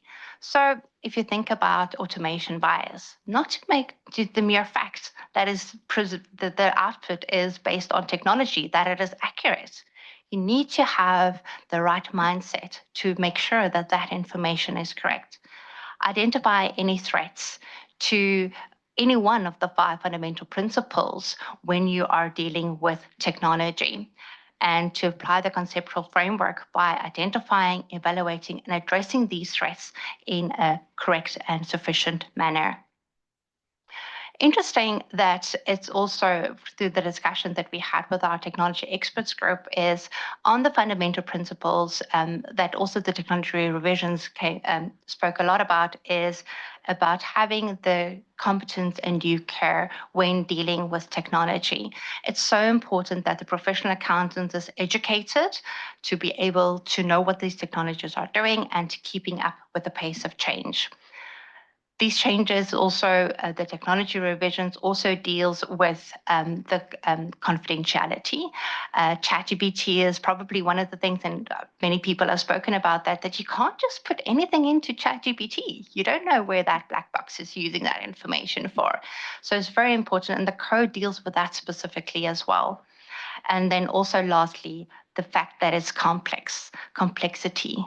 Angelo alluded to this, is technology is changing so fast and is a very, very complex issue. And it's not the only complex item that a professional accountant deals with on a daily basis. So complexity is another element that these technology-related revisions deal with as well. The last part that I wanted to highlight of what the revisions also deal with is around the independence standards, international independence standards. where it actually assists those firms and network firms when they are using technology when providing non-assurance services to the audit client. So there are specific guidelines within these technology-related revisions around that topic. So that is in short what is the catalyst. That's why we did, because of all these changes that is happening, still happening, and then also what the behaviors these technology-related revisions are aiming to achieve.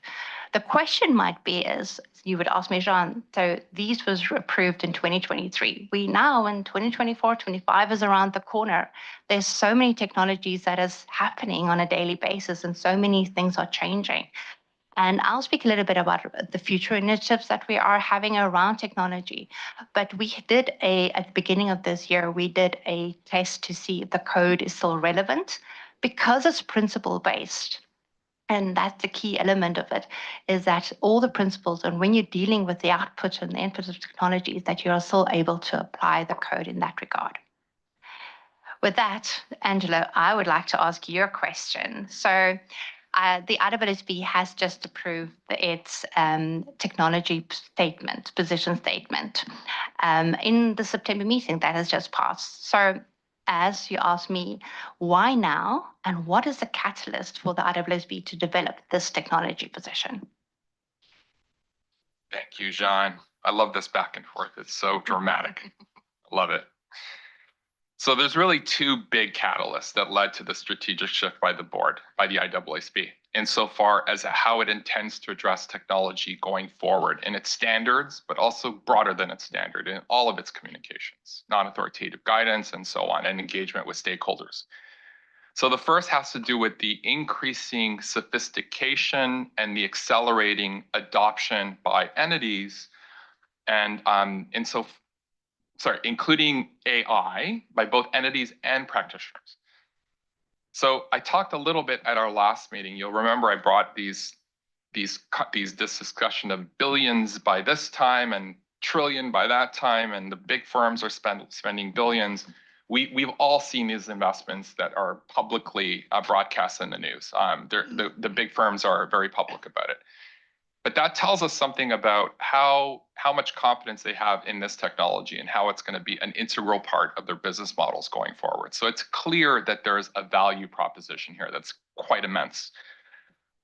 The second has to do with a growing expectation that practitioners will avail themselves of technological tools to enhance the quality of their engagements.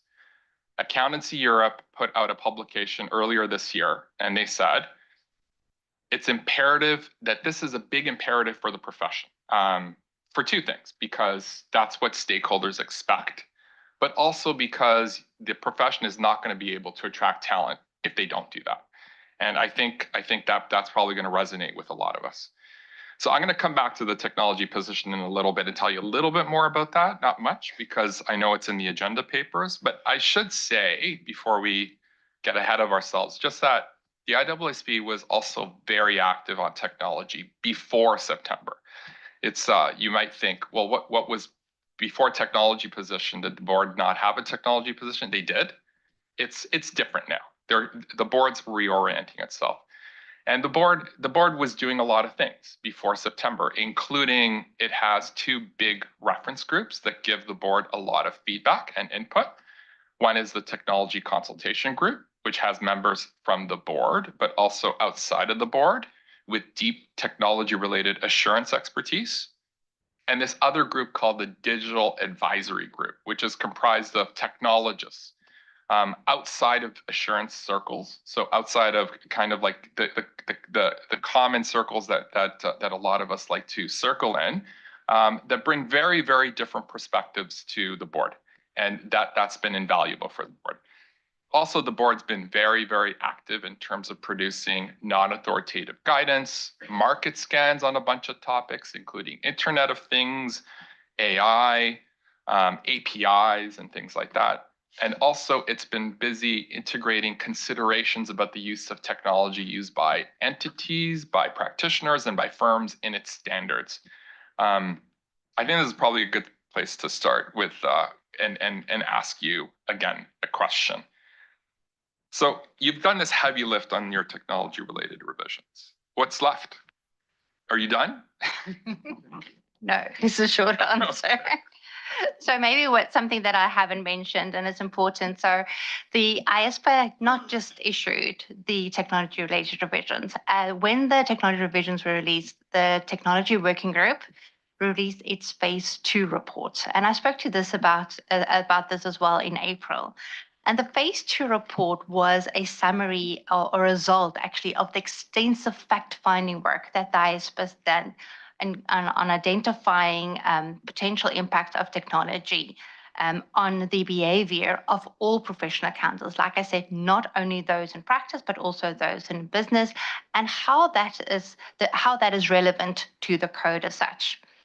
With the issue of phase 2 reports, there was also a lot of non-authoritative material, equally like the IAASB, on how you would address certain specific issues. So there is a slide, and I'll pop to that shortly, on some of the key non-authoritative material that was issued. But on our website as well, there is a significant list of non-authoritative material to help you navigate in ethical dilemmas, or the professional accountants to navigate these professional or ethical dilemmas. The phase 2 report had 10 recommendations. Of some of those recommendations were taken up through the technology-related revisions. Some of them was also taken up in the strategy and work plan, the current one for 2024 to 2027. And we mentioned it earlier during agenda item 1, business relationships is one of them. So how technology impacts business relationships as well. And there are others also included in the strategy and work plan. So those recommendations are filtered through into the new strategic period. Also, as part of the new strategic period, technology will be continued to be monitored, and that is with a technology working group from the ISPA, which is made up of the board members represented. And they have, within the terms of reference, a 4-pillar approach. So maybe let me just go to the 4-pillar approach. Is there, and I'm not going to speak about these 4 pillars because this is what we spoke about in April as well, but I really want to highlight 2 of them because of the discussion that we had earlier. The first one is that the technology working group make use of a technology experts group, which is also made up of a lot of individuals, which is both in practice and in business, to give them input of how any ethical dilemmas are experienced from a technology perspective.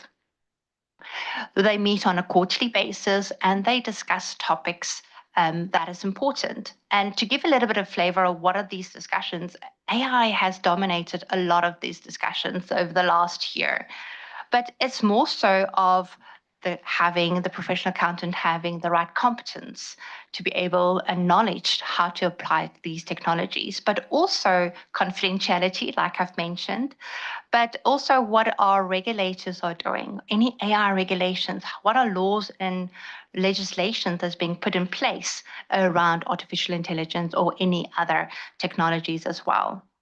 A lot of the organizations are incorporating AI into their internal controls and the processes. But what has come to light as well is that because of the increased speed and volume, the accuracy might not be there exactly where it should be. And the challenge is because the data is biased. And how do you eliminate these bias within this data? So data governance is another topic that is very important, especially when it comes around AI implementation. So it is so important for a professional accountant to remember it's not just how they're implementing it in practice, but also their clients that they're dealing with, how they're adopting and implementing these technologies. The second pillar that I wanted to highlight is that we mentioned as well during the Agenda 1 AI discussion is the interlinking between technology and other work streams. And that is where anything that any other work stream that the ISPA is embarking on, the technology is kind of a golden thread that's being considered throughout as well. So it's not that technology is seen as a standalone, it is seen as it's impacting the way of work, the way of anything that professional accountants are conducting themselves. Seeing that I'm on control with with the chart, with the remote, I can quickly go back. These are the list of the non-authoritative material that I spoke about with some links of the key ones. And it's it deals with ethical leadership and applying on the ISPA code and selected technology scenarios. Is very with joint guidance that was issued. Also, artificial intelligence is a lot of work has also been done around artificial intelligence and how the ISPA code should be applied in that regard. This is just a summary of the technology-related provisions. And like I mentioned, this were just a timeline that I browsed out very quickly, but we spoke about this in detail during our April meeting. Before I hand over to Angelo, because I have a follow-up question for you, Angelo, is we work as the ISSB and ISPA, we are working very closely, and coordination is so important. Angelo is invited to all our technology work group and technology experts group meetings so that he can only hear not just from our board, but also from those experts when we speak about ethical dilemmas and how the impact that is, especially from assurance perspective. Equally, I've been invited to his working two groups that he's engaging with, also to hear if there's any ethical dilemmas that comes about. So we are coordinating, not on a daily basis, but almost, I think we think about each other maybe on a daily basis because of the work that we do. But but it's literally making sure that we are step by step alongside each other as this is moving at a very, very fast pace. So with that, I have a question for you, Angelo. So I want you alluded to it earlier. I want you to tell us a little bit more about the ISSB technology position statement, and then also what's next for the ISSB. Absolutely, John. And I'll be quick.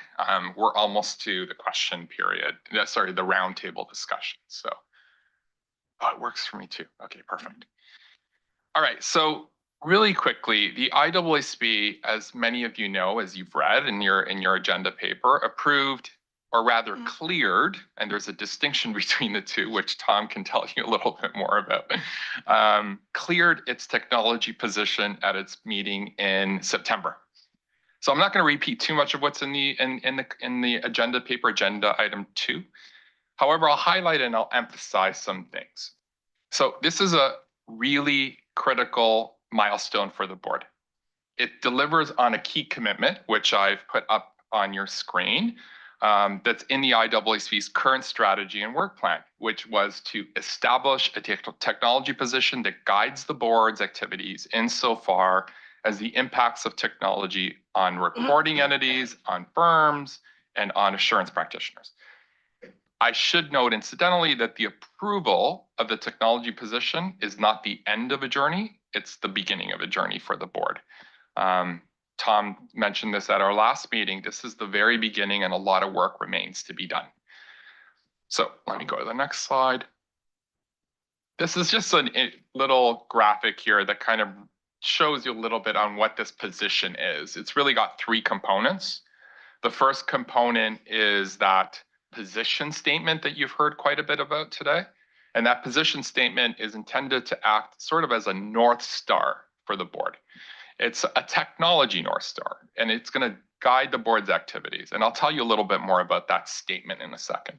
Component 2 operationalizes the technology position statement into concrete actions, and it uses the ISSB's full toolkit, including standard setting, non-authoritative guidance, communications, and other things like that.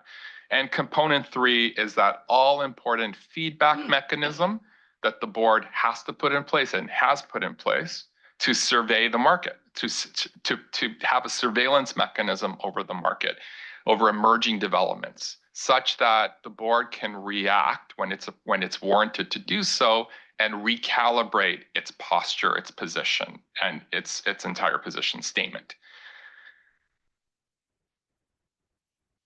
And this is the position statement summarized for you. Again, I'm not going to read this. This was in your materials. I will highlight there's a commitment, which is the center, which is that the board is now going to be It's committed to facilitating and, where appropriate, encouraging the appropriate use of technology and engagements in systems of quality management. Also, the bottom part deals with the non-authoritative guidance. And then there's 8 guiding actions on how the board will deliver on this commitment. At its core, the statement really does represent a strategic shift for the board at a time when industries worldwide are using technology to discern insights from data. And the board has now formally recognized technology's transformative potential to elevate the quality of engagements. And as I mentioned the last time, I'll mention it one last time. The board is pivoting away from what some observers have characterized as new technology neutrality in its standards. Agnosticism is another term that gets thrown around, and is now going to be more deliberate and in terms of facilitating and encouraging the use of technology. And the next slide just summarizes, this is more to provide you some links to our material. You can access all of our materials through the website, and it's got digital market scans and non-authoritative guidance and so on and so forth. And John, back to you to bring it all the way home. Thanks, Angelo. So you've heard a lot of that Angelo and I have shared of what we've done in the past and also what we're planning for the future. Now it's time to hear from you. So what we want to ask you today is what the role of both our boards should be in setting the guardrails around responsible and the ethical use of technologies by professional accountants, both in business and in practice, but also focusing on assurance practitioners. Alan, if I can hand back to you. Thank you. Thank you very much. Right, so let's open it up. Who would like to kick off? Do I go to Doug, because he is normally first off the block? Why not? Why not? I'll start with assurance, and interesting the terms used. Stifling the use of tech. I'm thinking assurance first. I'll get to ethics later. So apologies, I tend to do that. Stifling versus facilitating versus guardrails, and I don't think we should be necessarily thinking in terms of stifling, facilitating. Guardrails are important. I think just by having standards that deal with this, and by the way, I think something needs to be done. It's great, a lot of consultation and so forth, but not necessarily opening up all the standards. I don't think that's what's being proposed, because a lot of this can be dealt short term through guidance, say, on AI, rather than opening up the whole suite of standards to deal with things. And I'm using AI as an example here, but I know there's more to it than that. But I think if I use AI as an example, yes, people are thinking about using it, and in the assurance space, it's as simple as, well, can I use it to write something better? Because my staff aren't very good at writing things. They're very long and complex, and I can't understand a word of what they've said. And can they use AI, or preferably our own tool rather than something that's publicly available, which has confidentiality issues, through to, can I use AI to make assessments on my client about, is it a going concern? I'm not talking about blue chip companies, but, and you need guide rails there as well, because you think about it, well, it's black boxes on steroids. I can't do a code review. I don't know what it's thinking. I don't know what data it's accessing. It's using some data from inside the organization, but it's comparing to industry data, which is probably a year old anyway, but I don't know what it's using. And then when it's finished, I probably need a human being to think about it anyway. So yeah, I think there's extremes, if you like, but I think the guide rails are going to be incredibly important. And by outlining guide rails and documentation, everything else, in a sense, that's facilitating because people know when and where it can be used. I might, okay, so I was also thinking about the roles of the two boards, because when I look at the ISBA, because we talk about the principles, which I wrote down so I didn't forget one of them: integrity, objectivity, professional competence and due care, confidentiality, importantly, and professional behaviour. And I thought, who owns professional skepticism? Maybe that's somewhere in professional behaviour, but it's probably owned by the IAASB. And you actually need all of those. You can't work on just one set of principles without the other set of principles. So that's where the crossover between the boards becomes quite difficult. So, for example, the ISBAs pointed out automation bias, which is really important. But of course, when you're executing an audit, you've got to think about that. So you've got to think about the ethical and the assurance aspects. They're sort of tied together, if you like. I'm not suggesting one set of standards either, because that causes all sorts of problems that were highlighted before and about national adoption. But I agree you need to work together. Sorry, I should have said also with the black boxes, and I'll use again the going concern one. Even if you could find a way to test the model, the inputs, the outputs, what it's actually doing, the model's going to change over time. And so I guess I'm really concerned about, if I can put it that way, when I use the extreme example, using AI for going concern assessments, about the risks in doing this and how you manage them. So maybe I'm a Luddite or whatever, but I'd be thinking about the simple applications first rather than the more extreme ones where I'm really struggling to think how you can, maybe it's helpful, some sort of model around assessments of going concern, but if you can't understand what's going in, what data it's using, how it's using it and so forth, then how can a human come along and figure out, oh, well, actually you've missed this really important piece of information. So there's some initial thoughts. I think that might have just been on question 1. Thank you, Doug. As always, you've thought about this very deeply and carefully. I'd like to bring in Claes because I'm conscious that it's getting late for him. So I know this is not necessarily the order, but please let's go to you first. Thank you, Alan. I will be here until the end of this session, even though it's getting late. But thanks for giving me the floor. A couple of observations then. Thank you for those excellent presentations on the projects here. First of all, let me address the role of the double ISP on this. I very much support the shift in the double ISP now from neutral to facilitating and encouraging the appropriate use of technology. I think it's the right way to go. I think your position statement is right on track. I think it's imperative to do it this way, and therefore also bringing this into line with rapid developments that are taking part right now.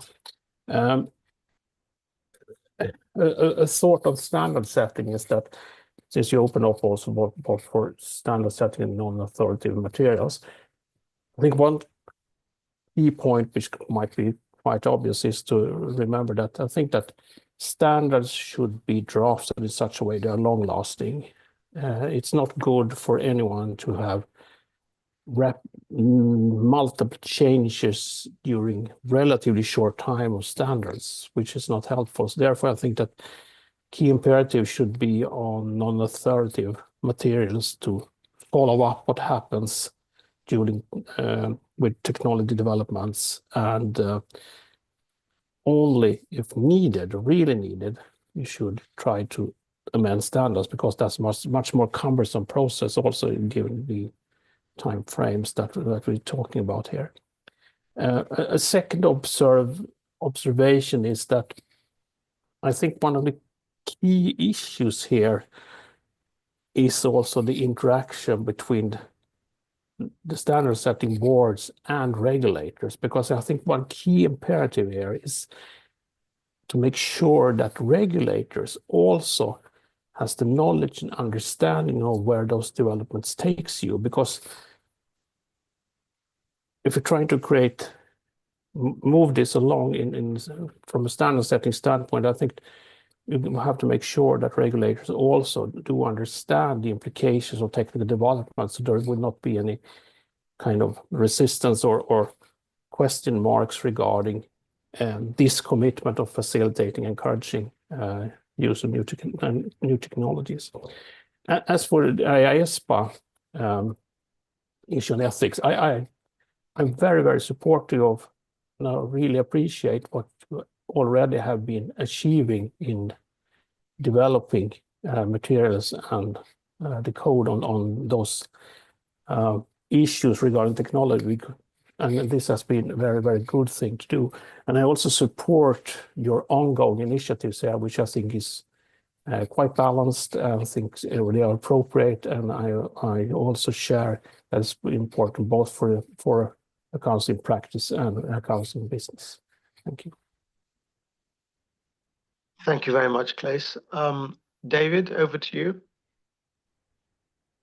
Thank you. So I've been thinking about this for a long time because it hits my desk on a regular basis. And I think back, I've been working for 30 years, and I've gone from substantive tested to control testing. I've been a preparer, been an auditor, and now a regulator. And so my feeling is the role of standard setters is to enhance public trust. Like, trust should be at the core of what we do.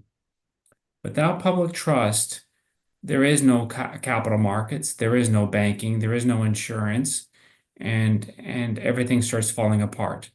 I feel that guardrails are very necessary for assurance providers, and the use of professional skepticism on when to use tools and how to use tools.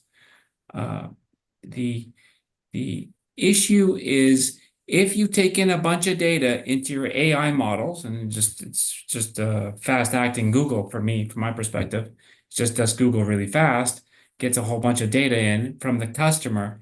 If that data leaks out, the audit firm is done. The company is done. You see events like SVB, where social media took that bank down in a matter of days. It had other underlying issues for months. Actually, if you read its financials, that was not a new issue. It's a liquidity problem. However, it was the social media that took it down. So the issue I have and my concern with technology is the speed in which it reacts. And if you just assume that an assurance provider can grab all the data for the company, all the company data, all the social insurance numbers, all that transactional data, replicate the financials, which it can do with technology, and then provide you an opinion, substantive testing. That's awesome for the auditor. Not so awesome if that data ever gets out. And that's my biggest concern. Have to protect the data. And then you can use the tool. But if you can't provide assurance that you can protect the data, you should not use the tool. That's my 2 cents. Thank you very much, David. Welcome, Ashley. Could I go to you, please? Sure, thank you. So first, I wanted to thank Angelo for first acknowledging the remarks made by the BCBS. We certainly identify this as an issue to the banking system and financial stability. That being said, we're certainly supportive of further research and projects in this area. We don't have specific feedback at this time, but are certainly supportive of your continued work in this area. Thank you. Koichiro, I think, was first. Thank you very much. So the guardrails are really important. I think we have to be clear why the guardrail is so important here. So we think that the challenge of this technology issue is, depending on the size of the firm, the application of the technology can be very different. So the large firm, small firm, it can be very different. So it means that the standards have to be principle-based, so which can be applied to even for the large firm or small firm. And chances are the standards become a little bit less prescriptive because it has to be applied to different organizations. And also the type of technology can be different. So chances are, even for same function, different firms use different technology. So the standard has to be accommodate for these kind of differences. It means safeguard is really important to make sure the same kind of audit quality can be applied even for the different use of technology. And the question here is what kind of guardrails we can implement. And I agree with Doug mentioned earlier. One is human beings review, the supervisor's review is fundamental. So the use of technology is of course important. At the same time, experienced supervisor review the appropriateness of the conclusion, and that supervisor has to make the proper documentation why the supervisor decide the application of the technology and the conclusion was appropriate. That enable the external enforcers to make the enforcement. So in terms of the enforceability standpoint, human beings' involvement and proper documentation is really important. And also traceability of the decision made by technology. For example, risk assessment made by technology, going concern decision made by technology. If it is just a black box and only conclusion is available, it's not enforceable, or it's difficult for a supervisor to review. So the traceability of the decision made by technology is also important. And lastly, I think it's very important to clearly understand what kind of technologies are used. And I think typical cases of technology should be classified, because depending on the type of the technology, risks are different and chances or guardrails are also different. So we have to have a clear idea of the types of technologies, and then I think we can have more specific discussion about guardrails and risks involved. Thank you very much. Thank you, Co-Chair. Vasiliki, please. Thank you. Yes, to echo quite a lot of the points, I feel we've copied notes here, but we are very much supportive of the direction of the boards. And when we look at AI, it's across the three areas which were mentioned. So it's around the preparer of the information, it's around the assurance that we give on that information, and it's also how we use AI as part of the audit. And all of those are developing actually very quickly. And I think the foundation needs to apply across all three. We also believe it's important to focus on really the key principles around it, because if we get too prescriptive, very soon that'll be obsolete. New technologies will have come out. And it might unduly restrict actually some innovative practices that can take place. There are quite a lot of principles already in ISQM 1 and ISO 220 that cover these. It's important to look at where those are deficient in terms of these new technologies and to try and bolster and enhance that. Clearly, governance, proper governance around the use of AI is critical. So what should be considered before a tool gets put out there into practice that, that teams can use, and that the solutions are appropriately managed. Thank you. Thank you very much. Jose? Thank you. I've been working with cognitive IA and generative IA for the last 3 years with my team. And we are discovering a new, let's say, dilemma or conflict of interest. And I try to explain it.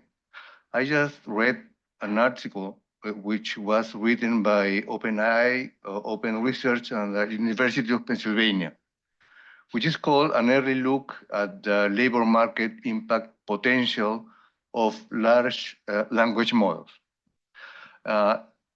Summarizing is they took the 1,100 professions which are in the Department of US Labor, and each profession has a list of tasks. This task must be professional or soft. It's a long list. And they were trying to discover which task must be made by IA. So what was the final solution or the discovery is that around 40% of the profession must be done more than 50% using IA. For example, a profession with 100% use of, that can be replaced by IA accountants, auditors, and fraud examiners, 100%. So returning to my idea of conflict of interest or dilemma, how to push an auditor, how to push an accountant to use technology if the technology that he will apply will replace himself. No? So for me and for my group, we're still working on technology, but I would say that before saying what guardians must the boards here establish or the use of responsible and ethical use of the technology, I would say that the boards must be promoters first of the use of technology. And after that, I agree that the standards must be principle-based because the number and the differences of technology is huge. So only with a principle-based standards they will be applied. Thank you. Well, it's interesting because that article you've read probably could have been written and might have been written 20 years ago by humans. And if we look back to see, well, what has actually happened, that prediction was clearly wrong. And let's hope it remains wrong, not because we have a conflict of interest, but actually, you know, one of the things I've always learned is, you know, the word audit is, you know, comes from the word to listen in Latin. And humans are much better at listening and interpreting what they hear than anybody else, anything else at the moment. So I'm sure that the human being will continue to play a very important role in this, but we'll see. Now, Sue, and Nikos, right, Sue, over to you.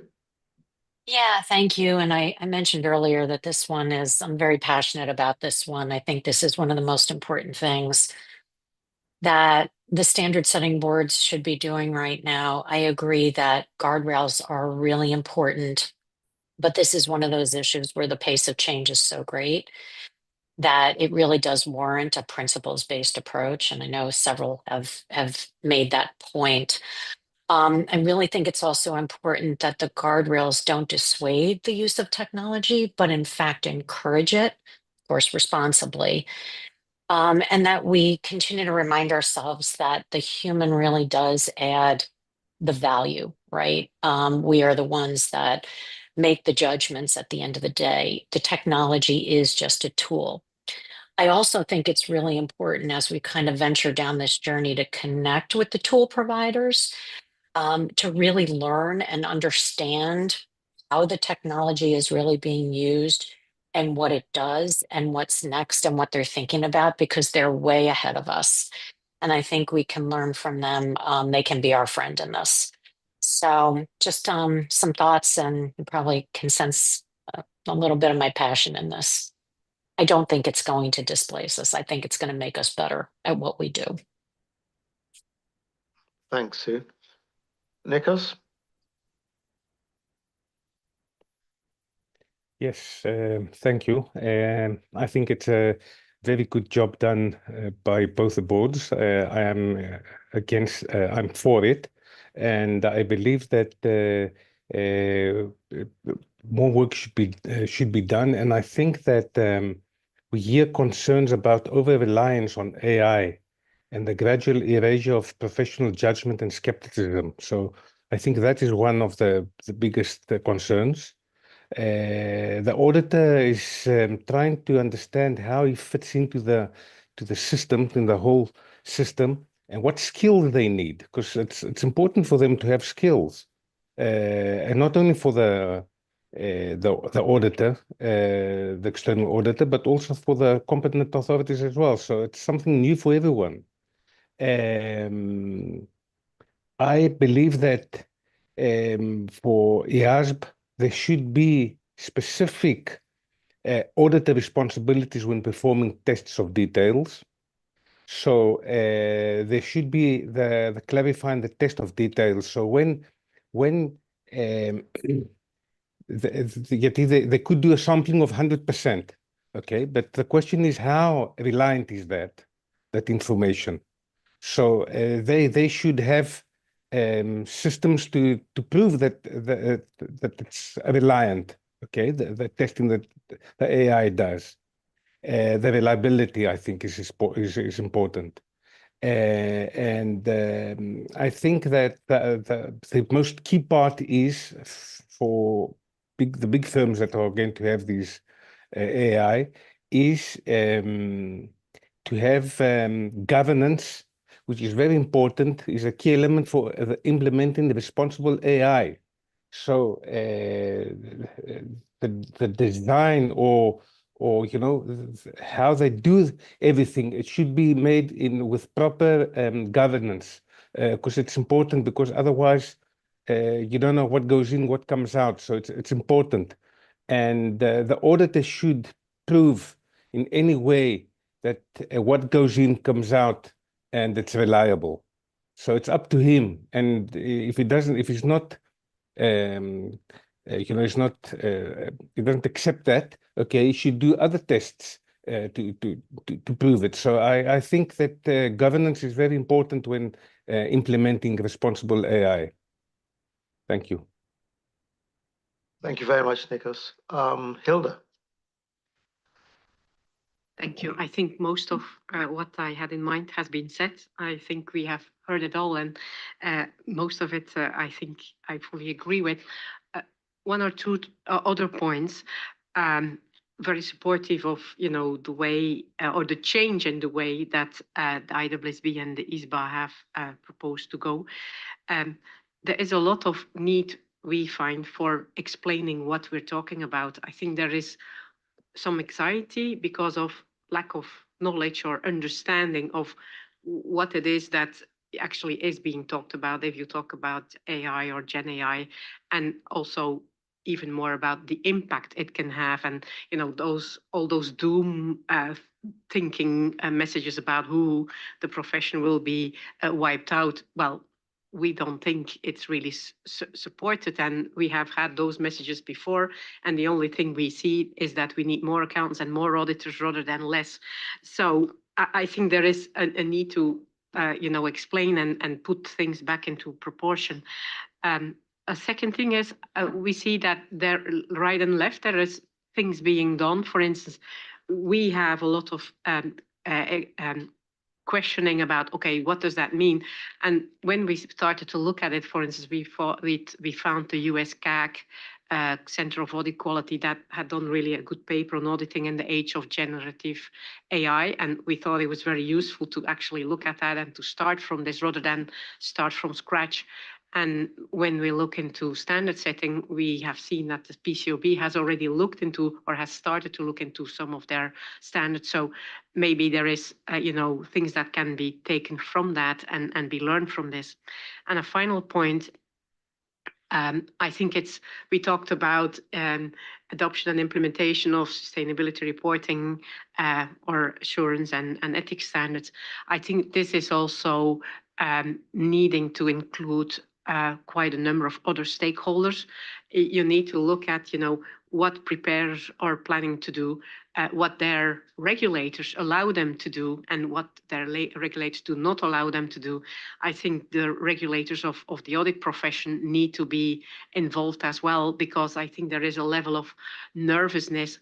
Oh, is my re-performance standard, is this up for grabs now? So I think there are different stakeholders that need to be involved in the discussion to increase their understanding, to also understand what guardrails, what prohibitions almost they would have in mind, so that this can be taken into consideration. Thank you. Monica, and James, just to put you on notice, it would be helpful if you could maybe give a perspective from the regulatory perspective, if you can, if you're willing to. Thanks. Personally, this might be a language issue. I'm struggling with this concept on role in setting guardrails. As an initial point, I agree with the comments of several years on being principles-based, because otherwise, with the variety of technology and the fast speed of technology, it would be impossible to have that covered. And I was just reviewing the slide, so IASBA with the technology-related pronouncement and some non-authoritative material and IAASB with this technology position.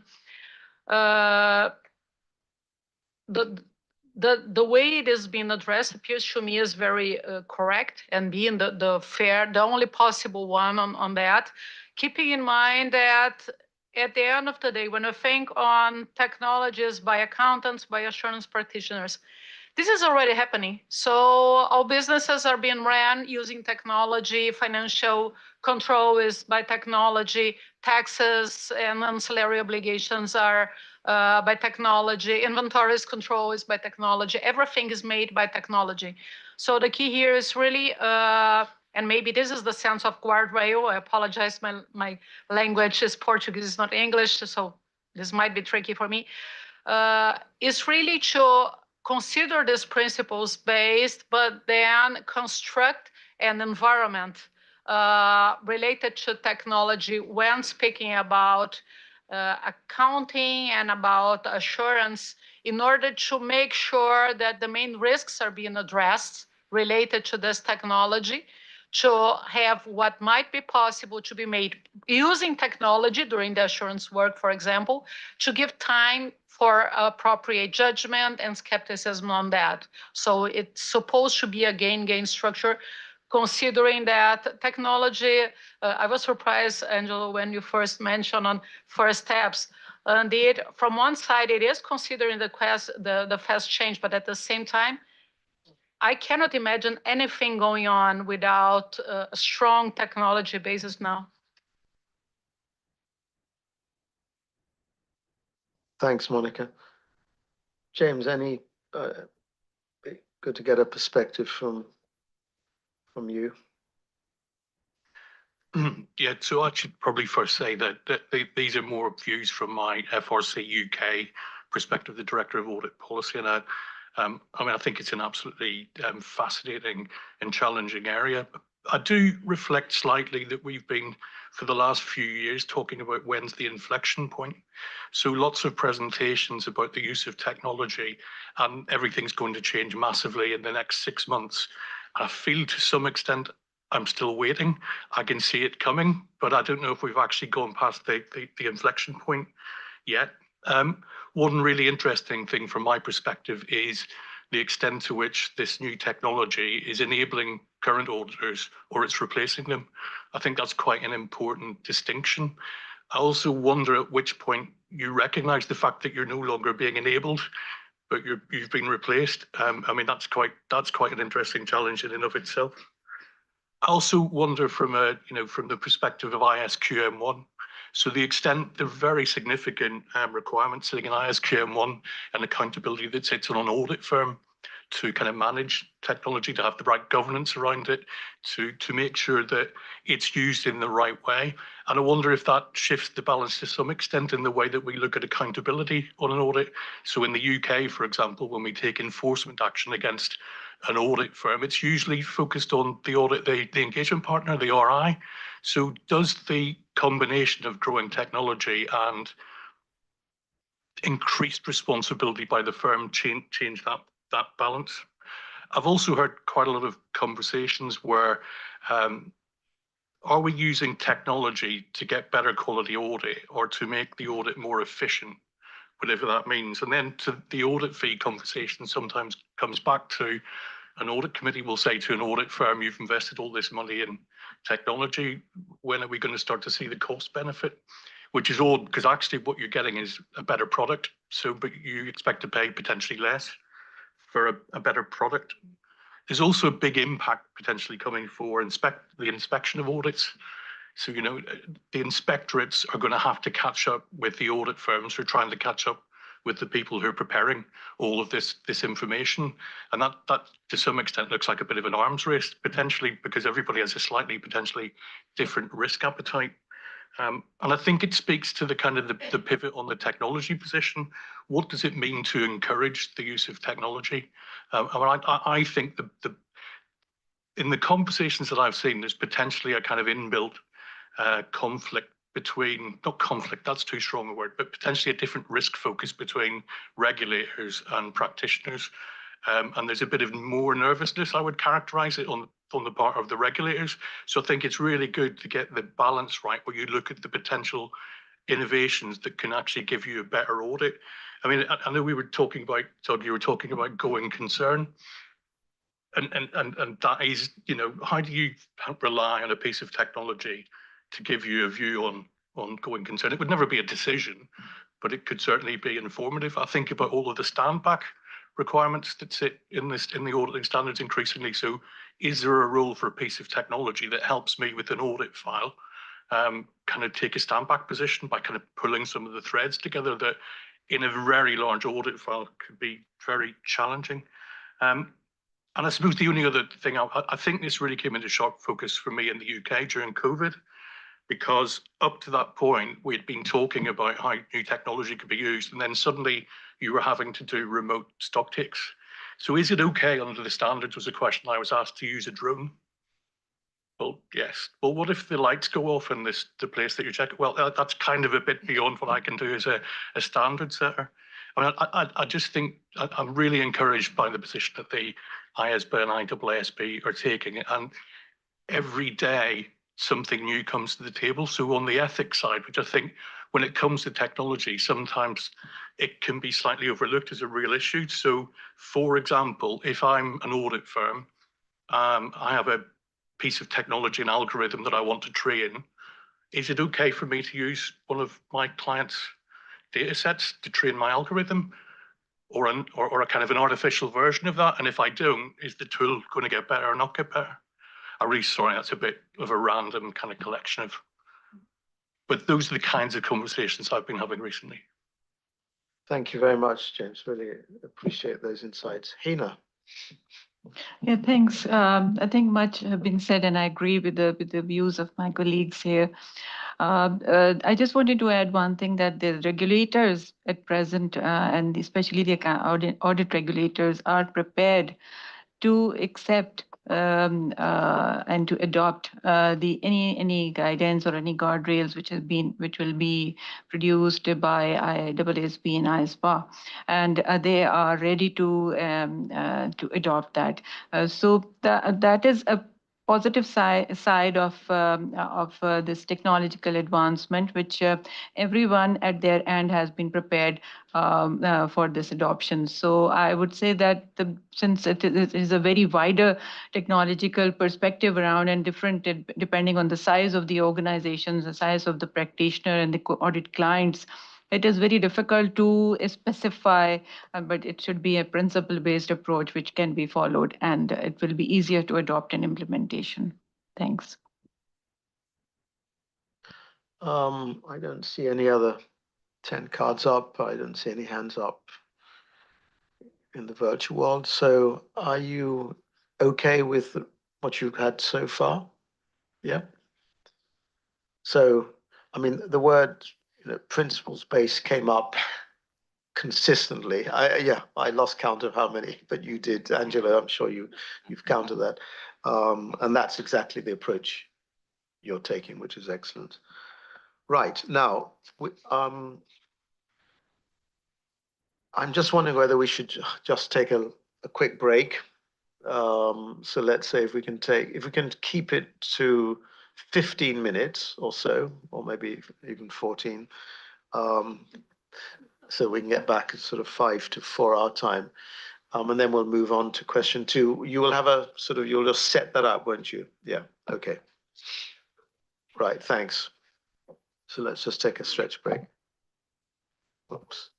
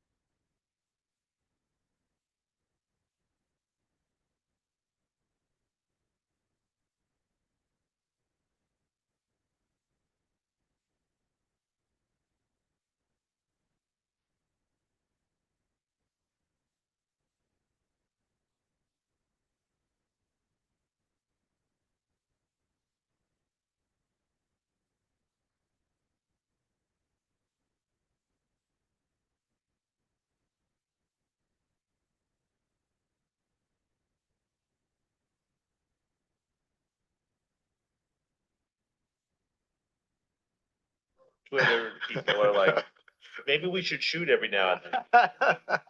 And, you know, and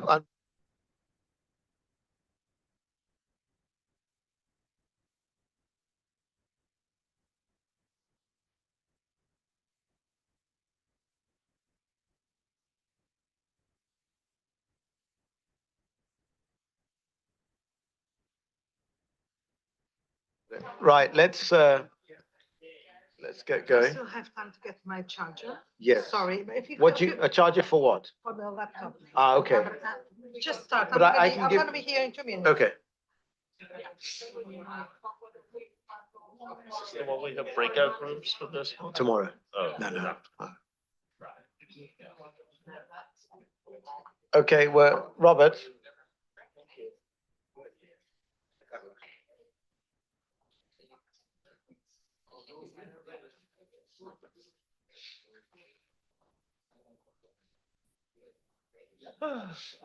Right, let's, no problem. It's the cat herding time Yeah, of the day. it is, yeah. It's never Let's the. herd these cats. Okay, we're ready to go. I think so. The plan is you'll make a quick introduction and then we'll take questions 2 and 3 together. Sorry, Jasper, right? Ah, there you are. So, Yes, that's the plan. I will introduce question 2 and 3, and then we can discuss those. So maybe just to see how this fits in all what we're doing at the ISSB at the technology related matters. So Angelo explained what the ISSB is doing with the technology position, what it encompasses, and like the activities in this area. So the next step is then executing the technology position. And one of the areas where we're doing this relates to the ISSB standards on audit evidence and risk response. Maybe a little bit of background here. So you may recall that the ISSB had a project on audit evidence. So this project started in 2019 based on calls from stakeholders that the audit evidence standard that we had needed to be revised. And one of the main reasons for revising the standard was the view that the standards needed to be modernized. And it needed to be modernized because, for example, there's a variety of new information that is available to an auditor and the various new sources of information. And many of these new sources of information are there because of developments in technology. It was also recognized that the standard needed to be modernized for the developments in technology more broadly. So this use by the entity, for example, of technology, and also the use by the auditor. So this is on the audit evidence standard. So we fast forward to 2022 when an exposure draft was issued for our new audit evidence standard. And stakeholders to this exposure draft and also to our strategy and work plan, they noted that many of our issues that we are seeing in our risk response standard relate to technology, and that our audit evidence standard was also addressing technology related matters. So therefore, stakeholders asked us to address all these issues at once. And they suggested to also have a broader look at technology. And that is why we've started the technology position and also an integrated project on audit evidence and risk response. So that is a little bit of the background on our project. So as part of the project that the ISSB is having on audit evidence and risk response, we're focusing on the issues identified related to 3 of our standards. So it's ISO 500 on audit evidence, ISO 330 on responding to risk of material misstatement, and then ISO 520 on analytical procedures. And ISO 520 was included given its close linkage to ISO 330. So these are the 3 standards we're looking at. So they are being informed by all the work we've done on audit evidence and also the work that now has been done on the technology position. So the project reflects an integrated approach to consider these 2 aspects. So one are the reference framework aspects related to the judgments about sufficient appropriate audit evidence, and then the performance aspects related to the design and performance of further audit procedures responsive to the assessed risk of material misstatement. So that's a little bit of the overview of the project. If we go to the next slide, which shows the objectives. But before we got to the objectives, we did a lot of information gathering. And the board also recognized that a lot of work was already done as part of the audit evidence project. So, and just to give you a little bit of a flavor of the information gathering that we've done. So we went back to previous consultations, like for example, on the strategy and work plan that we had before, also on our work plan for 2022 and 2023, and that gave a whole bunch of information. We reviewed inspection finding reports from regulators around the globe, and we did a lot of outreach. So we spoke to national standard setters, we spoke to auditors from like practitioners from Forum of Firms, but also the small and medium practices advisory group from IFAC. We spoke to regulators, so EVR, Standards Coordination Working Group, IOSCO's Committee 1, and also the European regulators of the CEAOB. Last but not least, but this is just like a short, like we did way more than that, but these are some of them. We also have a close involvement with the academics of the International Association for Accounting, Education and Research to get their views as well on the issues on the standard. So based on the work we've done, we identified 3 key objectives for this project. The first objective is supporting the application of professional judgment and professional skepticism. So the audit evidence and risk response standards, in my view, they're key standards to drive audit quality. And therefore, it's also an important area where the auditors use their professional judgment and maintain an attitude of professional skepticism. I just generally, when I talk to others, I compare this to this kind of the engine of the car. This is, yeah, you don't see it directly as the outside, but it is a very important part of our auditing standards. Then the second objective relates to promoting consistent practice and audited behaviors by facilitating effective responses to risks of material misstatement. And this includes focusing on strengthening the auditor's work on internal controls. And we'll talk more about internal controls as part of question 4. And then the third objective is to facilitate the auditor's use of technology and, where appropriate, encourage it. So this is, of course, in line with what Angelo just told on the technology position, but we also need to recognize that we need to maintain the standard scalable. As like for some audit engagements, auditors use very enhanced technological tools, while for others it's less, the more like more basic tools that will be used, like for example Excel. So we have a lot of on this last objective to focus on that. So we identified a few issues on how technology may impact the way audit engagements are performed and how audit evidence is obtained. Like I won't go through them in detail because we're interested in your views on how the audit of the future may be impacted by technology, and I recognize it's already touched upon a little bit by the previous question. Just to give you a little bit of an idea what we identified so far. So we know that the increased use of technology by entities and auditors, and they highlighted the need for more authoritative material in our standards relating to the auditor's use of technology. And I think there's also another area where we identified is that there's insufficient clarity regarding the design and performance of audit procedures when using AT&T. And then with AT&T, I mean automated tools and techniques. Then the third issue, which links to question 3, is the categorization of audit evidence gathering activities. And Anna will talk a little bit more about that. Thanks, Jesper.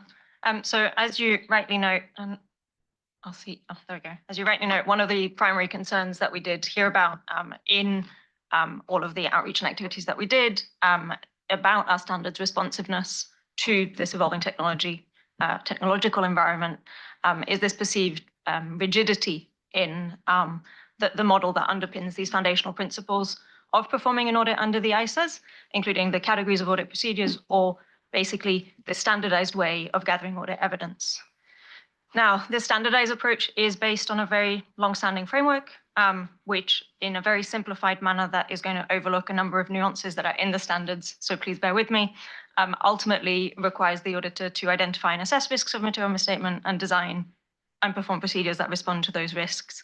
And those procedures that respond to risks are focused on either evaluating the entity's controls or substantiating recorded transactions and events and activities of the entity.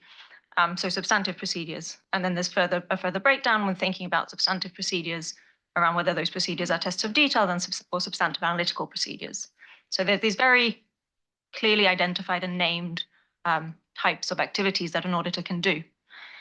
And at the same time, we're very aware that technological advances and new software solutions that are being created and that exist in the marketplace and are being used already are making there be some creativity, I would say, in practice in the procedures that are designed and are making auditors think about how those new and creative ways of working fit into this very standardized way of gathering audit evidence. So part of the project is looking to necessarily engage with thinking about what the risks and opportunities would be of potentially looking to change the standardized nature of audit evidence gathering activities.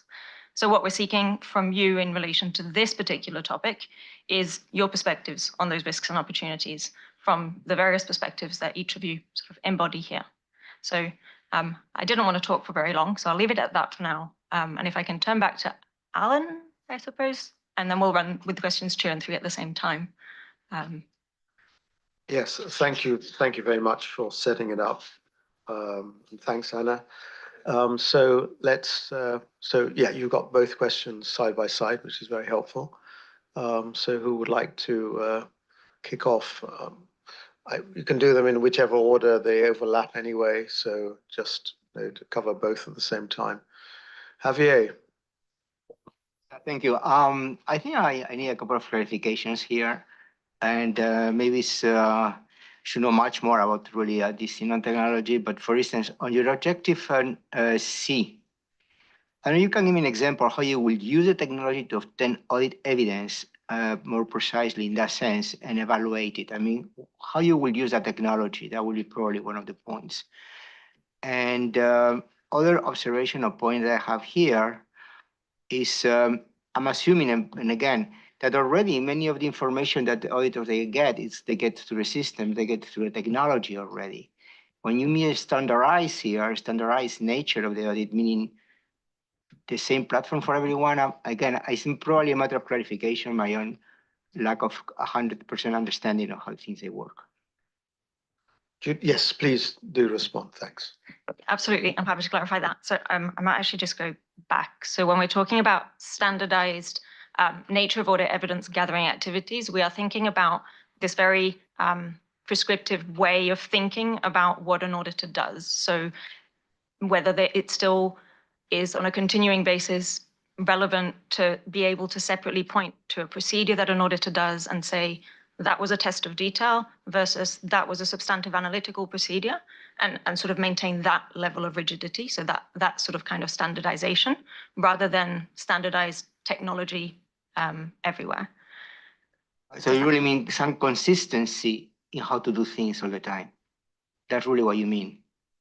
It's correct. I mean, they're being consistent with the same procedure. That's really what you're saying. Yes. It's not standardizing for everybody the same. It's being consistent within each company or each firm.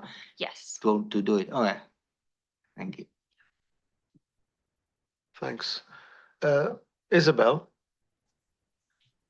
Thank you. I think I'm going to be mixing the two questions and possibly taking a different angle, because when I was considering these questions, so the first question that came to mind for me was, and I think we've touched upon it in the earlier discussion, which was the impact on professional skepticism.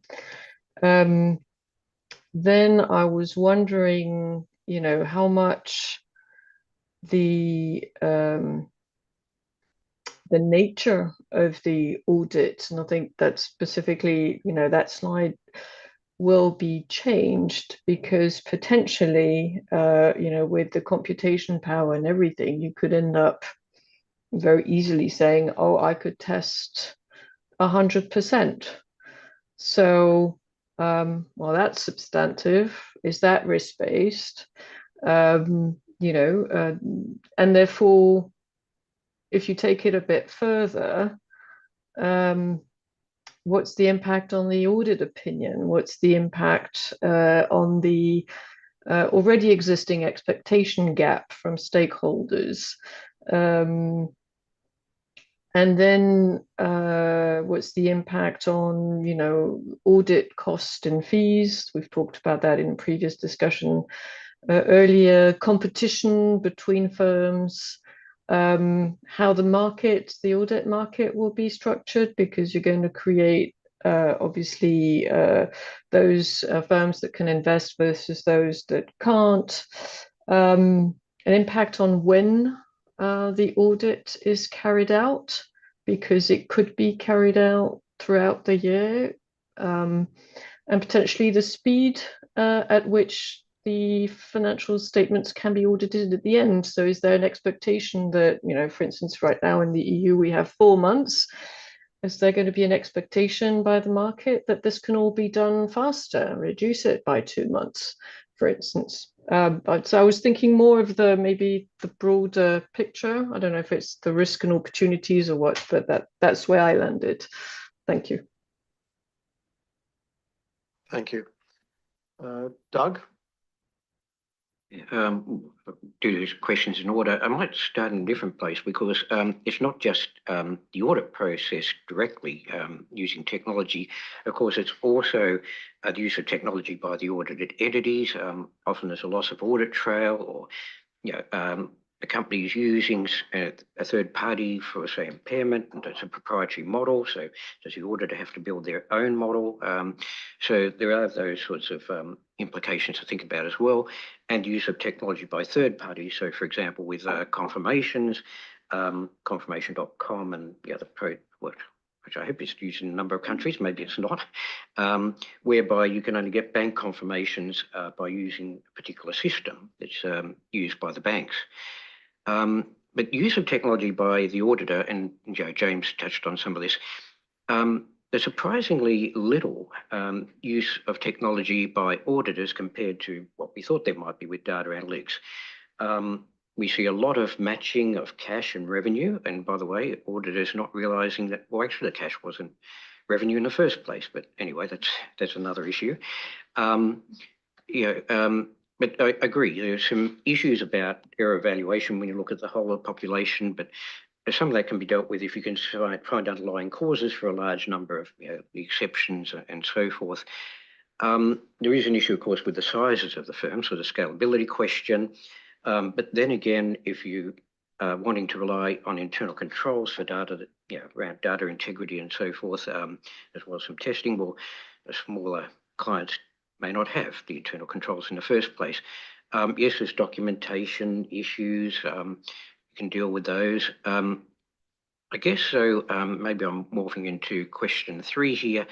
I appreciate there's some questions about what is test of detail and what's a standard of testing, and I think people have coped with it. Maybe we need some changes to standards, but then I think about, well, for many decades we've had proof in total.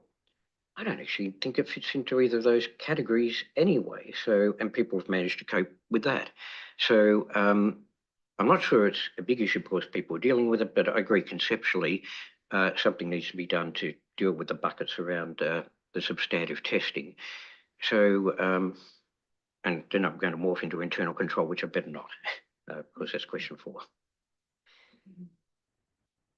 Okay. Hilda? Thank you. I might go this high with my question, but in Europe, we have something which is called the DSA, the Digital Services Act, which basically establishes a set of responsibilities and a transparency framework for providers of online intermediary services. And there is mandatory assurance, actually reasonable assurance required on that. So when I put that into this context, actually, the question is the subject matter of audit. We have talked about financial statements for a very long time. We are now starting with sustainability reporting as the subject matter.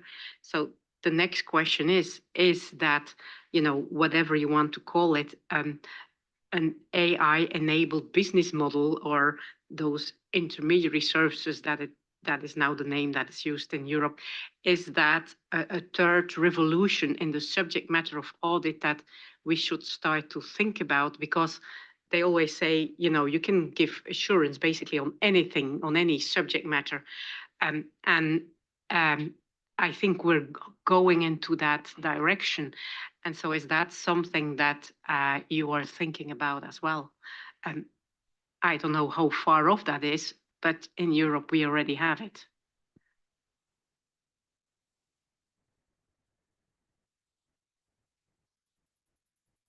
Thank you, Alan. So as Anna mentioned, if the standard become less prescriptive, so it means the division between risk assessment and risk response become vague. I think it's very important to make sure whether sufficient appropriate audit evidence has been really obtained or not. So certain kind of like framework needs to be developed, and also the documentation is really important, which like specifically document why the supervisor think that sufficient appropriate audit evidence has been obtained. So I think that's something very important. And also, let me like move on to the next question, which is the risks and opportunities. In terms of the risks, there are certain specific risks. One is black box. So the use of technology can become black box and it can negatively affect audit quality.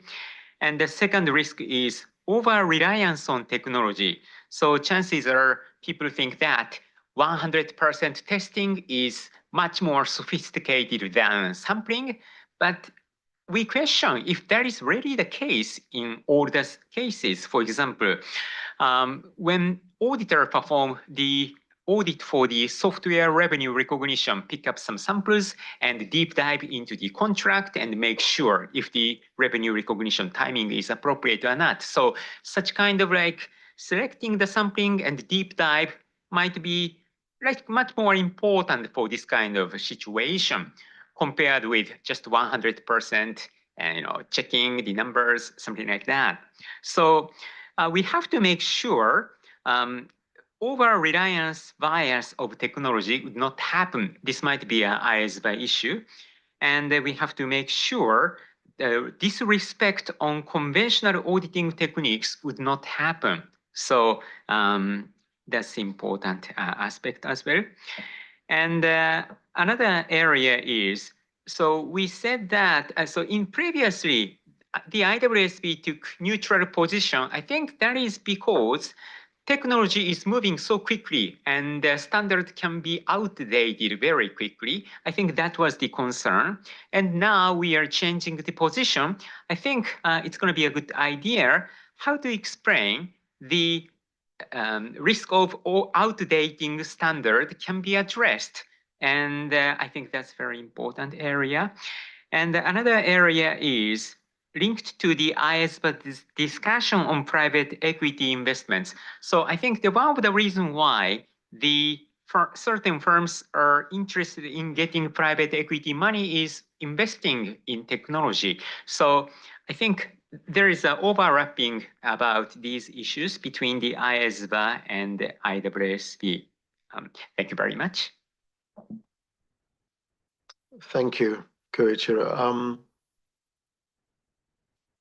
Anyone online? First of all, let me just say hi to Willie. Sorry, I see you've joined us. I hope everything's fine at home. Yeah, thank you, Alan. Thanks. Jose. Thank you. And this is my own experience. When we introduce or when we use technology, usually the board or audit committees or other stakeholders think that everything is complete, that the job is highly recommended and the scope is 100%.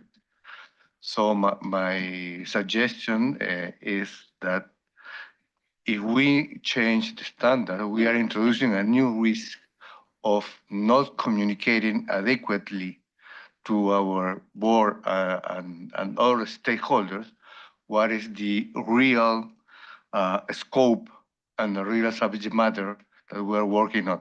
And I give you an example. Usually we have to test, or we used to test, if our computer fails, we have to have a backup. And we test it, and somebody has to test if it works. But in the reality, you never shut down the computer. It's in an environment, you doing something, but you never shut down the computer. But the board understand that you shut down the computer, and the second one start to work. This is a bad communication. That's the risk that I am trying to explain to you.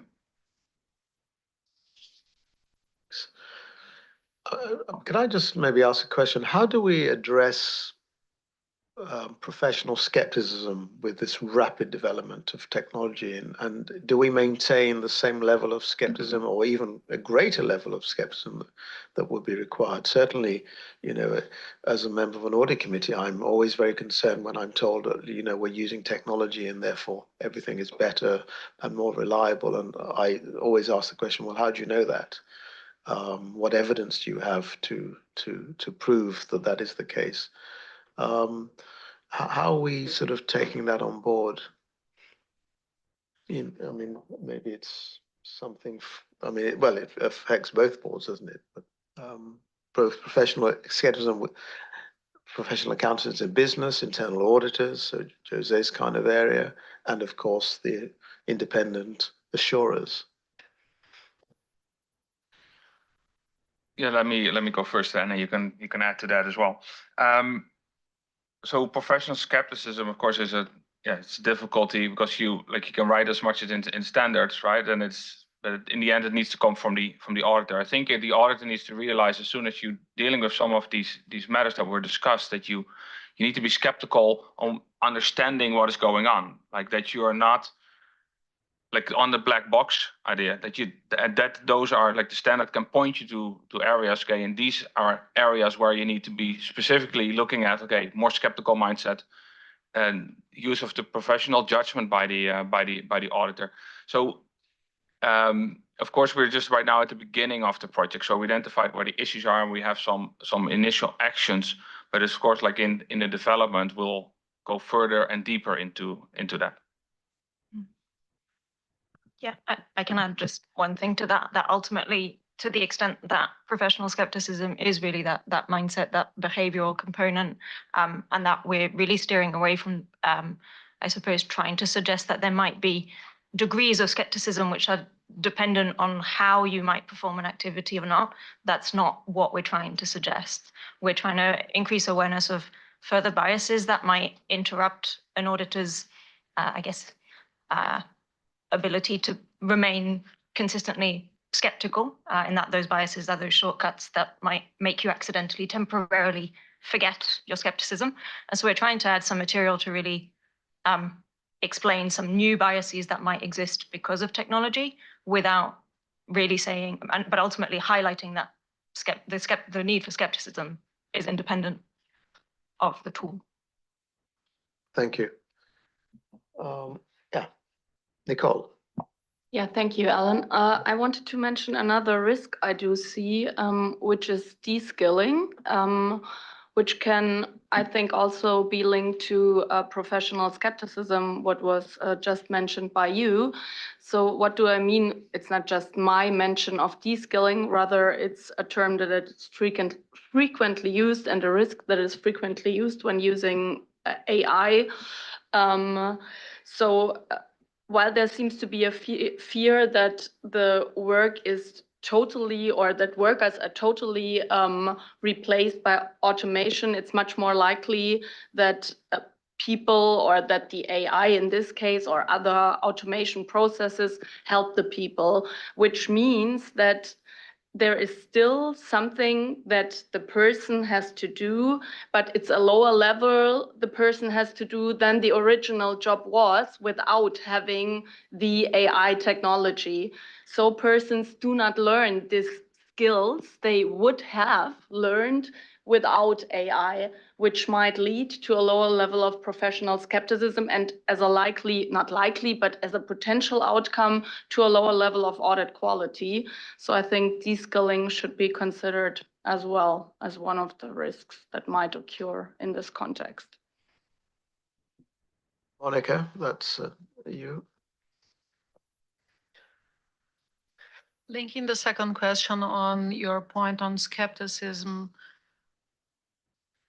potentially one aspect is obviously experts will be needed. So is to make sure that standards are covering properly the level of responsibility and the ultimate responsibles during the activities, not only on specific tasks, but in the process as a whole.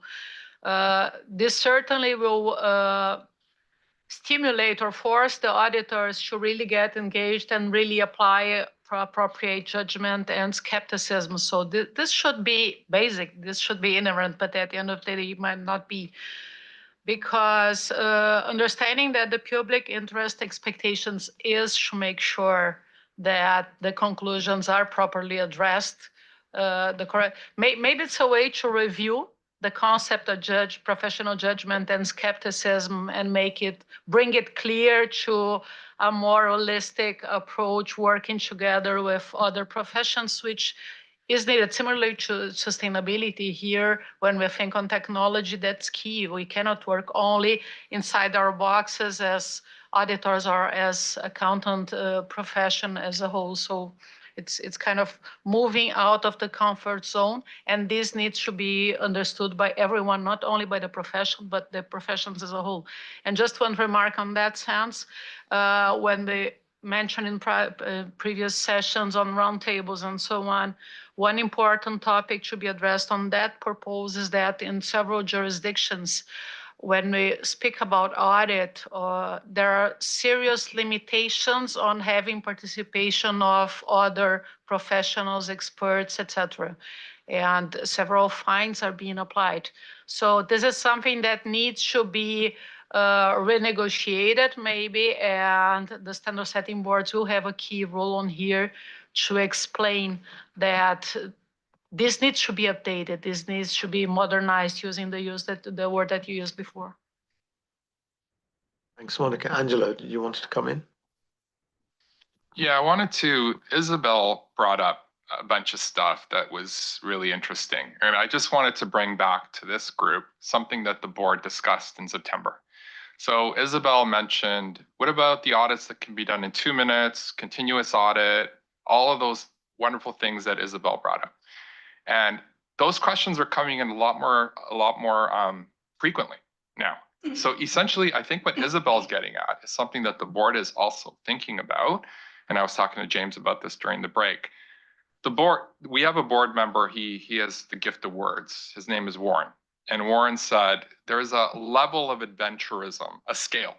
And on one end of the scale, we look at the standards as we have them, and the fundamental principles, concepts, and pretexts that underpin our standards remain valid today. So it's sort of like a little bit getting back to Jasper's and Anna's standardized approach. You got this is the way you do it. But what happens when the technology starts to do what Isabel was suggesting that may be possible even today, where you can flip a switch, attach something to your client's information system, and you can do this in a split second? Or does that cause us to question everything within the standards? So those are the two ends of this scale of adventurism.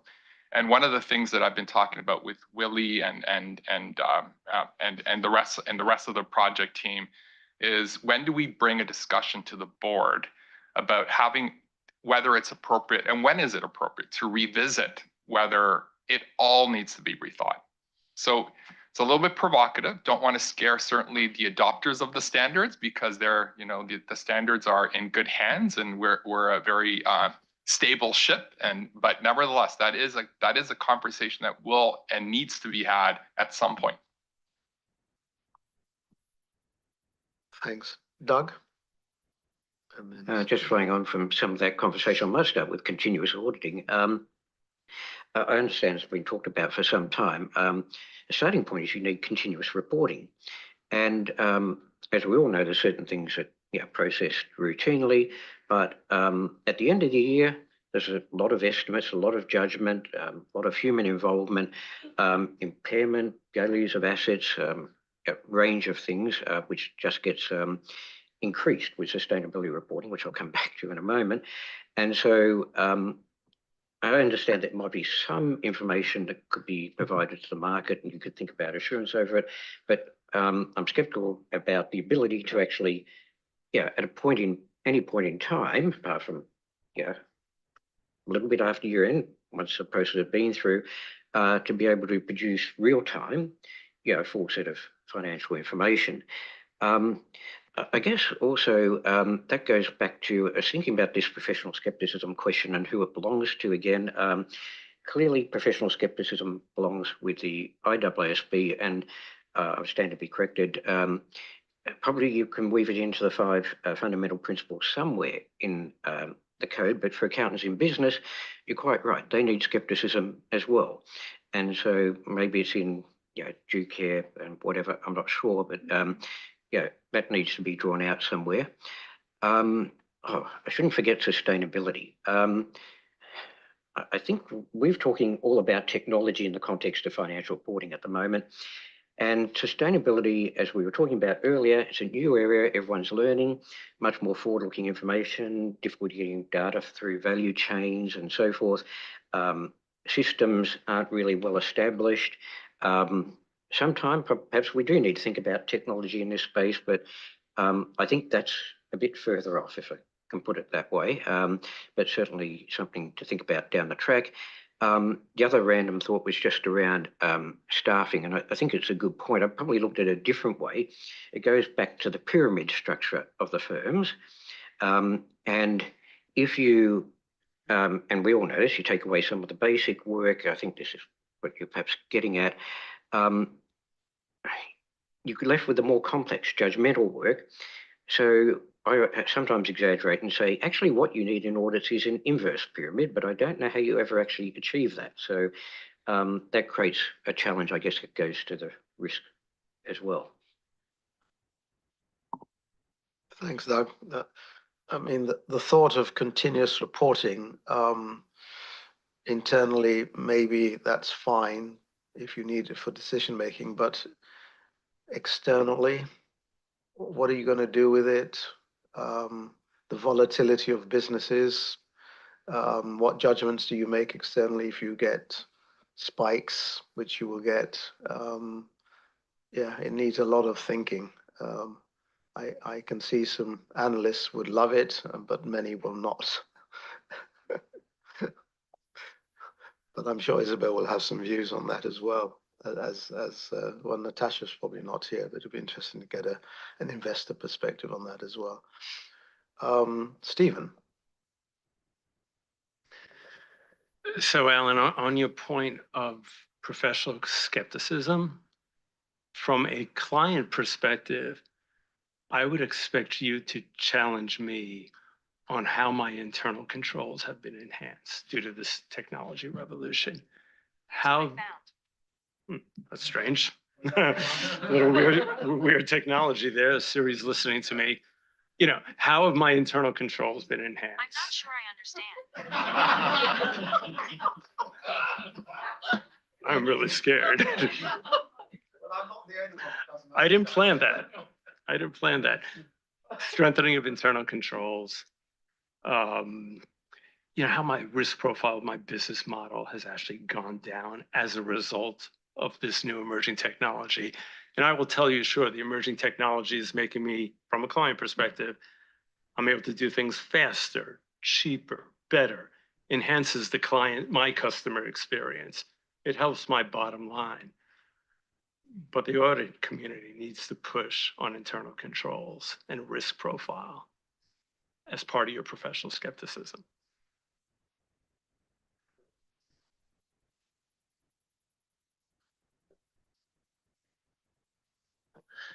Yeah, just to comment on this discussion on professional skepticism.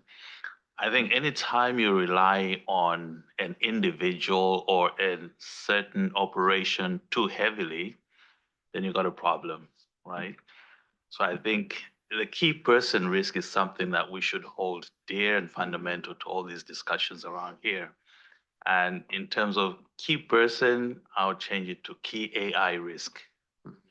We need to be able to understand as auditors what is going on. If you cannot explain it, then there's a problem.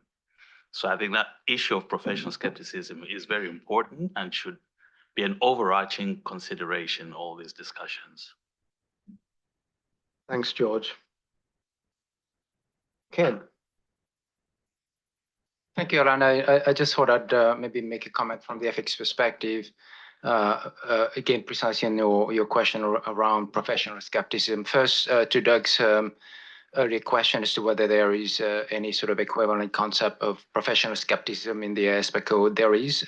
It is called inquiring mind. It is a requirement in the application of the conceptual framework. We don't use the concept of professional skepticism in the code precisely to avoid confusion with the auditing concept of professional skepticism as it applies to auditing and the auditing process. But we have a requirement that applies to all professional accountants, including auditors, in basically complying with the code. And what essentially this does is really to put accountants on notice that anytime they are performing a professional activity or a professional service for that matter, they have to really have that inquiring mind and not accept information at face value. But coming back to your question or maybe your point, Alan, about the implications of technology and professional skepticism. I mean, one potential risk I see is that in using technology, and especially in using AI-enabled tools, the auditor might, or at least the auditor's acuity might be blunted through the use of that tool on the assumption or on the basis that the tool is unquestionably correct in terms of the evaluation it carries out. And therefore, there isn't going to be such a motivation, perhaps, to ask the right questions. You know, if you run a data set, for example, a population that you're testing as part of your audit procedure, and you run this through the AI tool, and you get the answer, and everything is correct, you know, there might be an inclination to just go ahead and kind of accept this as essentially your audit evidence. And what the code in fact speaks to is the ability of the accountant to be able to explain how the tool, the technological tool, has carried out the work that it's been asked to do, and for the accountant themselves and therefore the auditor to be able to explain how the output of the technology has been derived, so that there is going to be at least on the receiving side, whether it's the client or the audit body who has to make the final judgment and conclude on the audit, that there is going to be a level of credibility as to the output of the technology. So there is that sort of tension between using technology that can be trusted because it's been tested and the algorithms and so forth have been properly evaluated, and therefore the tool can be accepted as being a reliable tool. But on the other hand, if it is, as we've discussed, it is a black box, that does raise a number of questions as to whether, first of all, the auditor is, as I say, is going to be able to ask the right questions, and importantly, be able to explain how they have carried out the procedures and obtained the evidence to support their expression of the opinion on the financial statements. So there is a very real question on the impact on professional skepticism on using those tools. And certainly the code speaks to that the very issue from the perspective of threats to the accountant's professional competence and due care, objectivity and integrity in carrying out the work. Thank you, Ken. That's very helpful. No, that's, yeah, James. If I can just share an observation that we get often very concerned about what's, do we promote, do we adopt, how do we audit this new environment? I guess I grew up in the use of the generally accepted auditing standards. That it's what gets you to a certain level of comfort, right? And that I think about the profession, I think about the marketplace, and I think about litigation. And our standards get you to a certain level on a uniform basis. And time again, I think when things become more difficult, people will come back to the standards and say, this is the benchmark, this is the best practice, this is GAS. And I've complied, I've adopted. And I think when we come to this element, a lot of GAS is exactly this: existence, validation, reliability, accuracy, all of the assertions of built up at the account level, and that relies heavily on what auditors do today. And I think, I guess I'd challenge that we as standard setters have the responsibility to get GAS right. And when I think about getting GAS right, I think that we're in a paradigm shift where we will have a digital finance function. We'll have a digital audit. And I don't mean technology or AI, I mean digital. And in that respect, I actually think some of our GAS, some of our procedures that have fallen out of need in the past, right? So we don't really look at existence. We don't have observation anymore. We don't do inquiries. I think some of those techniques where it says you're in the marketplace, you're speaking to customers, you're dealing with your contract agents, you're getting data sources outside of the digital finance function. And I guess that goes to corroboration, it goes to skepticism. So I just challenge whether there may be some old school techniques, we might want to call it, that we will have to rely on in a digital age. And I think the profession, has a valuable opportunity where you are connecting the non-digital with the practical and using that as a source of evidence. So I tend to kind of think about what is our GAS of the future. Some of the items that we have in terms of audit procedures, I think some of them are relevant. I think others will have to diminish and maybe discount. I think that's the challenge of the standard setter. Thanks, James. I just want to link that with Nicole's point about de-skilling and, how do we make sure we also re-skill, because we'll be doing different things and probably doing them differently. And the old skills we had won't necessarily allow us to be as professional in today's world than we would have been in the past. Yeah. Okay. Sort of maybe just turn over to Jasper. Anything else you want to get out of, because I'm conscious we have one more question. Yeah, I think given the time, let's go to question 4. I think it's probably a topic where we'll spend some time on as well. Okay. Thank you. Okay, thank you, Jasper, and thank you all of you for all of your input so far. I'm quite excited, especially based on all these contributions, to hear your views on the next topic, which might seem like a little bit of a shift in gears and a touch removed from technology. I'm sure I can think about a technology angle here, because to the extent that, like Stephen mentioned, it is being asked against a backdrop of entities increasing their use of technology and changing their control environment alongside that. But I'll accept that might feel like a bit of a stretch.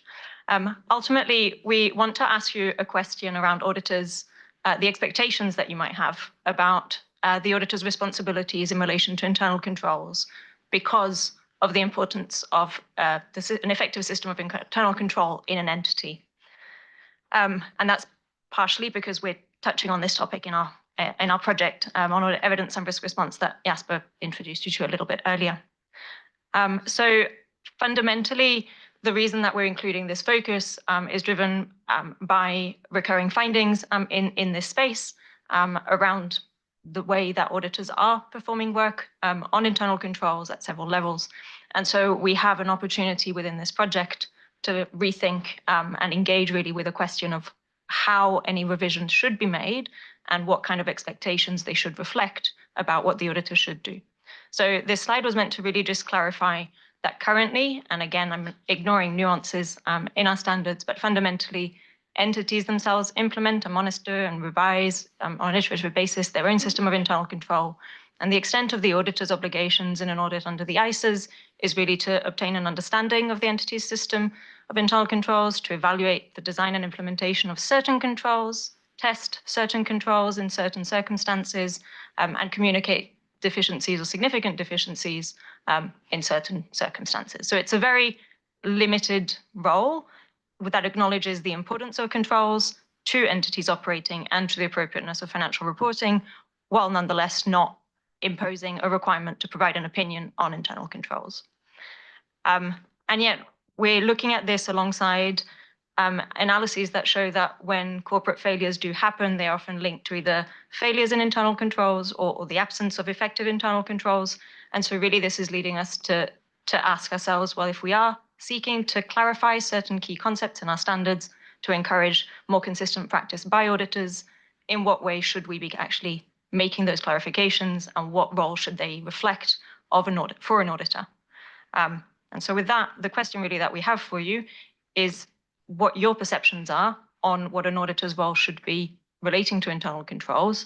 And we'd particularly like to hear what you think limitations to what your ideal role that you might see for an auditor might be, or opportunities to extend the role of the auditor. So I'll pause there, and Alan, if I...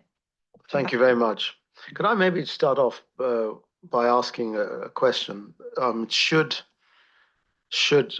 here you're talking about the assurance provider, not the internal auditors, I assume, although we might talk about what is the role of internal audit as well. But should the auditors have any responsibility for designing / implementing internal controls in a company? So that would be a more expansive version of the question than I think we necessarily had in mind. But certainly we'll accept any answers that you do have. And if that is a angle you want to look at, that would be there. Well, I only asked that in the context of, you asked what should the auditor's role be, and maybe we should also answer what should it not be. Absolutely. And we would love to hear sort of the boundaries of that role. So yes, but to answer the first question, it is in the context of external audit. Right, thanks. Okay. Thank you. Nothing changes even at 4:49. We go with Doug first.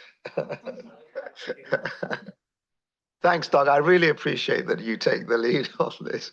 I'll go first. No. I might be I know preempting Ken's Ken's up, but yeah. So on independence. The auditor's role in designing the systems and controls and so forth. I would have thought that's a self-review threat, auditor independence issue, and Ken will correct me later. But so I thought that one was fairly straightforward. Many ways to approach this. I don't think we're necessarily talking about a SOX regime. Maybe we are, but I guess my observation would be what I hear from North America is, Sarbanes-Oxley has been good from the point of view that the improvements in controls have led to improvements in reporting, which has also facilitated the audit process. I guess an observation from the Australian market was that the adoption of Sarbanes-Oxley regime was considered 2-3 years ago. It's sort of been parked because with sustainability coming in, it was felt, well, there's a cost associated with Sarbanes-Oxley. The market needs to prepare and everything else for sustainability reporting. Same with digital reporting, by the way, even though I thought digital reporting fit well with sustainability. But anyway, so it might be something that's for the future in a number of markets. But more generally, expectation gaps is an issue, but I might start with inspection findings, and I'll try not, well, perhaps I will cross over into the regular so for a moment.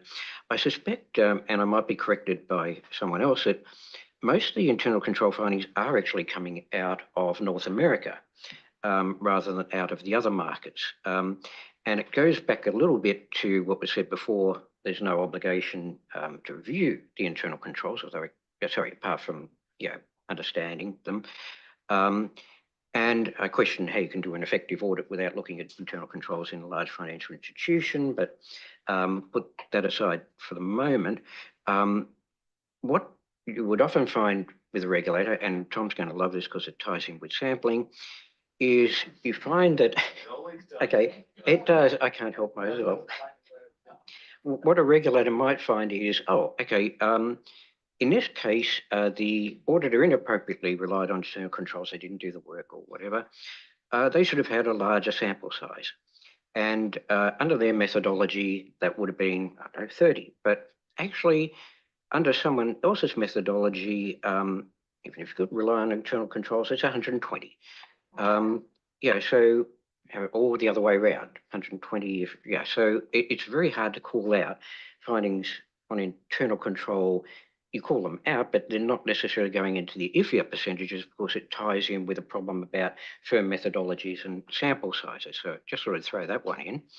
But look, I do think internal controls are important, and yeah, auditors should be, to the extent that they can look at internal controls, it's going to assist in the future because you end up with better systems processes that will make it easier for the auditor to rely on those, reduce substantive testing and so forth. So in the end, it's sort of a win for everyone, but you can't actually mandate it. I guess I'd just say for the larger financial institutions and so forth, though, yeah, guidance or something along those lines would be quite helpful. I guess the other thing too is it goes to the clients as well, the audited entities, and how sophisticated they are. And because at the small end of the market, you're not going to have the same level of controls. But the other thought is to the extent you're using, we've been talking about technology and data, you want to be able to rely on general controls and to some extent application controls in terms of the quality of the data that's going into some of these models as well.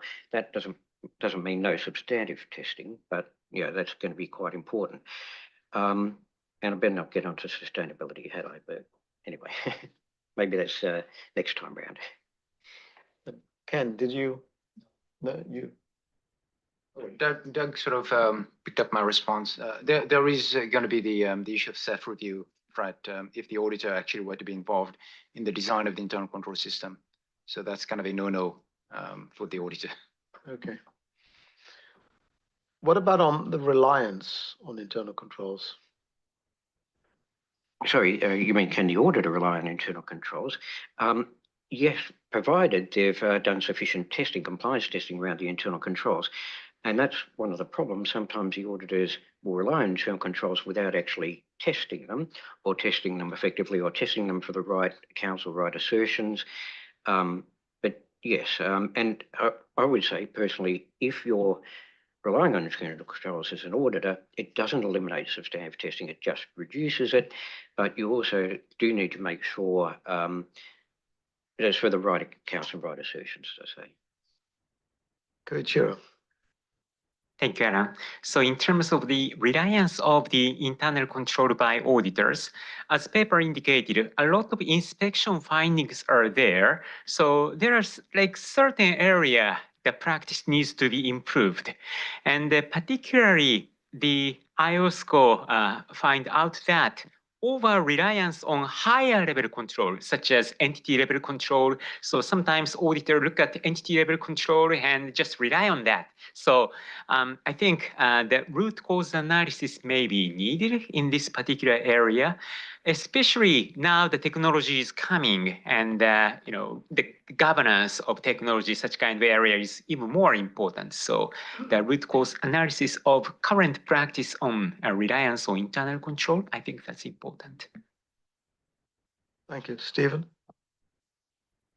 Yeah, just on the provocative question, Ellen, that you laid out, I mean, I think the expectation is for the auditor to not design those controls, but to test the client's controls, rate the client's controls in terms of effectiveness, challenge those controls, and suggest where improvements are warranted. I mean, a well-controlled organization, end quote, well-controlled, should have an effective program of 3 layers of defense: business owner of the activity, risk and compliance, and lastly, internal audit. They spent a lot of time, those 3 layers of defense, lines of defense, on ensuring that the controls are adequate to be tested and challenged by the auditor. I don't want to be provocative, but I mean, this sounds fine for large entities that have got the capabilities, the scale to do that. But when we get into the small and medium-sized organizations, does the role of the auditor change in any way? Yeah. Fair point. Monica, I was probably, you might be referring to SFPs here and SMEs, maybe. When we think, first related to the question on the role related to internal control, I don't see, in terms of concept, huge differences in relation to what already exists. So it's about understanding the entity. This is a technical reference, and then understanding the entity, the environment, and the controls maintained. So from one side, this is not changing independently of having technology or not. What might be discussed is whether additionally to understanding the internal controls, an audit on the internal controls, or as it was mentioned here on testing and challenging the internal controls, should be added as part of the audit procedure. Certainly, this is something that would add value and reduce significantly the risks of the audit. But when we focus on small and medium entities, certainly they wouldn't have formalized internal controls. So it would be tricky in relation to not designing for them on that purpose. In practice, what happens in this case is frequently to discuss with an SME client, okay, let's not start with an audit, let's start with a specific procedure, an AUP or something like that, or advisory, then to construct this mindset inside the small entity, because internal controls might exist independently of the size of the entity.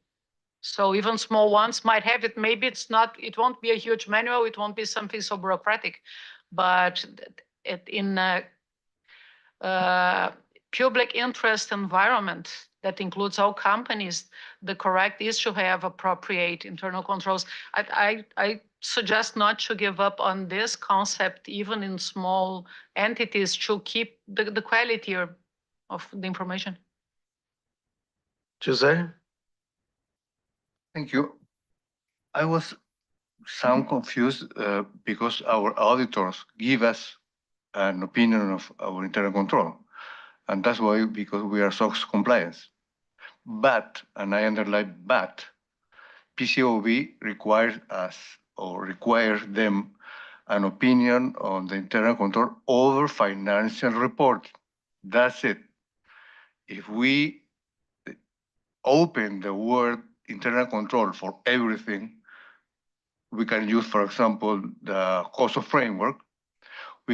We should take controls over operations, internal and external reporting, compliance. And this is a huge work. According to the last productivity documentation that I read, the medium number of controls for a SOX compliance company is 800. So for a medium and small company, it is impossible. This is my view. Large number, but of key controls, 800? 800 for SOX compliance. Wow. It's the medium, the medium, yeah. Okay. No, not the average, the medium. Interesting. Right.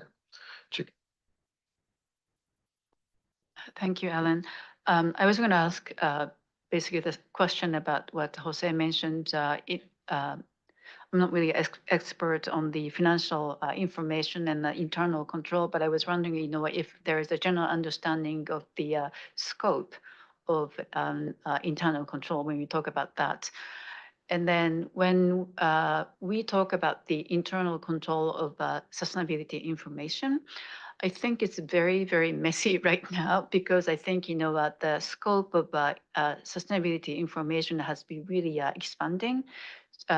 we have a kind of a common currency of a CO2 with regard to the climate change, but then we don't have a currency for biodiversity. But then now I think many companies are really looking into human rights, human capital, also not only within the company, but then in the value chain. So how much, when we say internal control of sustainability information, we are not really sure, how far we are supposed to have a control over the information. So maybe I think, it would be, I think, we would probably need guidance about the scope of the internal control if we are going to have a kind of expanding the responsibility of the auditors to that internal control. Good point. Ina? Yeah, an interesting discussion on internal control we are having, but we also witnessed the recent example of an incident of a tech company where an auditor is resigned without concluding the audit. And if we see that for the last 20 years, the previous auditor was there for the last 20 years, and there was no such observation noted. And after the change of auditor after 20 years, this observation has come up. So we need to see and we need to analyze that where we are and what the responsibilities are for the auditors and how internal control, and we see the public interest, the 30% stocks down immediately after that. So that is the public interest, how we are protecting and about what actions are required to curtail that kind of incidences in future, because we have been doing so much work, so much controls and so much discussions and initiatives and a lot of standards coming up. We are implementing, we are adopting, we are doing a lot of things, but still things are happening. And these kind of things we need to see that what further action or what further areas we are focusing on to control that. Thanks. Yes, thanks. I read, I think it was late last week, that with an auditor rotation, the auditor was appointed and resigned after about 3 months or something. Again, long association with the previous auditor, and suddenly things were not as they should have been, or not known, or whatever. So maybe sort of the audit directive changes on audit rotation was a good thing. I don't know. I'm not expressing an opinion, but that can highlight a few things which were not known previously. Jose, is that a new card? No? Okay, fine. Right. Jasper? Yeah, thank you, Alan. Like I just more what we're also thinking of, it came a little bit in the discussion as well, but so when do you really need to test controls? And then of course, focusing on for your financial statement audit, when do you need to test controls to obtain sufficient appropriate audit evidence? And of course, we know the examples from like a bank, where everyone would say, yeah, you need to test controls. But I think with technology, moving it, like the developments in technology, you'll probably get to more instances where you might need to test it, that you cannot go around it anymore because the systems of the client are so developed that you need to test nest controls. And I think this will could impact more likely first the bigger entities, but I think it's not really size related. It's really depending on the nature of the business. It could be relatively a smaller entity that's using very advanced technologies and you cannot audit around it anymore. And I think this is one of the things we'll be looking at, like in helping auditors to make the right decision. Like when do you reach the point that you think, okay, I cannot do this only substantively, I need to do more around it. So that's like a little bit of the area we're also where we're looking at with this project. But are you okay that you've got enough input to sort of help you navigate your way going forward? Yeah. Or is there another question that you would like to ask to tease out anything else from this? The main reason why I made this comment is to explain a little bit this in the sense of this project and to a little bit where we're looking at, also to clarify, given the broader discussion that's been going on. Okay, good. Right, so, it's just gone 5 o'clock. It's been a long day, and when I look at Isabel and Claes there, it's like, if I'm not mistaken, it's probably just gone 11 o'clock your time. So really appreciate that you've stayed with us for the whole day. Because I'm sure before you joined us, you were already working, and I see Conchita now. I don't know what time it is for you, Conchita. It must be sort of after breakfast time. So you've obviously not had any sleep. If I may say something, it's Please do. 6:06 in the morning. My goodness. 13 hours ahead, you're right. I would just like to make a comment or an observation that reference on the reason for being of the international standard setting bodies. One should always remember that the standards are principles based. And also another important thing is that as far as the role of the external auditor is concerned, one should always keep in mind the professional judgment that the auditor yields. Therefore, these are key reference points, and irrespective of the impact of technology, those reference points, I believe, should stay. So you deal with massive data, you deal with technology that enhances the processing of this data, professional judgment stays, and principles-based standards remain. Thank you. Thank you very much. I mean, I think you've nicely summarized what we've been talking about for the last several hours. So thank you very much, Conchita. Right. So I don't know if Gabrielle or Tom would like to make any closing remarks today. Probably, no. We'll do that tomorrow anyway. I'm gonna wish our Zoom callers good night and have a nice rest. And thank you for being with us all day. Good morning.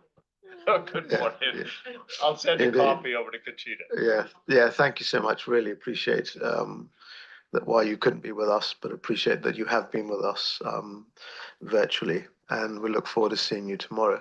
So what we're going to do now is we're going to break. I know sort of 1 or 2 people need to rush off anyway. And on the 6th floor, we've got some drinks and snacks. I haven't checked the quality, so I can't tell you whether it's worth going up or not, but you can discover that yourselves by going upstairs. So see you upstairs in a few minutes. And thank you very much to the team for setting us up and the discussions we've had today. Thank you. Thank you. Okay, bye-bye. Tomorrow we start at 9. Yeah. Yes. Yeah. So we're done with technology. Yes. We're not done. Well,